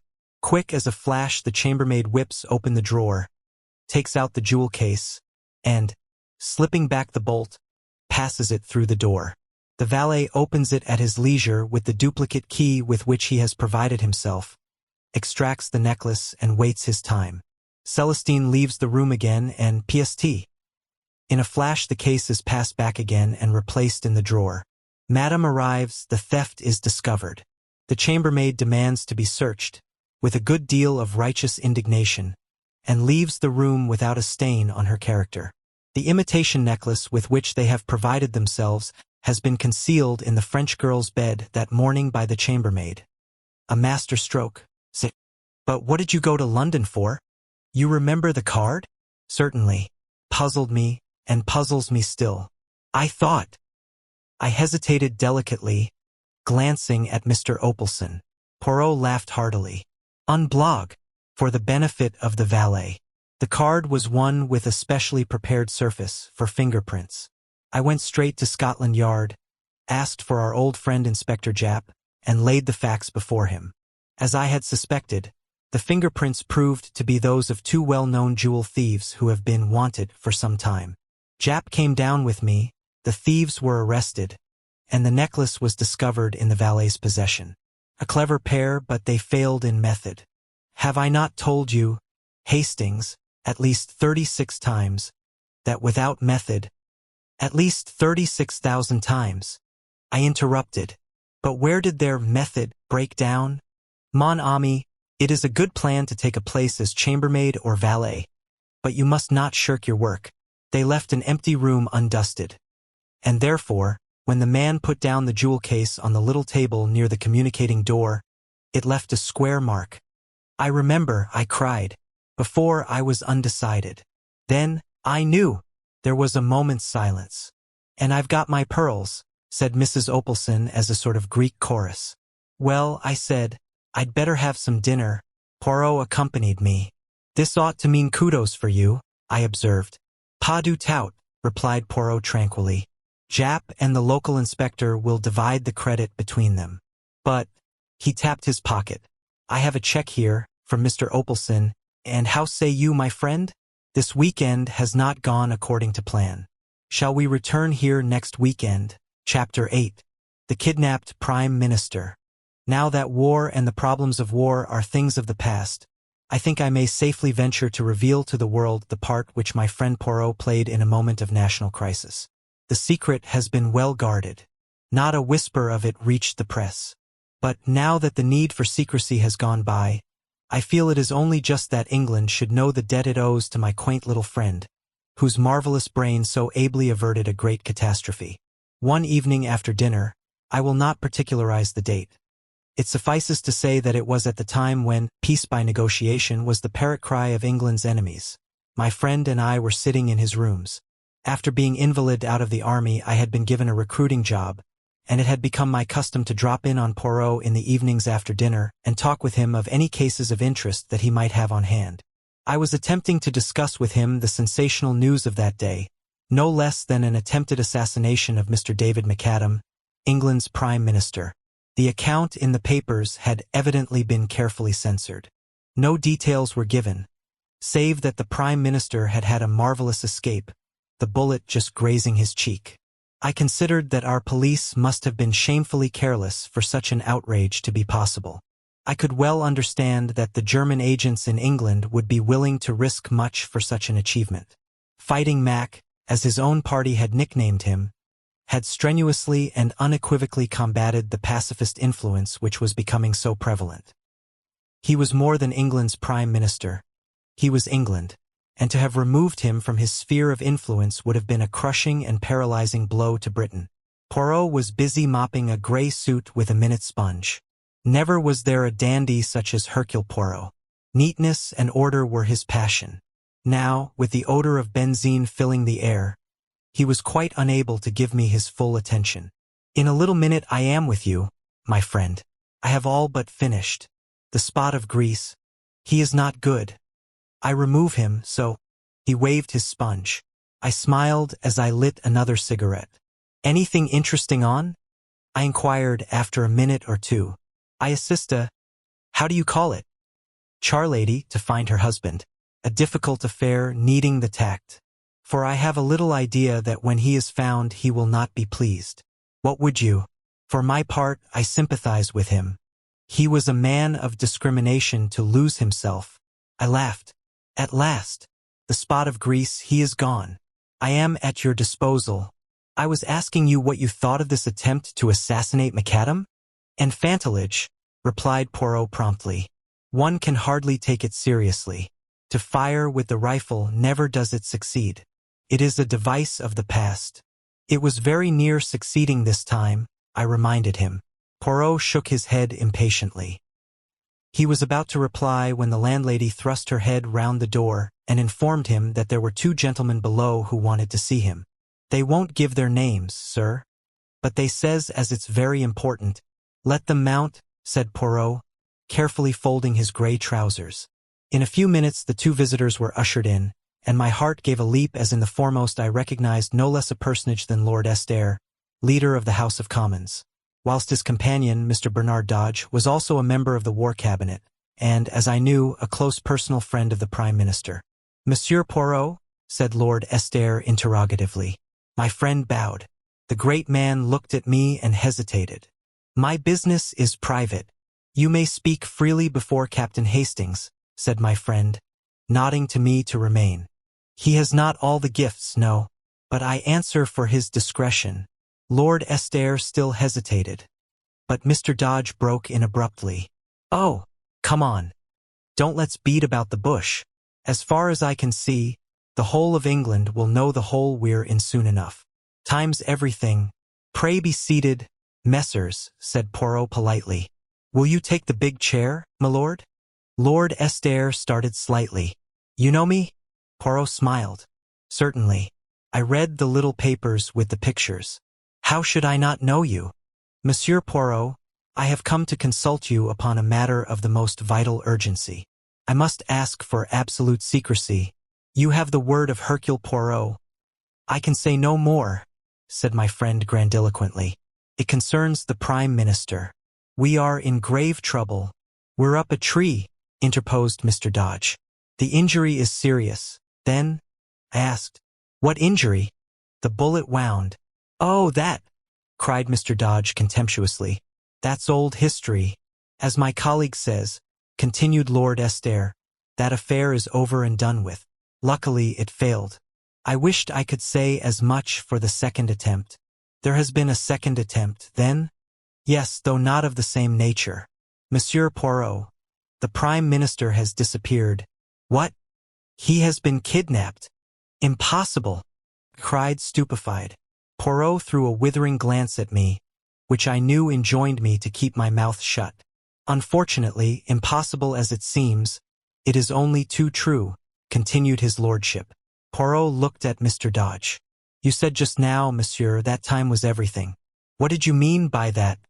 The two men exchanged glances, and then Lord Estair said, You have heard, Monsieur Poirot, of the approaching Allied conference? My friend nodded. For obvious reasons, no details have been given of when and where it is to take place. But, although it has been kept out of the newspapers, the date is, of course, widely known in diplomatic circles. The conference is to be held tomorrow Thursday evening at Versailles. Now you perceive the terrible gravity of the situation. I will not conceal from you that the Prime Minister's presence at the conference is a vital necessity. The pacifist propaganda started and maintained by the German agents in our midst has been very active. It is the universal opinion that the turning point of the conference will be the strong personality of the Prime Minister. His absence may have the most serious results, possibly a premature and disastrous peace. And we have no one who can be sent in his place. He alone can represent England. Poirot's face had grown very grave. Then you regard the kidnapping of the Prime Minister as a direct attempt to prevent his being present at the conference? Most certainly I do. He was actually on his way to France at the time. And the conference is to be held? At 9 o'clock tomorrow night. Poirot drew an enormous watch from his pocket. It is now 9:15. 24 hours, said Mr. Dodge thoughtfully. And a quarter, amended Poirot. Do not forget the quarter, monsieur. It may come in useful. Now for the details, the abduction. Did it take place in England or in France? In France. Mr. McAdam crossed to France this morning. He was to stay tonight as the guest of the Commander-in-Chief, proceeding tomorrow to Paris. He was conveyed across the Channel by destroyer. At Boulogne, he was met by a car from General Headquarters and one of the Commander-in-Chief's ADCF. Eh bien, well, they started from Boulogne. But they never arrived. What? Monsieur Poirot, it was a bogus car and a bogus ADC. The real car was found in a side road, with the chauffeur and the ADC neatly gagged and bound. And the bogus car? Is still at large. Poirot made a gesture of impatience. Incredible.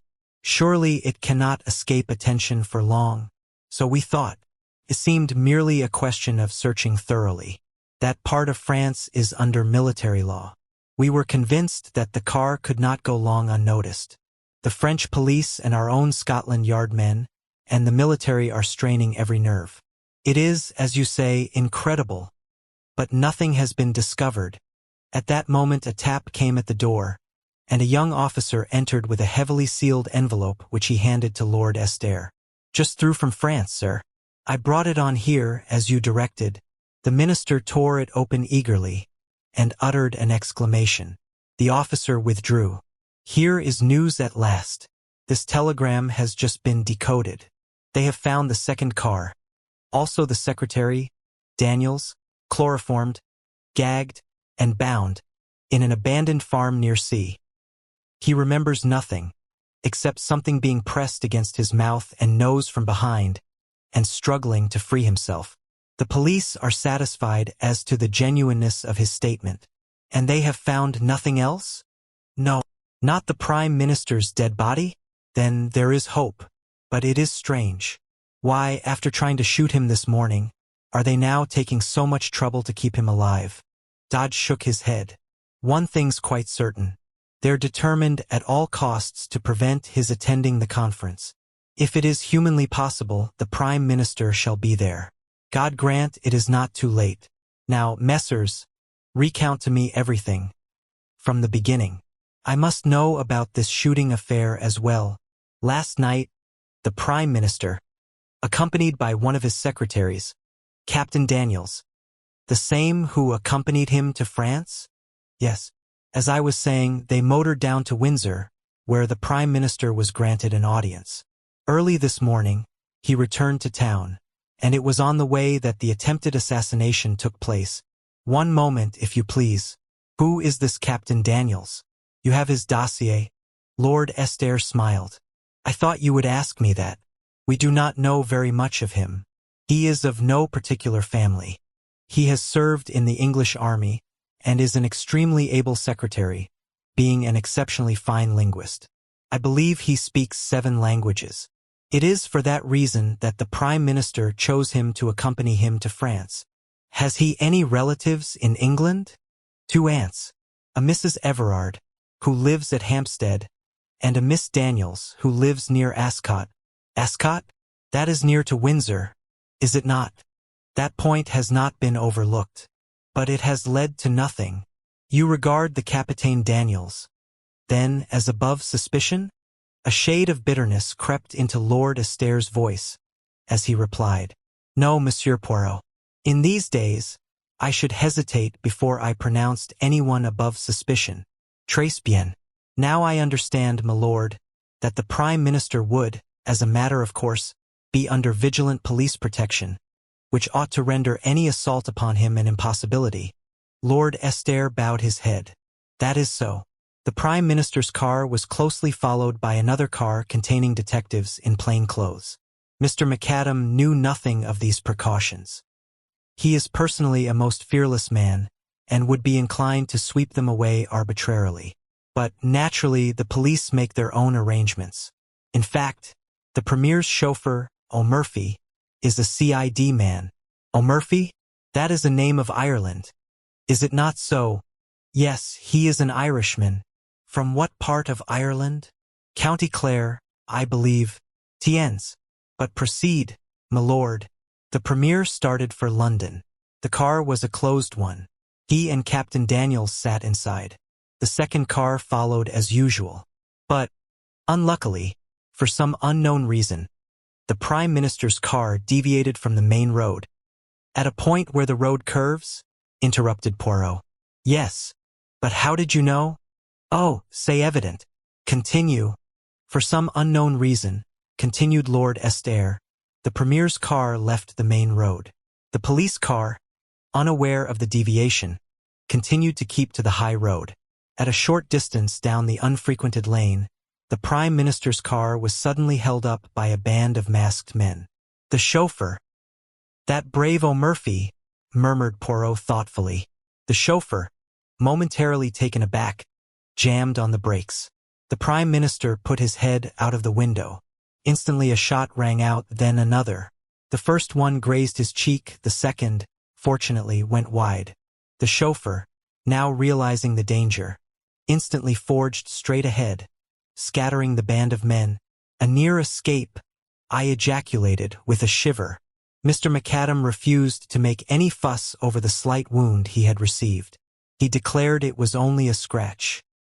He stopped at a local cottage hospital where it was dressed and bound up. He did not, of course, reveal his identity. He then drove, as per schedule, straight to Charing Cross, where a special train for Dover was awaiting him, and, after a brief account of what had been given to the anxious police by Captain Daniels, he duly departed for France. At Dover, he went on board the waiting destroyer. At Boulogne, as you know, the bogus car was waiting for him, carrying the Union Jack, and correct in every detail. That is all you have to tell me? Yes. There is no other circumstance that you have omitted, my lord? Well, there is one rather peculiar thing. Yes. The Prime Minister's car did not return home after leaving the Prime Minister at Charing Cross.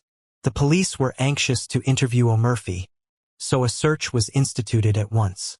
The car was discovered standing outside a certain unsavory little restaurant in Soho, which is well known as a meeting place of German agents. And the chauffeur? The chauffeur was nowhere to be found. He too had disappeared. So, said Poirot thoughtfully, there are two disappearances. The Prime Minister in France and O'Murphy in London. He looked keenly at Lord Esther, who made a gesture of despair. I can only tell you, Monsieur Poirot, that, if anyone had suggested to me yesterday that O'Murphy was a traitor, I should have laughed in his face, and today I do not know what to think.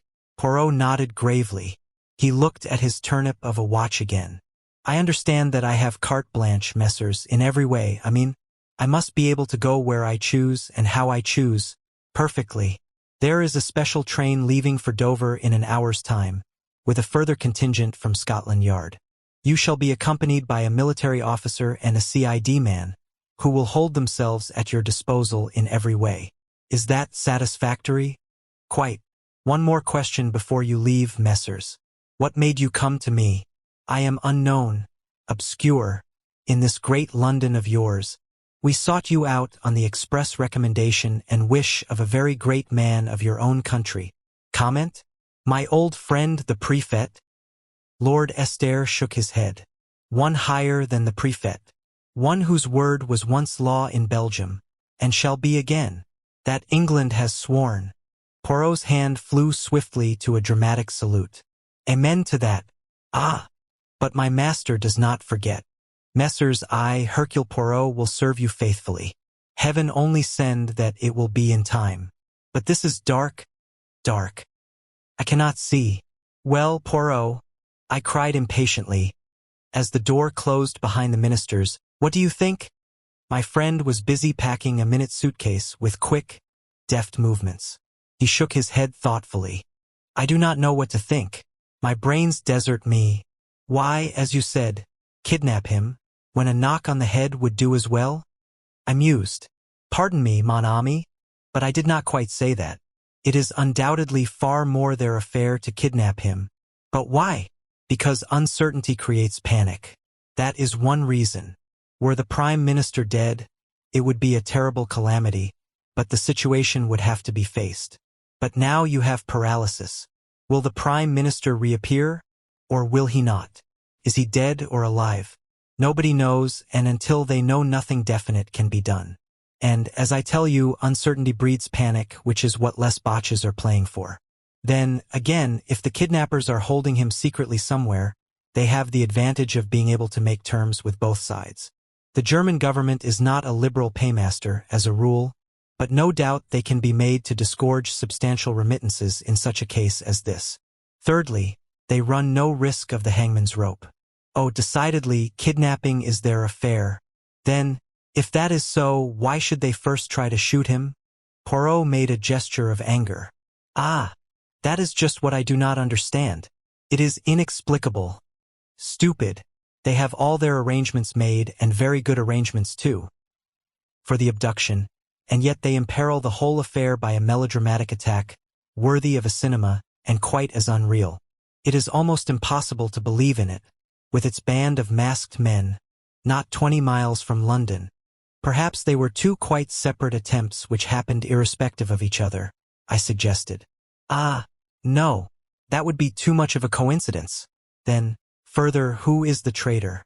There must have been a traitor in the first affair anyway. But who was it? Daniels or O'Murphy? It must have been one of the two? Or why did the car leave the main road? We cannot suppose that the Prime Minister connived at his own assassination. Did O'Murphy take that turning of his own accord? Or was it Daniels who told him to do so? Surely it must have been O'Murphy's doing. Yes, because if it was Daniels, the Prime Minister would have heard the order, and would have asked the reason. But there are altogether too many whys in this affair, and they contradict each other. If O'Murphy is an honest man, why did he leave the main road? But if he was a dishonest man, why did he start the car again when only 2 shots had been fired, thereby, in all probability, saving the Prime Minister's life? And, again, if he was honest, why did he, immediately on leaving Charing Cross, drive to a well-known rendezvous of German spies? It looks bad, I said. Let us look at the case with method. What have we for and against these two men? Take O'Murphy first. Against. That his conduct in leaving the main road was suspicious. That he is an Irishman from County Clare. That he has disappeared in a highly suggestive manner. For, that his promptness in restarting the car saved the Premier's life. That he is a Scotland Yard man, and, obviously, from the post allotted to him, a trusted detective. Now for Daniels.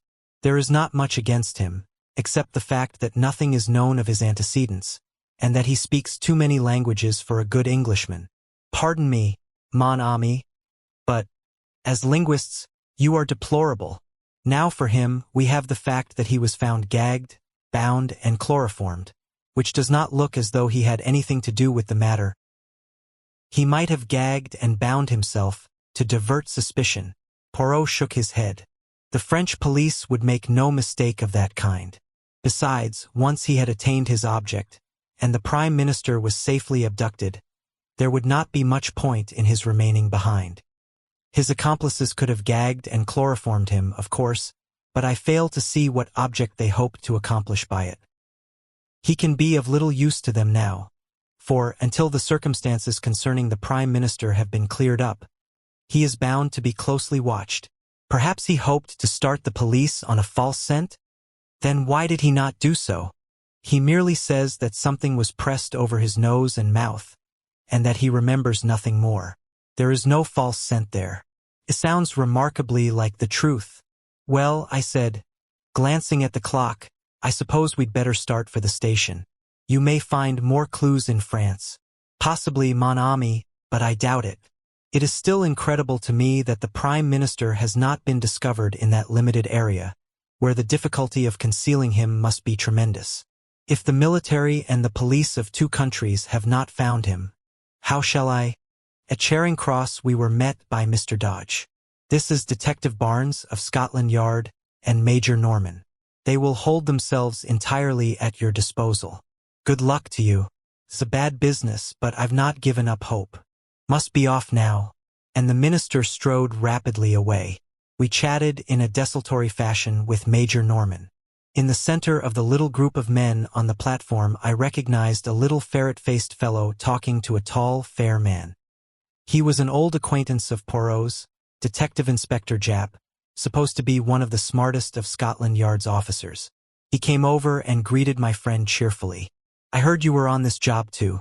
Smart bit of work. So far they've got away with the goods all right. But I can't believe they can keep him hidden long. Our people are going through France with a tooth comb. So are the French. I can't help feeling it's only a matter of hours now. That is, if he's still alive, remarked the tall detective gloomily. Japp's face fell. Yes. But somehow I've got the feeling he's alive all right. Poirot nodded. Yes, he's alive. But can he be found in time? I, like you, did not believe he could be hidden so long. The whistle blew, and we all trooped up into the Pullman car. Then, with a slow, unwilling jerk, the train drew out of the station. It was a curious journey. The Scotland Yard men crowded together. Maps of northern France were spread out, and eager forefingers traced the lines of roads and villages. Each man had his own pet theory. Poirot showed none of his usual loquacity, but sat staring in front of him, with an expression on his face that reminded me of a puzzled child. I talked to Norman, whom I found quite an amusing fellow. On arriving at Dover, Poirot's behavior moved me to intense amusement. The little man, as he went on board the boat, clutched desperately at my arm. The wind was blowing lustily. Mon Dieu, he murmured. This is terrible. Have courage, Poirot, I cried.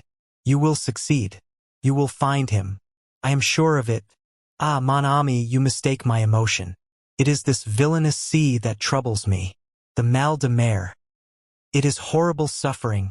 Oh, I said, rather taken aback.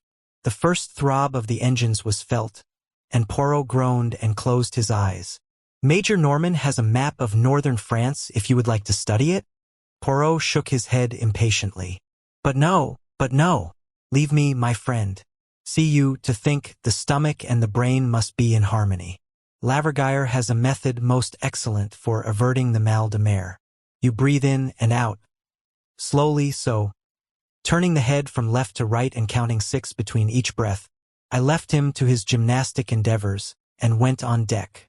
As we came slowly into Boulogne Harbor, Poirot appeared, neat and smiling, and announced to me in a whisper that Laverguyer's system had succeeded, to a marvel.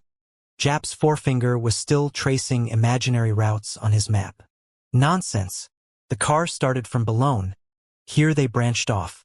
Now, my idea is that they transferred the Prime Minister to another car. See? Well, said the tall detective, I shall make for the seaports. 10-1. They've smuggled him on board a ship. Japp shook his head. Too obvious. The order went out at once to close all the ports. The day was just breaking as we landed. Major Norman touched Poirot on the arm. There's a military car here waiting for you, sir. Thank you, monsieur. But, for the moment, I do not propose to leave Boulogne. What? No, we will enter this hotel here, by the quay. He suited the action to the word, demanded and was accorded a private room. We 3 followed him, puzzled and uncomprehending. He shot a quick glance at us. It is not so that the good detective should act. I perceive your thought. He must be full of energy. He must rush to and fro. He should prostrate himself on the dusty road and seek the marks of tires through a little glass. He must gather up the cigarette end. The fallen match? That is your idea, is it not? His eyes challenged us. But I, Hercule Poirot, tell you that it is not so. The true clues are within here. He tapped his forehead. See you? I need not have left London. It would have been sufficient for me to sit quietly in my rooms there. All that matters is the little gray cells within.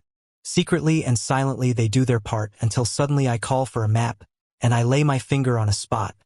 So, and I say, the Prime Minister is there, and it is so. With method and logic one can accomplish anything. This frantic rushing to France was a mistake. It is playing a child's game of hide and seek. But now, though it may be too late, I will set to work the right way from within. Silence, my friends, I beg of you. And for 5 long hours the little man sat motionless, blinking his eyelids like a cat. His green eyes flickering and becoming steadily greener and greener. The Scotland Yard man was obviously contemptuous. Major Norman was bored and impatient, and I myself found the time pass with wearisome slowness. Finally, I got up and strolled as noiselessly as I could to the window. The matter was becoming a farce. I was secretly concerned for my friend. If he failed, I would have preferred him to fail in a less ridiculous manner. Out of the window I idly watched the daily leave boat, belching forth columns of smoke, as she lay alongside the quay. Suddenly I was aroused by Poirot's voice close to my elbow. Mess Amos. Let us start. I turned.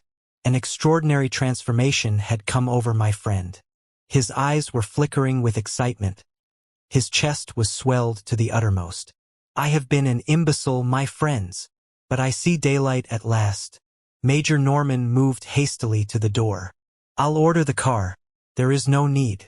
I shall not use it. Thank heaven the wind has fallen. Do you mean you are going to walk, sir? No, my young friend. I am no St. Peter. I prefer to cross the sea by boat.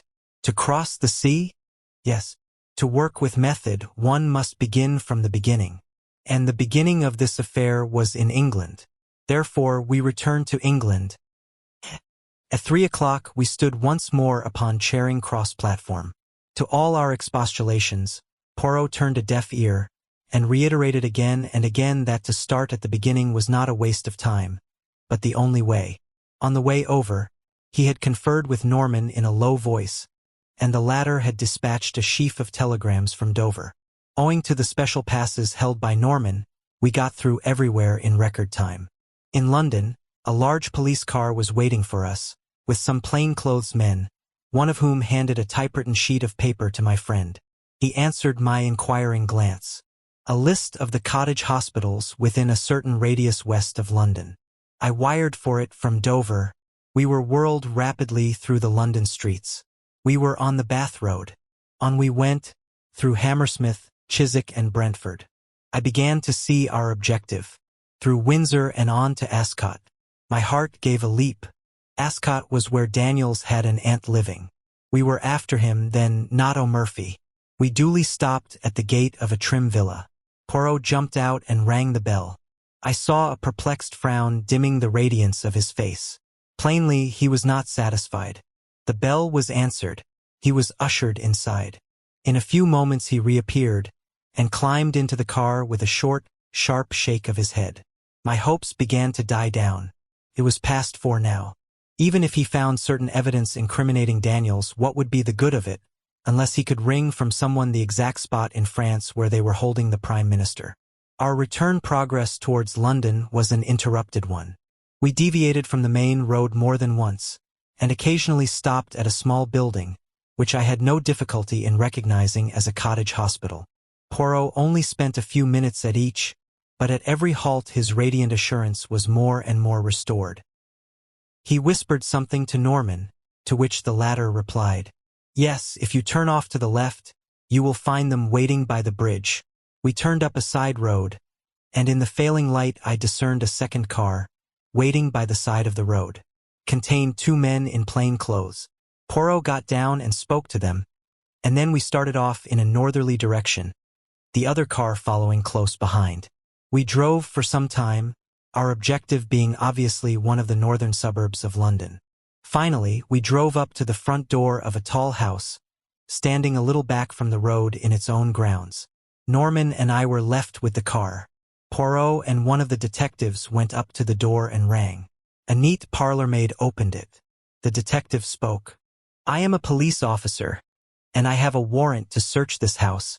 The girl gave a little scream, and a tall, handsome woman of middle age appeared behind her in the hall. "Shut the door, Edith. They are burglars, I expect." But Poirot swiftly inserted his foot in the door, and at the same moment blew a whistle. Instantly the other detectives ran up and poured into the house, shutting the door behind them. Norman and I spent about 5 minutes cursing our forced inactivity. Finally the door reopened, and the men emerged, escorting 3 prisoners, a woman and 2 men. The woman and one of the men were taken to the second car.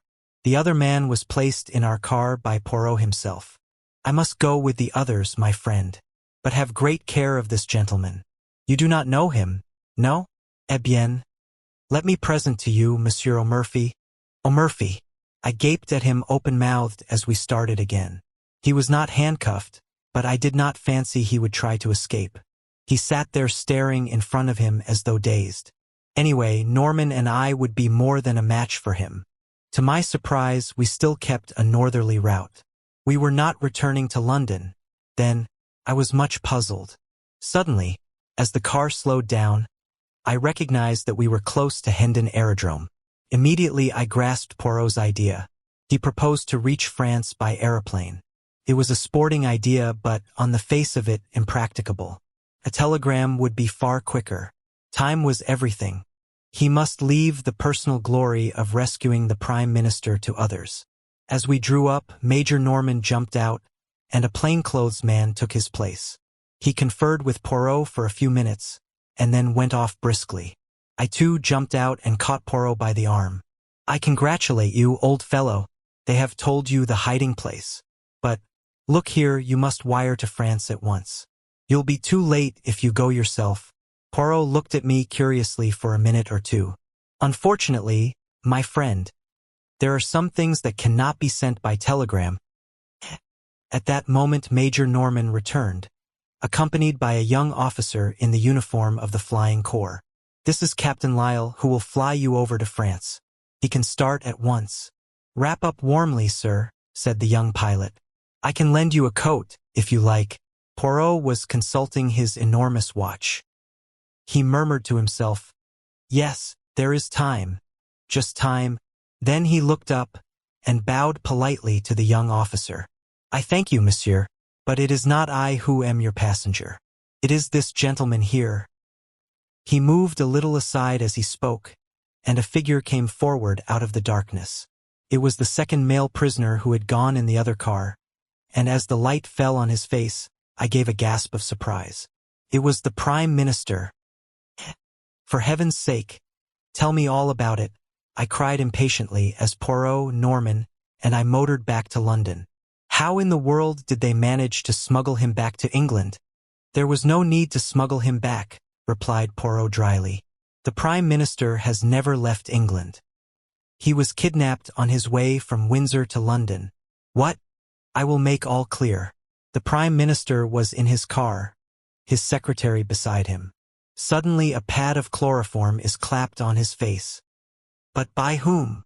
By the clever linguistic Captain Daniels. As soon as the Prime Minister is unconscious, Daniels picks up the speaking tube and directs O'Murphy to turn to the right, which the chauffeur, quite unsuspicious, does. A few yards down that unfrequented road, a large car is standing, apparently broken down. Its driver signals to O'Murphy to stop. O'Murphy slows up. The stranger approaches. Daniels leans out of the window, and, probably with the aid of an instantaneous anesthetic, such as ethyl chloride, the chloroform trick is repeated. In a few seconds, the two helpless men are dragged out and transferred to the other car, and a pair of substitutes take their places. Impossible! Pas du tout. Have you not seen music hall turns imitating celebrities with marvelous accuracy? Nothing is easier than to personate a public character. The Prime Minister of England is far easier to understudy than Mr. John Smith of Clapham, say.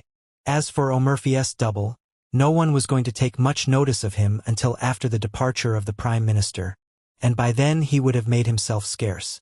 He drives straight from Charing Cross to the meeting place of his friends. He goes in as O'Murphy, he emerges as someone quite different. O'Murphy has disappeared, leaving a conveniently suspicious trail behind him. But the man who personated the Prime Minister was seen by everyone. He was not seen by anyone who knew him privately or intimately, and Daniels shielded him from contact with anyone as much as possible.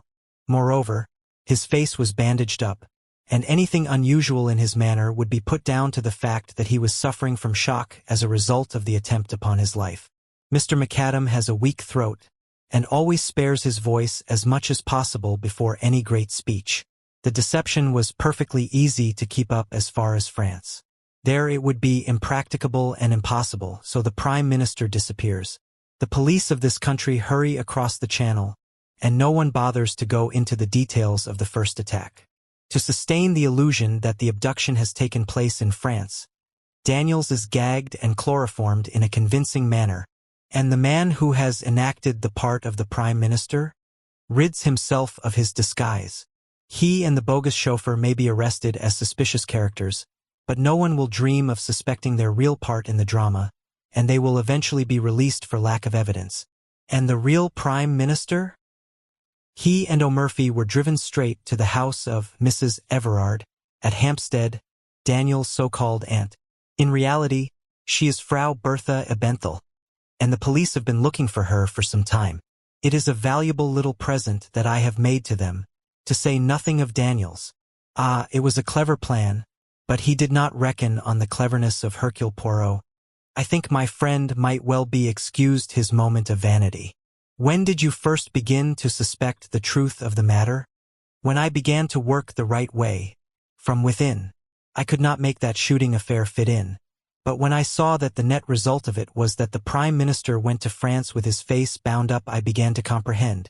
And when I visited all the cottage hospitals between Windsor and London, and found that no one answering to my description had had his face bound up and dressed that morning, I was sure, after that, it was child's play for a mind like mine. The following morning, Poirot showed me a telegram he had just received. It had no place of origin, and was unsigned. It ran, "In time." Later in the day, the evening papers published an account of the Allied conference. They laid particular stress on the magnificent ovation accorded to Mr. David McAdam, whose inspiring speech had Chapter 9, The Disappearance of Mr. Davenheim. Poirot and I were expecting our old friend Inspector Japp of Scotland Yard to tea. We were sitting round the tea table awaiting his arrival. Poirot had just finished carefully straightening the cups and saucers which our landlady was in the habit of throwing, rather than placing, on the table. He had also breathed heavily on the metal teapot, and polished it with a silk handkerchief. The kettle was on the boil, and a small enamel saucepan beside it contained some thick, sweet chocolate which was more to Poirot's palate than what he described as your English poison. A sharp rat-tat sounded below, and a few minutes afterwards Jap entered briskly. "Hope I'm not late," he said as he greeted us. To tell the truth, I was yarning with Miller, the man who's in charge of the Davenheim case. I pricked up my ears. For the last 3 days the papers had been full of the strange disappearance of Mr. Davenheim, senior partner of Davenheim and Salmon, the well-known bankers and financiers. On Saturday last he had walked out of his house, and had never been seen since. I looked forward to extracting some interesting details from Jap. "I should have thought," I remarked, "that it would be almost impossible for anyone to disappear nowadays." Poirot moved a plate of bread and butter the 1/8 of an inch and said sharply, "Be exact, my friend. What do you mean by disappear? To which class of disappearance are you referring? Are disappearances classified and labeled? Then—" I laughed.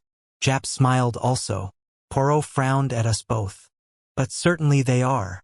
They fall into 3 categories. First, and most common, the voluntary disappearance.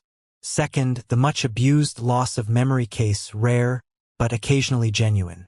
Third, murder and a more or less successful disposal of the body. Do you refer to all 3 as impossible of execution?" "Very nearly so, I should think. You might lose your own memory, but someone would be sure to recognize you, especially in the case of a well-known man like Davenheim. Then bodies can't be made to vanish into thin air. Sooner or later they turn up, concealed in lonely places or in trunks. Murder will out. In the same way, the absconding clerk or the domestic defaulter is bound to be run down in these days of wireless telegraphy. He can be headed off from foreign countries. Ports and railway stations are watched. And as for concealment in this country, his features and appearance will be known to everyone who reads a daily newspaper. He's up against civilization." "Mon ami," said Poirot, "you make one error. You do not allow for the fact that a man who had decided to make away with another man, or with himself in a figurative sense, might be that rare machine, a man of method. He might bring intelligence, talent, a careful calculation of detail to the task. And then I do not see why he should not be successful in baffling the police force." "But not you, I suppose?" said Jap good-humoredly, winking at me. "He couldn't baffle you, Monsieur Poirot?" Poirot endeavored, with a marked lack of success, to look modest. "Me also. Why not? It is true that I approach such problems with an exact science, a mathematical precision, which seems, alas, only too rare in the new generation of detectives." Jap grinned more widely. "I don't know," he said. "Miller, the man who's on this case, is a smart chap. You may be very sure he won't overlook a footprint, or a cigar ash, or a crumb even. He's got eyes that see everything." "So, mon ami," said Poirot, "has the London sparrow. But all the same, I should not ask the little brown bird to solve the problem of Mr. Davenheim. Come now, monsieur, you're not going to run down the value of details as clues? By no means. These things are all good in their way. The danger is they may assume undue importance. Most details are insignificant. 1 or 2 are vital. It is the brain, the little gray cells," he tapped his forehead, "on which one must rely. The senses mislead. One must seek the truth within, not without." "You don't mean to say, Monsieur Poirot, that you would undertake to solve a case without moving from your chair, do you?" "That is exactly what I do mean, granted the facts were placed before me. I regard myself as a consulting specialist." Jap slapped his knee. "Hanged if I don't take you at your word. Bet you a $5 that you can't lay your hand, or rather tell me where to lay my hand, on Mr. Davenheim, dead or alive, before a week is out." Poirot considered. "Eh bien, mon ami, I accept. Le sport, it is the passion of you English. Now, the facts. On Saturday last, as is his usual custom, Mr. Davenheim took the 12.40 train from Victoria to Chingside, where his palatial country place, the Cedars, is situated. After lunch, he strolled round the grounds and gave various directions to the gardeners. Everybody agrees that his manner was absolutely normal and as usual. After tea, he put his head into his wife's boudoir, saying that he was going to stroll down to the village and post some letters. He added that he was expecting a Mr. Lowen, on business. If he should come before he himself returned, he was to be shown into the study and asked to wait. Mr. Davenheim then left the house by the front door, passed leisurely down the drive, and out at the gate, and was never seen again. From that hour, he vanished completely. Pretty, very pretty. Altogether a charming little problem, murmured Poirot. Proceed, my good friend. About a quarter of an hour later a tall, dark man with a thick black mustache rang the front door bell, and explained that he had an appointment with Mr. Davenheim. He gave the name of Lowen, and in accordance with the banker's instructions was shown into the study. Nearly an hour passed. Mr. Davenheim did not return. Finally Mr. Lowen rang the bell, and explained that he was unable to wait any longer, as he must catch his train back to town. Mrs. Davenheim apologized for her husband's absence, which seemed unaccountable, as she knew him to have been expecting the visitor. Mr. Lowen reiterated his regrets and took his departure. Well, as everyone knows, Mr. Davenheim did not return. Early on Sunday morning the police were communicated with, but could make neither head nor tail of the matter. Mr. Davenheim seemed literally to have vanished into thin air. He had not been to the post office, nor had he been seen passing through the village.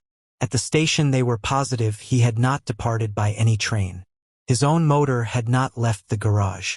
If he had hired a car to meet him in some lonely spot, it seems almost certain that by this time, in view of the large reward offered for information, the driver of it would have come forward to tell what he knew.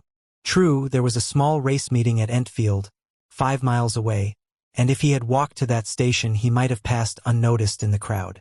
But since then his photograph and a full description of him have been circulated in every newspaper, and nobody has been able to give any news of him. We have, of course, received many letters from all over England, but each clue, so far, has ended in disappointment. On Monday morning a further sensational discovery came to light.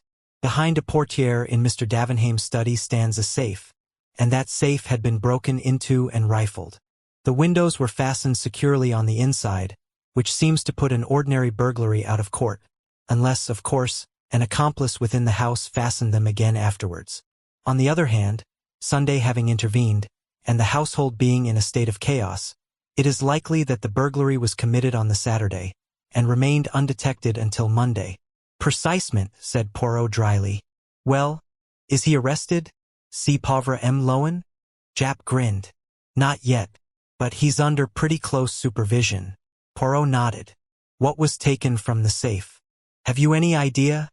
We've been going into that with the junior partner of the firm and Mrs. Davenheim. Apparently there was a considerable amount in bearer bonds, and a very large sum in notes owing to some large transaction having been just carried through. There was also a small fortune in jewelry. All Mrs. Davenheim's jewels were kept in the safe. The purchasing of them had become a passion with her husband of late years, and hardly a month passed that he did not make her a present of some rare and costly gem. Altogether a good haul, said Poirot thoughtfully. Now what about Lowen? Is it known what his business was with Davenheim that evening? Well, the two men were apparently not on very good terms. Lowen is a speculator in quite a small way. Nevertheless, he has been able once or twice to score a coup off Davenheim in the market, though it seems they seldom or never actually met. It was a matter concerning some South American shares which led the banker to make his appointment. Had Davenheim interests in South America? Then? I believe so. Mrs. Davenheim happened to mention that he spent all last autumn in Buenos Aires. Any trouble in his home life? Were the husband and wife on good terms? I should say his domestic life was quite peaceful and uneventful. Mrs. Davenheim is a pleasant, rather unintelligent woman. Quite a nonentity, I think. Then we must not look for the solution of the mystery there. Had he any enemies? He had plenty of financial rivals, and no doubt there are many people whom he has got the better of who bear him no particular goodwill. But there was no one likely to make away with him, and, if they had, where is the body? Exactly. As Hastings says, bodies have a habit of coming to light with fatal persistency. By the way, one of the gardeners says he saw a figure going round to the side of the house toward the rose garden. The long French window of the study opens on to the rose garden, and Mr. Davenheim frequently entered and left the house that way. But the man was a good way off, at work on some cucumber frames, and cannot even say whether it was the figure of his master or not. Also, he cannot fix the time with any accuracy. It must have been before 6, as the gardeners cease work at that time. And Mr. Davenheim left the house? About 5:30 or thereabouts. What lies beyond the rose garden?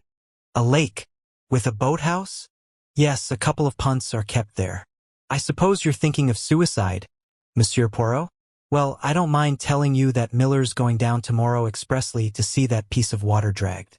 That's the kind of man he is. Poirot smiled faintly and turned to me. Hastings, I pray you, hand me that copy of the Daily Megaphone.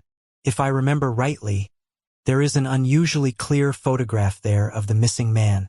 I rose and found the sheet required. Poirot studied the features attentively. He murmured. Wears his hair rather long and wavy. Full mustache and pointed beard, bushy eyebrows. Eyes dark. Yes. Hair and beard turning gray? The detective nodded. Well, Monsieur Poirot, what have you got to say to it all? Clear as daylight? On the contrary, most obscure. The Scotland Yard man looked pleased. Which gives me great hopes of solving it, finished Poirot placidly. I find it a good sign when a case is obscure. If a thing is clear as daylight, eh bien, mistrust it. Someone has made it so. Jap shook his head almost pityingly. Well, each to their fancy. But it's not a bad thing to see your way clear ahead. I do not see, murmured Poirot. I shut my eyes. And think? Jap sighed. Well, you've got a clear week to think in, and you will bring me any fresh developments that arise. The result of the labors of the hard-working and lynx-eyed Inspector Miller, for instance? Certainly. That's in the bargain. Seems a shame, doesn't it? Said Jap to me as I accompanied him to the door. Like robbing a child. I could not help agreeing with a smile. I was still smiling as I re-entered the room. Eh bien, said Poirot immediately. You make fun of Papa Poirot, is it not so? He shook his finger at me. You do not trust his gray cells? Ah, do not be confused. Let us discuss this little problem. Incomplete as yet, I admit, but already showing 1 or 2 points of interest. The lake, I said significantly, and even more than the lake. The boathouse. I looked sidewise at Poirot. He was smiling in his most inscrutable fashion. I felt that, for the moment, it would be quite useless to question him further. We heard nothing of Jap until the following evening, when he walked in about 9 o'clock. I saw at once by his expression that he was bursting with news of some kind. Eh bien, my friend, remarked Poirot. All goes well?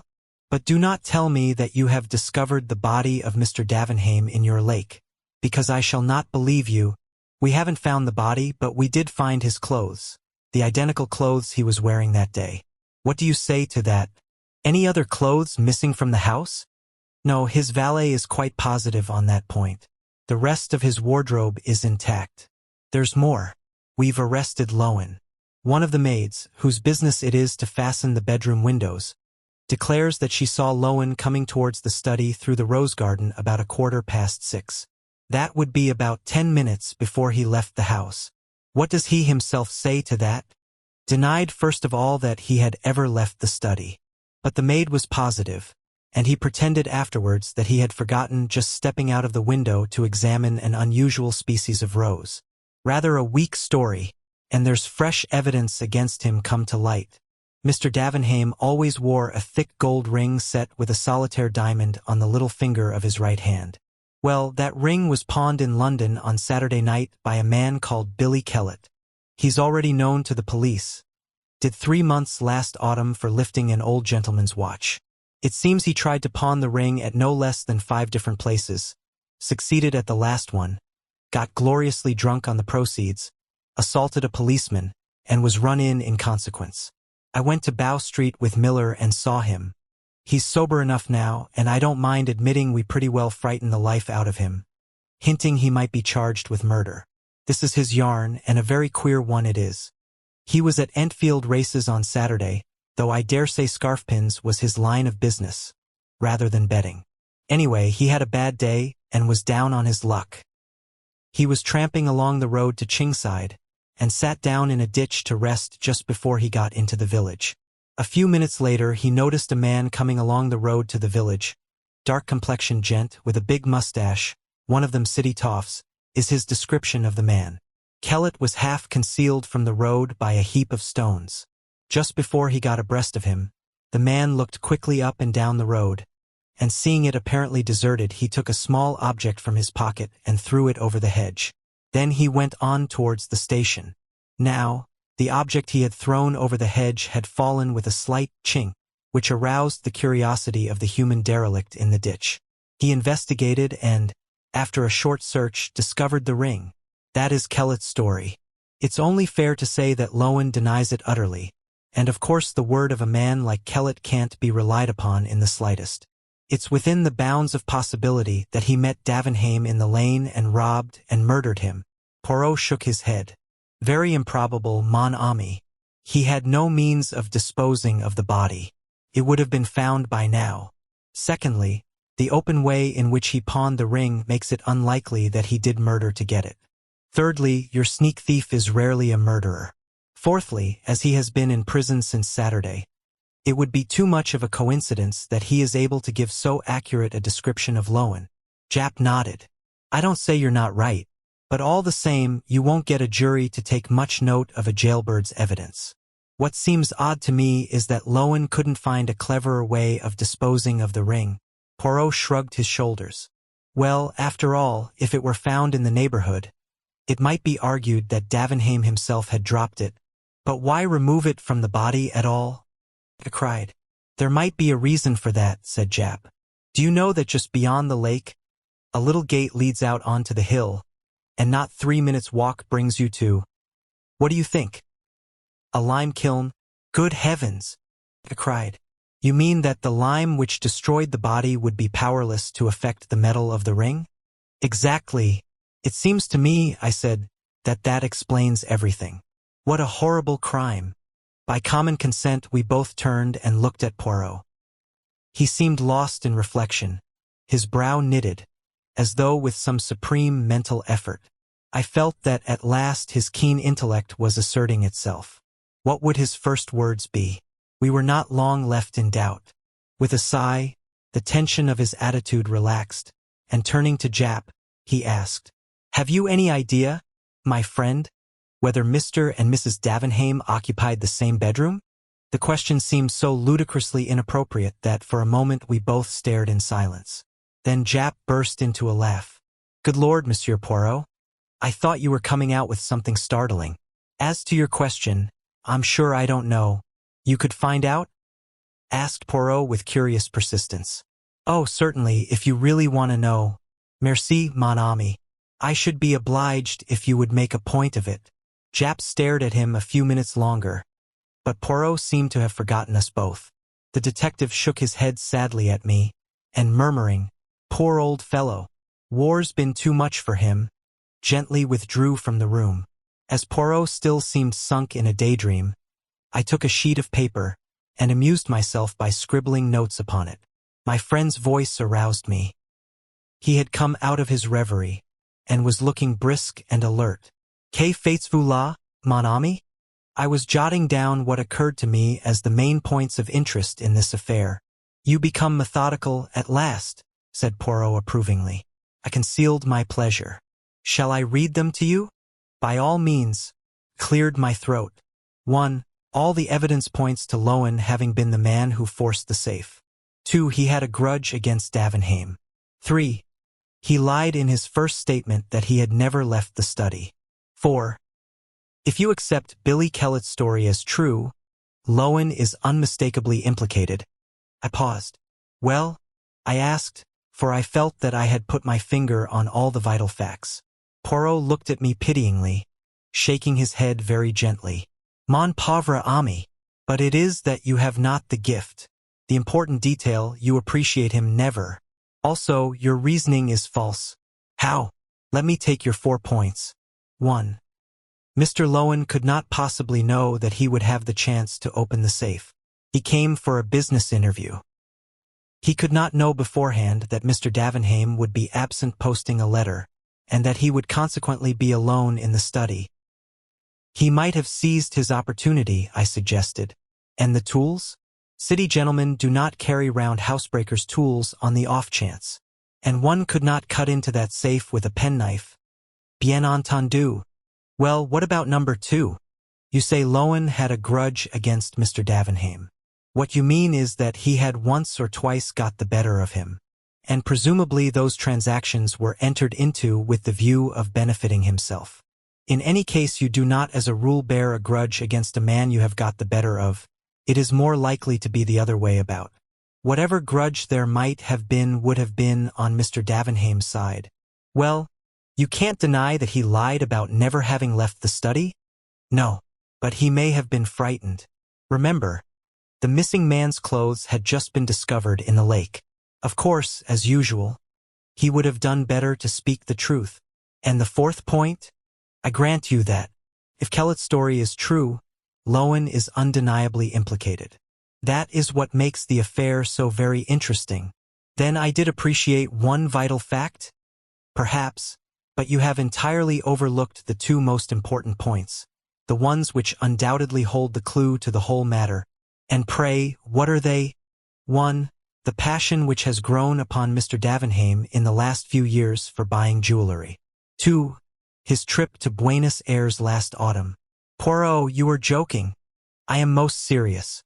Ah, sacred thunder. But I hope Jap will not forget my little commission. But the detective, entering into the spirit of the joke, had remembered it so well that a telegram was handed to Poirot about 11 o'clock the next day. At his request I opened it and read it out. Husband and wife have occupied separate rooms since last winter. Aha! Cried Poirot. And now we are in mid-June. All is solved. I stared at him. You have no moneys in the bank of Davenheim and Salmon, mon ami? No, I said, wondering. Why? Because I should advise you to withdraw it, before it is too late. Why, what do you expect? I expect a big smash in a few days, perhaps sooner. Which reminds me, we will return the compliment of a depêche to Jap. Pencil, I pray you, and a form. Voila. Advise you to withdraw any money deposited with firm in question. That will intrigue him, the good Jap. His eyes will open wide. Wide. He will not comprehend in the slightest. Until tomorrow or the next day. I remained skeptical, but the morrow forced me to render tribute to my friend's remarkable powers. In every paper was a huge headline telling of the sensational failure of the Davenheim Bank. The disappearance of the famous financier took on a totally different aspect in the light of the revelation of the financial affairs of the bank. Before we were halfway through breakfast, the door flew open and Jap rushed in. In his left hand was a paper. In his right was Poirot's telegram, which he banged down on the table in front of my friend. How did you know, Monsieur Poirot? How the blazes could you know? Poirot smiled placidly at him. Ah, mon ami, after your wire it was a certainty. From the commencement, see you, it struck me that the safe burglary was somewhat remarkable. Jewels, ready money, bearer bonds, also conveniently arranged for whom? Well, the good Monsieur Davenheim was of those who look after number 1, as your saying goes. It seemed almost certain that it was arranged for himself. Then his passion of late years for buying jewelry. How simple. The funds he embezzled, he converted into jewels, very likely replacing them in turn with paste duplicates, and so he put away in a safe place under another name, a considerable fortune to be enjoyed all in good time when everyone has been thrown off the track.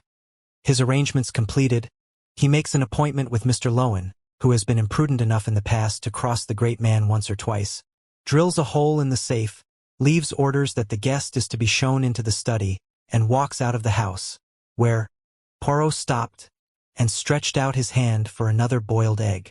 He frowned. It is really insupportable, he murmured, that every hen lays an egg of a different size. What symmetry can there be on the breakfast table? At least they should sort them in dozens at the shop. Never mind the eggs, said Jap impatiently. Let 'em lay 'em square if they like. Tell us where our customer went to when he left the Cedars, that is, if you know. Eh bien, he went to his hiding place. Ah, this Monsieur Davenheim. There may be some malformation in his grey cells. but they are of the first quality. Do you know where he is hiding? Certainly. It is most ingenious. For the Lord's sake. Tell us, then. Poirot gently collected every fragment of shell from his plate, placed them in the egg cup, and reversed the empty eggshell on top of them. This little operation concluded, he smiled on the neat effect, and then beamed affectionately on us both. Come, my friends, you are men of intelligence. Ask yourselves the question which I asked myself. If I were this man, where should I hide? Hastings, what do you say? Well, I said, I'm rather inclined to think I'd not do a bolt at all. I'd stay in London, in the heart of things, travel by tubes and buses. 10 to 1 I'd never be recognized. There's safety in a crowd. Poirot turned inquiringly to Jap. I don't agree. Get clear away at once, that's the only chance. I would have had plenty of time to prepare things beforehand. I'd have a yacht waiting, with steam up, and I'd be off to one of the most out-of-the-way corners of the world before the hue and cry began. We both looked at Poirot. What do you say, monsieur? For a moment he remained silent. Then a very curious smile flitted across his face. My friends, if I were hiding from the police, do you know where I should hide? In a prison. What? You are seeking Monsieur Davenheim in order to put him in prison, so you never dream of looking to see if he may not be already there. What do you mean? You tell me Madame Davenheim is not a very intelligent woman. Nevertheless, I think that if you took her to Bow Street and confronted her with the man Billy Kellett, she would recognize him, in spite of the fact that he has shaved his beard and mustache and those bushy eyebrows, and has cropped his hair close. A woman nearly always knows her husband, though the rest of the world may be deceived. Billy Kellett? But he's known to the police. Did I not tell you Davenheim was a clever man? He prepared his alibi long beforehand. He was not in Buenos Aires last autumn. He was creating the character of Billy Kellett, doing 3 months, so that the police should have no suspicions when the time came. He was playing, remember, for a large fortune as well as liberty. It was worth while doing the thing thoroughly. Only... Yes. Eh bien, afterwards he had to wear a false beard and wig, had to make up as himself again, and to sleep with a false beard is not easy, it invites detection. He cannot risk continuing to share the chamber of Madame his wife. You found out for me that for the last 6 months, or ever since his supposed return from Buenos Aires, he and Mrs. Davenheim occupied separate rooms. Then I was sure. Everything fitted in. The gardener who fancied he saw his master going round to the side of the house was quite right. He went to the boathouse, donned his tramp clothes, which you may be sure had been safely hidden from the eyes of his valet, dropped the others in the lake, and proceeded to carry out his plan by pawning the ring in an obvious manner, and then assaulting a policeman, getting himself safely into the haven of Bow Street, where nobody would ever dream of looking for him. It's impossible, murmured Jap. Ask Madame, said my friend, smiling. The next day a registered letter lay beside Poirot's plate. He opened it, and a £5 note fluttered out. My friend's brow puckered. Ah, sacre! But what shall I do with it? I have much remorse. Ce pauvre Jap. Ah, an idea. We will have a little dinner, we three. That consoles me. It was really too easy. I am ashamed. I who would not rob a child. Mille tonnerres. Mon ami. What have you? Chapter 10. The Adventure of the Italian Nobleman. Poirot and I had many friends and acquaintances of an informal nature. Amongst these was to be numbered Dr. Hawker, a near neighbor of ours, and a member of the medical profession. It was the genial doctor's habit to drop in sometimes of an evening and have a chat with Poirot, of whose genius he was an ardent admirer. The doctor himself, frank and unsuspicious to the last degree, admired the talents so far removed from his own. On one particular evening in early June, he arrived about 8:30 and settled down to a comfortable discussion on the cheery topic of the prevalence of arsenical poisoning in crimes. It must have been about a quarter of an hour later when the door of our sitting room flew open, and a distracted female precipitated herself into the room. "Oh, doctor, you're wanted." Such a terrible voice. It gave me a turn, it did indeed. I recognized in our new visitor Dr. Hawker's housekeeper, Miss Ryder. The doctor was a bachelor, and lived in a gloomy old house a few streets away. The usually placid Miss Rider was now in a state bordering on incoherence. What terrible voice! Who is it, and what's the trouble? It was the telephone, doctor. I answered it, and a voice spoke. Help, it said. Doctor, help. They've killed me. Then it sort of tailed away. Who's speaking? I said. Who's speaking? Then I got a reply, just a whisper, it seemed, Foscatine. Something like that, Regent's Court? The doctor uttered an exclamation. Count Foscatini. He has a flat in Regent's Court. I must go at once. What can have happened? A patient of yours? Asked Poirot. I attended him for some slight ailment a few weeks ago. An Italian, but he speaks English perfectly. Well, I must wish you good night, Monsieur Poirot, unless... He hesitated. I perceive the thought in your mind, said Poirot, smiling. I shall be delighted to accompany you. Hastings. Run down and get hold of a taxi. Taxis always make themselves sought for when one is particularly pressed for time, but I captured one at last, and we were soon bowling along in the direction of Regent's Park. Regent's Court was a new block of flats, situated just off St. John's Wood Road. They had only recently been built and contained the latest service devices. There was no one in the hall. The doctor pressed the lift bell impatiently, and when the lift arrived questioned the uniformed attendant sharply. Flat 2. Count Foscatini. There's been an accident there, I understand. The man stared at him. First I've heard of it. Mr. Graves, that's Count Foscatini's man, went out about half an hour ago, and he said nothing. Is the Count alone in the flat? No, sir. He's got 2 gentlemen dining with him. What are they like? I asked eagerly. We were in the lift now, ascending rapidly to the second floor, on which flat 2 was situated. I didn't see them myself, sir, but I understand that they were foreign gentlemen. He pulled back the iron door, and we stepped out on the landing. No, 2 was opposite to us. The doctor rang the bell. There was no reply, and we could hear no sound from within. The doctor rang again and again. We could hear the bell trilling within, but no sign of life rewarded us. This is getting serious, muttered the doctor. He turned to the lift attendant. Is there any pass-key to this door? There is one in the porter's office downstairs. Get it, then, and... Look here, I think you'd better send for the police. Poirot approved with a nod of the head. The man returned shortly. With him came the manager. Will you tell me, gentlemen, what is the meaning of all this? Certainly. I received a telephone message from Count Foscatini stating that he had been attacked and was dying. You can understand that we must lose no time, if we are not already too late. The manager produced the key without more ado, and we all entered the flat. We passed first into a small square lounge hall. A door on the right of it was half open. The manager indicated it with a nod. The dining room, Dr. Hocker led the way. We followed close on his heels. As we entered the room, I gave a gasp. The round table in the center bore the remains of a meal. 3 chairs were pushed back, as though their occupants had just risen. In the corner, to the right of the fireplace, was a big writing table, and sitting at it was a man, or what had been a man. His right hand still grasped the base of the telephone, but he had fallen forward, struck down by a terrific blow on the head from behind.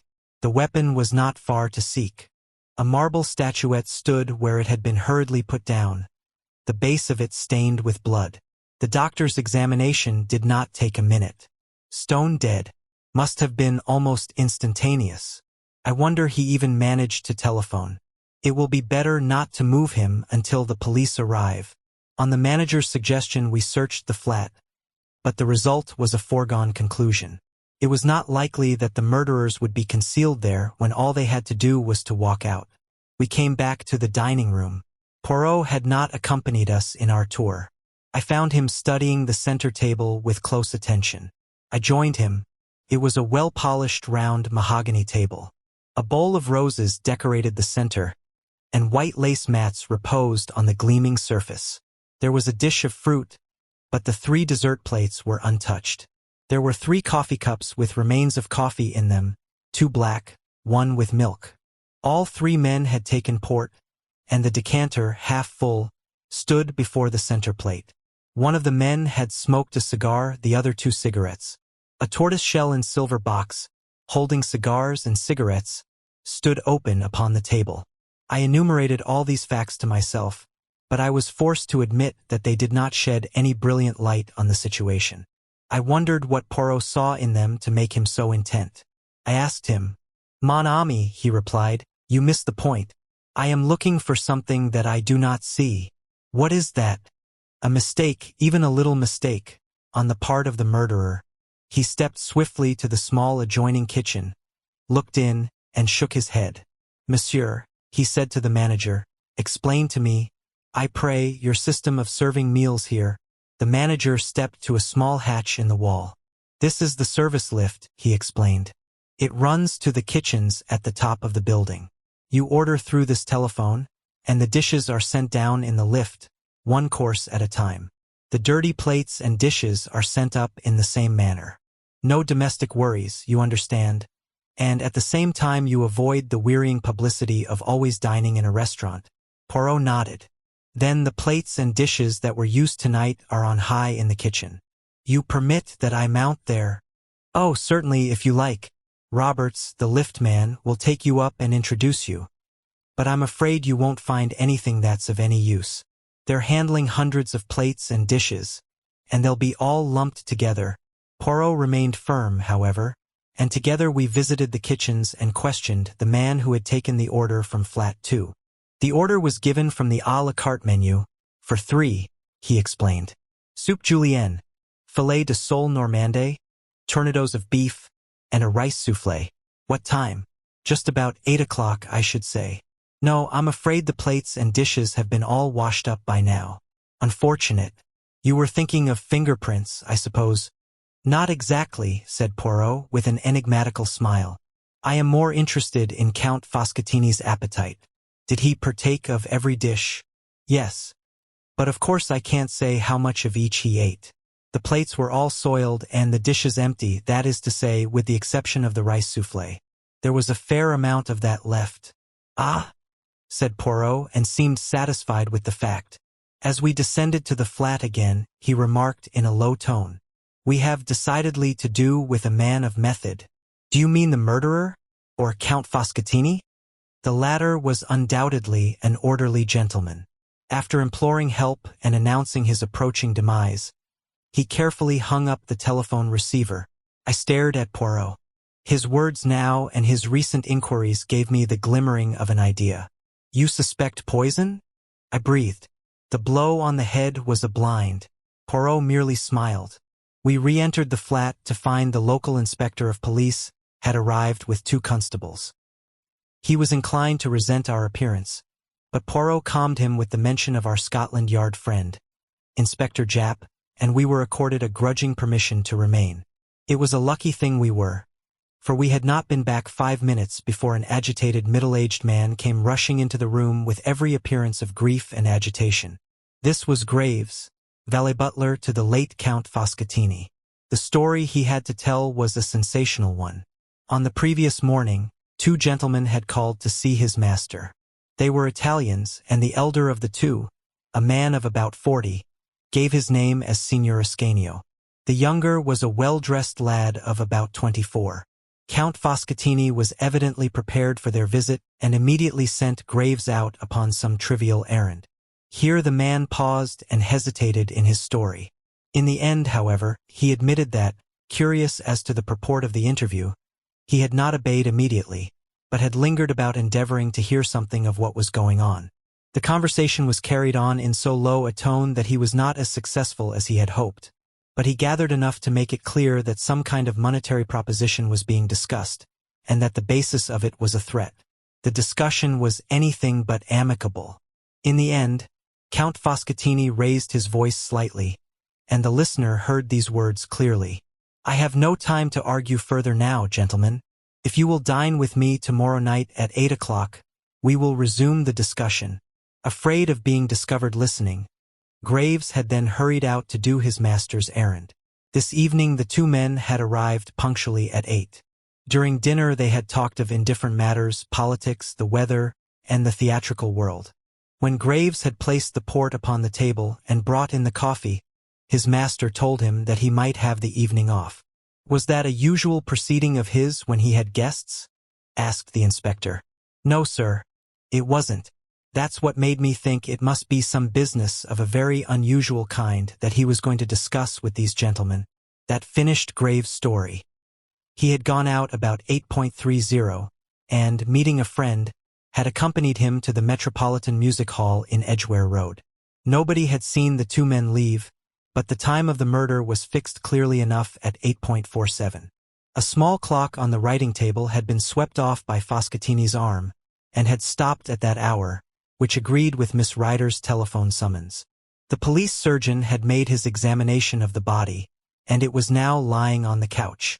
I saw the face for the first time, the olive complexion, the long nose, the luxuriant black mustache, and the full red lips drawn back from the dazzlingly white teeth. Not altogether a pleasant face. Well, said the inspector, refastening his notebook, the case seems clear enough.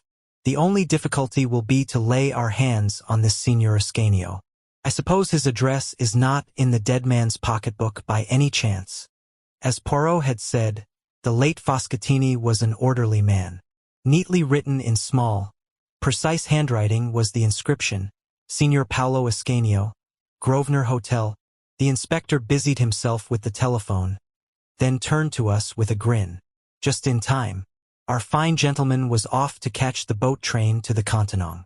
Well, gentlemen, that's about all we can do here. It's a bad business, but straightforward enough.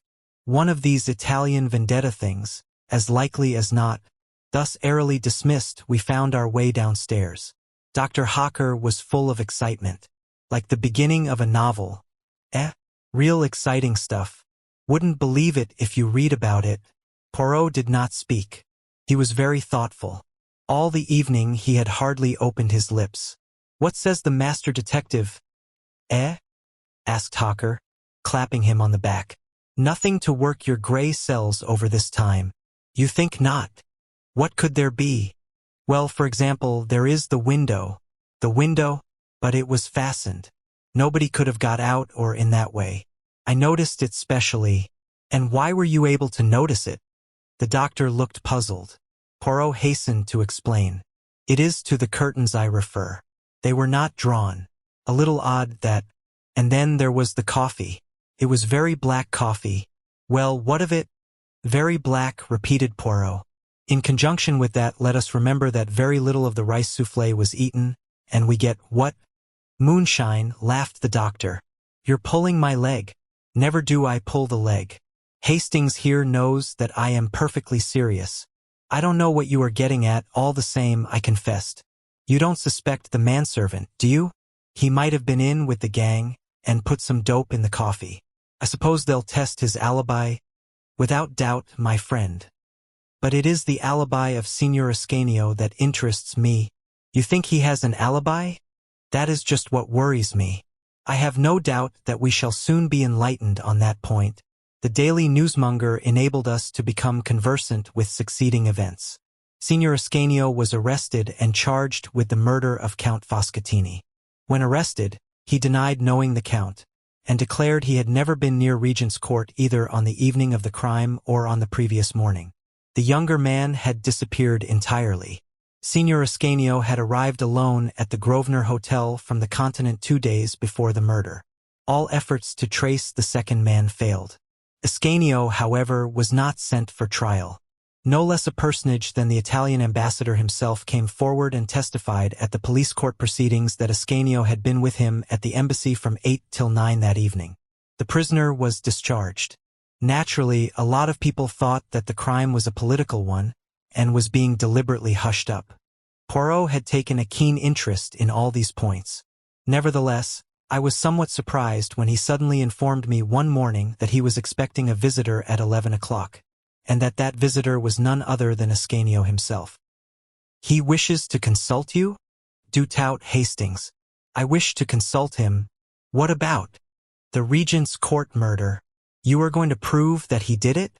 A man cannot be tried twice for murder, Hastings. Endeavor to have the common sense. Ah, that is our friend's ring. A few minutes later Signor Ascanio was ushered in. A small, thin man with a secretive and furtive glance in his eyes. He remained standing, darting suspicious glances from one to the other of us. Monsieur Poirot? My little friend tapped himself gently on the chest. Be seated, Signor. You received my note. I am determined to get to the bottom of this mystery. In some small measure you can aid me. Let us commence. You, in company with a friend, visited the late Count Foscatini on the morning of Tuesday the 9th. The Italian made an angry gesture. I did nothing of the sort. I have sworn in court. Precisement. And I have a little idea that you have sworn falsely. You threaten me? Bah! I have nothing to fear from you. I have been acquitted. Exactly.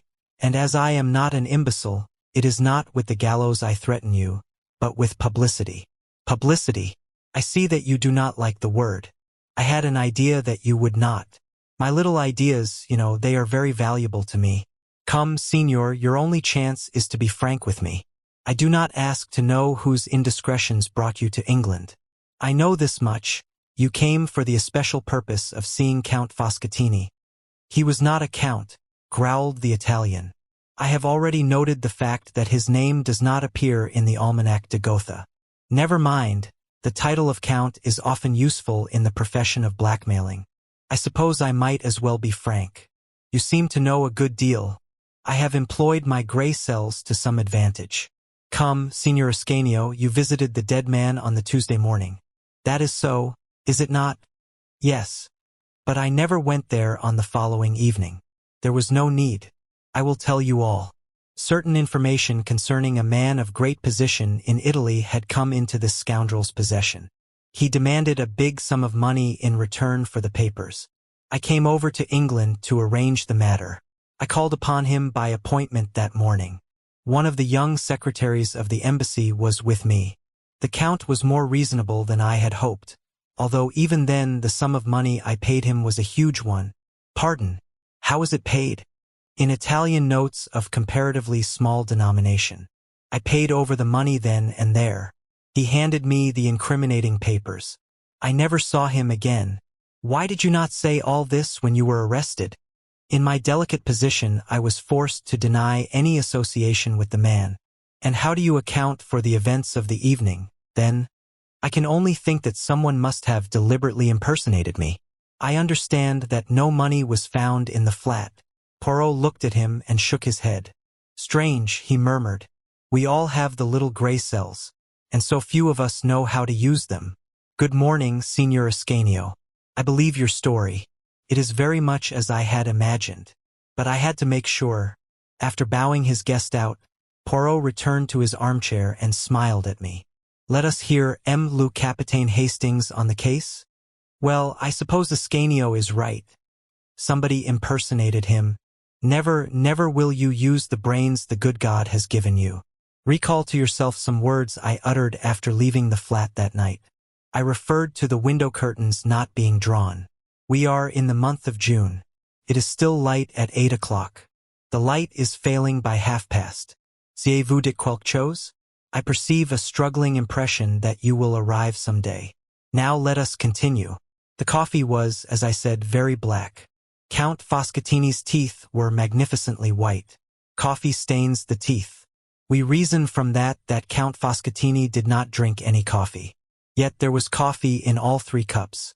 Why should anyone pretend Count Foscatini had drunk coffee when he had not done so? I shook my head, utterly bewildered. Come, I will help you.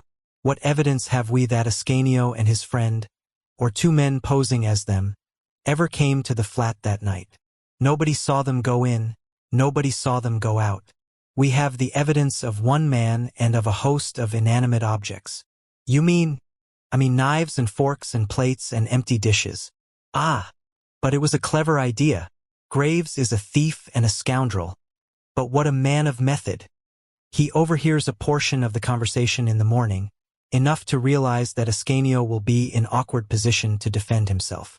The following evening, about 8 o'clock, he tells his master he is wanted at the telephone. Foscatini sits down, stretches out his hand to the telephone, and from behind Graves strikes him down with the marble figure. Then quickly to the service telephone.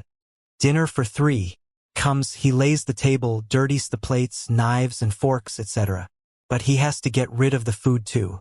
Not only is he a man of brain, he has a resolute and capacious stomach, but after eating 3 tornadoes, the rice soufflé is too much for him. He even smokes a cigar and 2 cigarettes to carry out the illusion. Ah, but it was magnificently thorough. Then, having moved on the hands of the clock to 8.47, he smashes it and stops it. The one thing he does not do is to draw the curtains. But if there had been a real dinner party, the curtains would have been drawn as soon as the light began to fail. Then he hurries out, mentioning the guests to the lift man in passing.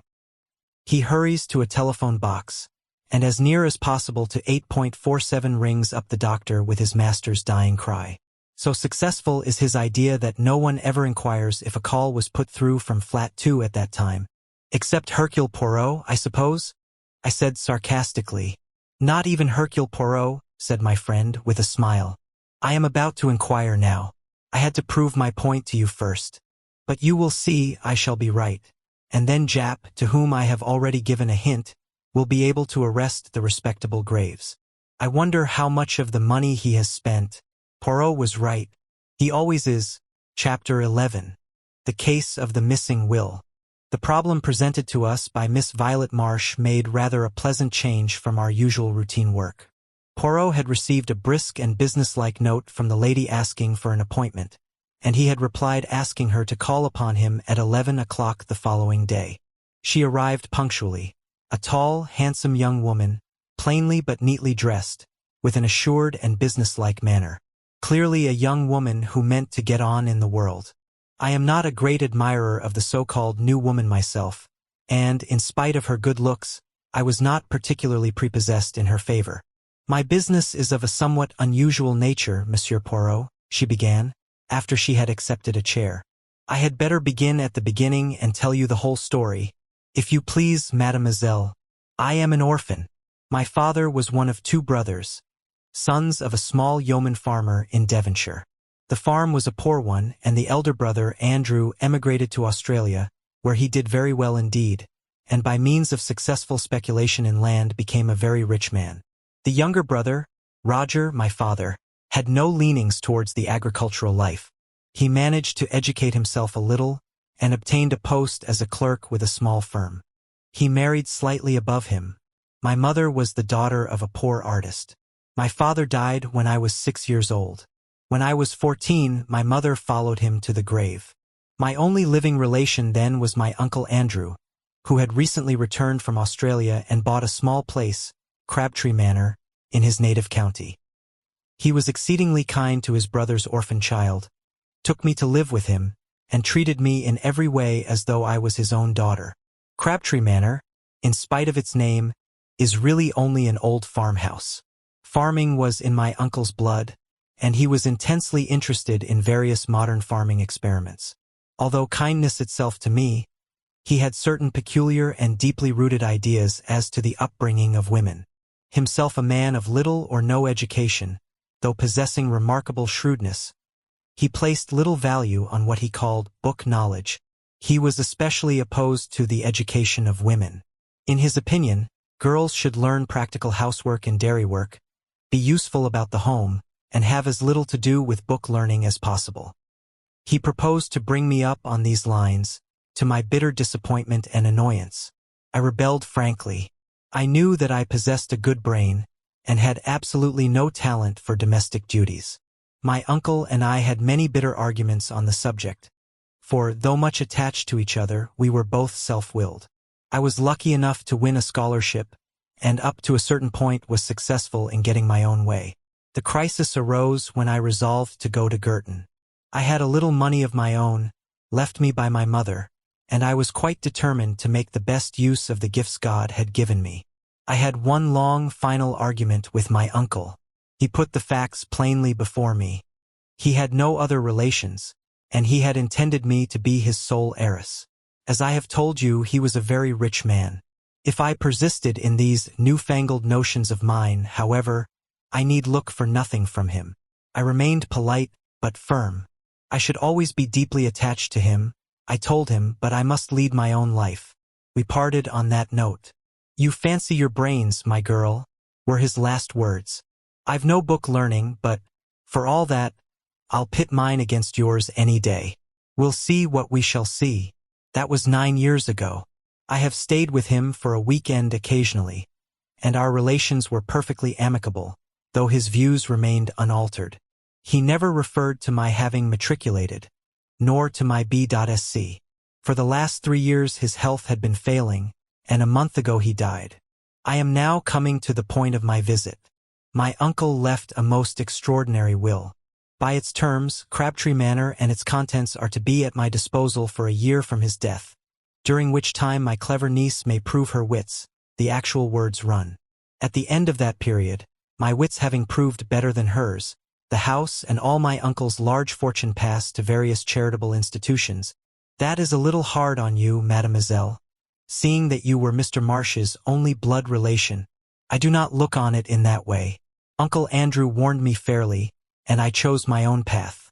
Since I would not fall in with his wishes, he was at perfect liberty to leave his money to whom he pleased. Was the will drawn up by a lawyer? No.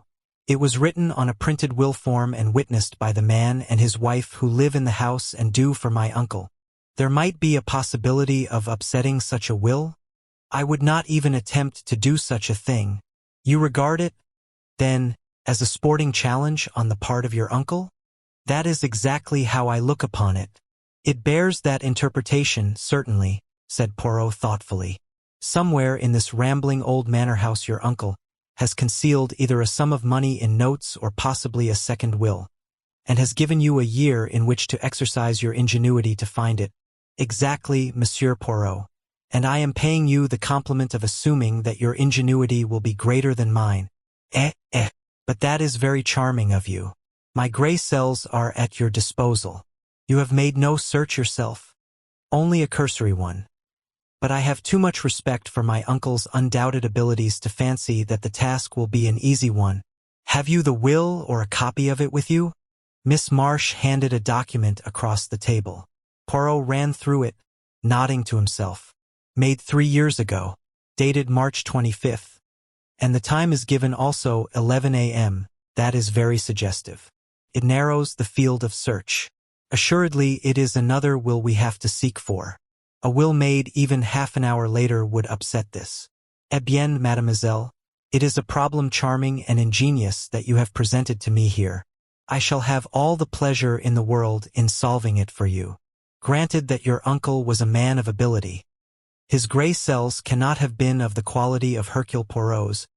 Really, Poirot's vanity is blatant. Fortunately, I have nothing of moment on hand at the minute. Hastings and I will go down to Crabtree Manor tonight. The man and wife who attended on your uncle are still there, I presume.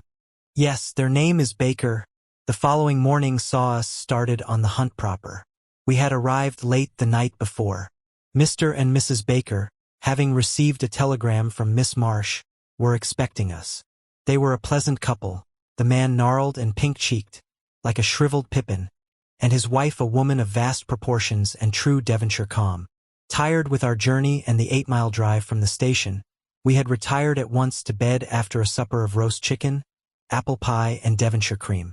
We had now disposed of an excellent breakfast, and were sitting in a small paneled room which had been the late Mr. Marsh's study and living room. A roll-top desk stuffed with papers, all neatly docketed, stood against the wall, and a big leather armchair showed plainly that it had been its owner's constant resting place. A big chintz-covered settee ran along the opposite wall, and the deep low window seats were covered with the same faded chintz of an old-fashioned pattern. Eh bien, mon ami, said Poirot, lighting one of his tiny cigarettes, we must map out our plan of campaign. Already I have made a rough survey of the house, but I am of opinion that any clue will be found in this room. We shall have to go through the documents in the desk with meticulous care. Naturally, I do not expect to find the will amongst them, but it is likely that some apparently innocent paper may conceal the clue to its hiding place. But first we must have a little information. Ring the bell, I pray of you. I did so. While we were waiting for it to be answered, Poirot walked up and down, looking about him approvingly. A man of method, this Mr. Marsh. See how neatly the packets of papers are docketed. Then the key to each drawer has its ivory label, so has the key of the china cabinet on the wall, and see with what precision the china within is arranged. It rejoices the heart. Nothing here offends the eye. He came to an abrupt pause, as his eye was caught by the key of the desk itself, to which a dirty envelope was affixed. Poirot frowned at it and withdrew it from the lock. On it were scrawled the words, "Key of roll-top desk," in a crabbed handwriting, quite unlike the neat superscriptions on the other keys. "An alien note," said Poirot, frowning. "I could swear that here we have no longer the personality of Mr. Marsh. But who else has been in the house? Only Miss Marsh, and she, if I mistake not, is also a young lady of method and order." Baker came in answer to the bell. "Will you fetch Madame your wife, and answer a few questions?" Baker departed, and in a few moments returned with Mrs. Baker, wiping her hands on her apron and beaming all over her face. In a few clear words, Poirot set forth the object of his mission. The Bakers were immediately sympathetic. "Us don't want to see Miss Violet done out of what's hers," declared the woman. "Cruel hard, 'twould be for hospitals to get it all." Poirot proceeded with his questions. Yes, Mr. and Mrs. Baker remembered perfectly witnessing the will. Baker had previously been sent into the neighboring town to get 2 printed will forms. "2," said Poirot sharply. "Yes, sir, for safety like, I suppose, in case he should spoil one, and sure enough so he did do. Us had signed one." "What time of day was that?" Baker scratched his head, but his wife was quicker. "Why, to be sure, I just put the milk on for the cocoa at 11. Don't ye remember? It had all boiled over on the stove when us got back to kitchen. And afterwards? 'Twould be about an hour later. Us had to go in again. 'I've made a mistake,' says old master. 'Had to tear the whole thing up. I'll trouble you to sign again.' And us did. And afterwards master give us a tidy sum of money each. 'I've left you nothing in my will,' says he, 'but each year I live you'll have this to be a nest egg when I'm gone.' And sure enough, so he did." Poirot reflected. "After you had signed the second time, what did Mr. Marsh do? Do you know?" "Went out to the village to pay tradesmen's books." That did not seem very promising. Poirot tried another tack. He held out the key of the desk. "Is that your master's writing?" I may have imagined it, but I fancied that a moment or two elapsed before Baker replied. "Yes, sir, it is." "He's lying," I thought. "But why? Has your master let the house? Have there been any strangers in it during the last 3 years?" "No, sir. No visitors? Only Miss Violet. No strangers of any kind been inside this room?" "No, sir." "You forget the workman, Jim," his wife reminded him. "Workman?" Poirot wheeled round on her. "What workman?" The woman explained that about 2 years and a half ago workmen had been in the house to do certain repairs. She was quite vague as to what the repairs were. Her view seemed to be that the whole thing was a fad of her master's and quite unnecessary. Part of the time the workmen had been in the study, but what they had done there she could not say, as her master had not let either of them into the room whilst the work was in progress. Unfortunately, they could not remember the name of the firm employed, beyond the fact that it was a Plymouth one. "We progress, Hastings," said Poirot, rubbing his hands as the Bakers left the room. Clearly he made a second will and then had workmen from Plymouth in to make a suitable hiding place. Instead of wasting time taking up the floor and tapping the walls, we will go to Plymouth. With a little trouble, we were able to get the information we wanted. After 1 or 2 essays, we found the firm employed by Mr. Marsh. Their employees had all been with them many years, and it was easy to find the 2 men who had worked under Mr. Marsh's orders. They remembered the job perfectly. Amongst various other minor jobs, they had taken up one of the bricks of the old-fashioned fireplace, made a cavity beneath, and so cut the brick that it was impossible to see the join. By pressing on the second brick from the end, the whole thing was raised. It had been quite a complicated piece of work, and the old gentleman had been very fussy about it. Our informant was a man called Coghan, a big, gaunt man with a grizzled mustache. He seemed an intelligent fellow. We returned to Crabtree Manor in high spirits, and, locking the study door, proceeded to put our newly acquired knowledge into effect. It was impossible to see any sign on the bricks, But when we pressed in the manner indicated, a deep cavity was at once disclosed. Eagerly Poirot plunged in his hand. Suddenly his face fell from complacent elation to consternation. All he held was a charred fragment of stiff paper. But for it, the cavity was empty. "Sacre!" cried Poirot angrily. "Someone has been before us." We examined the scrap of paper anxiously. Clearly it was a fragment of what we sought. A portion of Baker's signature remained, but no indication of what the terms of the will had been. Poirot sat back on his heels. His expression would have been comical if we had not been so overcome. "I understand it not," he growled. "Who destroyed this? And what was their object?" "The Bakers?" I suggested. "Pourquoi? Neither will make any provision for them, and they are more likely to be kept on with Miss Marsh than if the place became the property of a hospital. How could it be to anyone's advantage to destroy the will?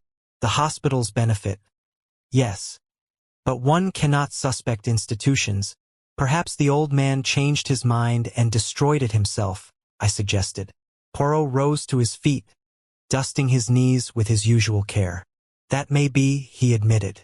"One of your more sensible observations, Hastings. Well, we can do no more here. We have done all that mortal man can do. We have successfully pitted our wits against the late Andrew Marsh's. But, unfortunately, his niece is no better off for our success.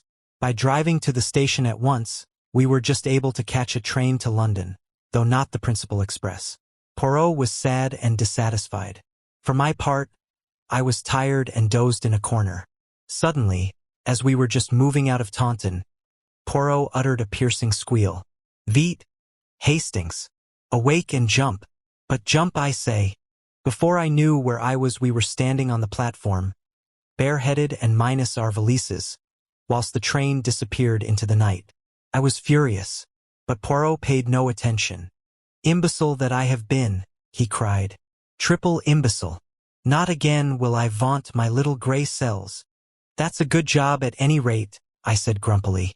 "But what is this all about?" As usual, when following out his own ideas, Poirot paid absolutely no attention to me. "The tradesmen's books. I have left them entirely out of account."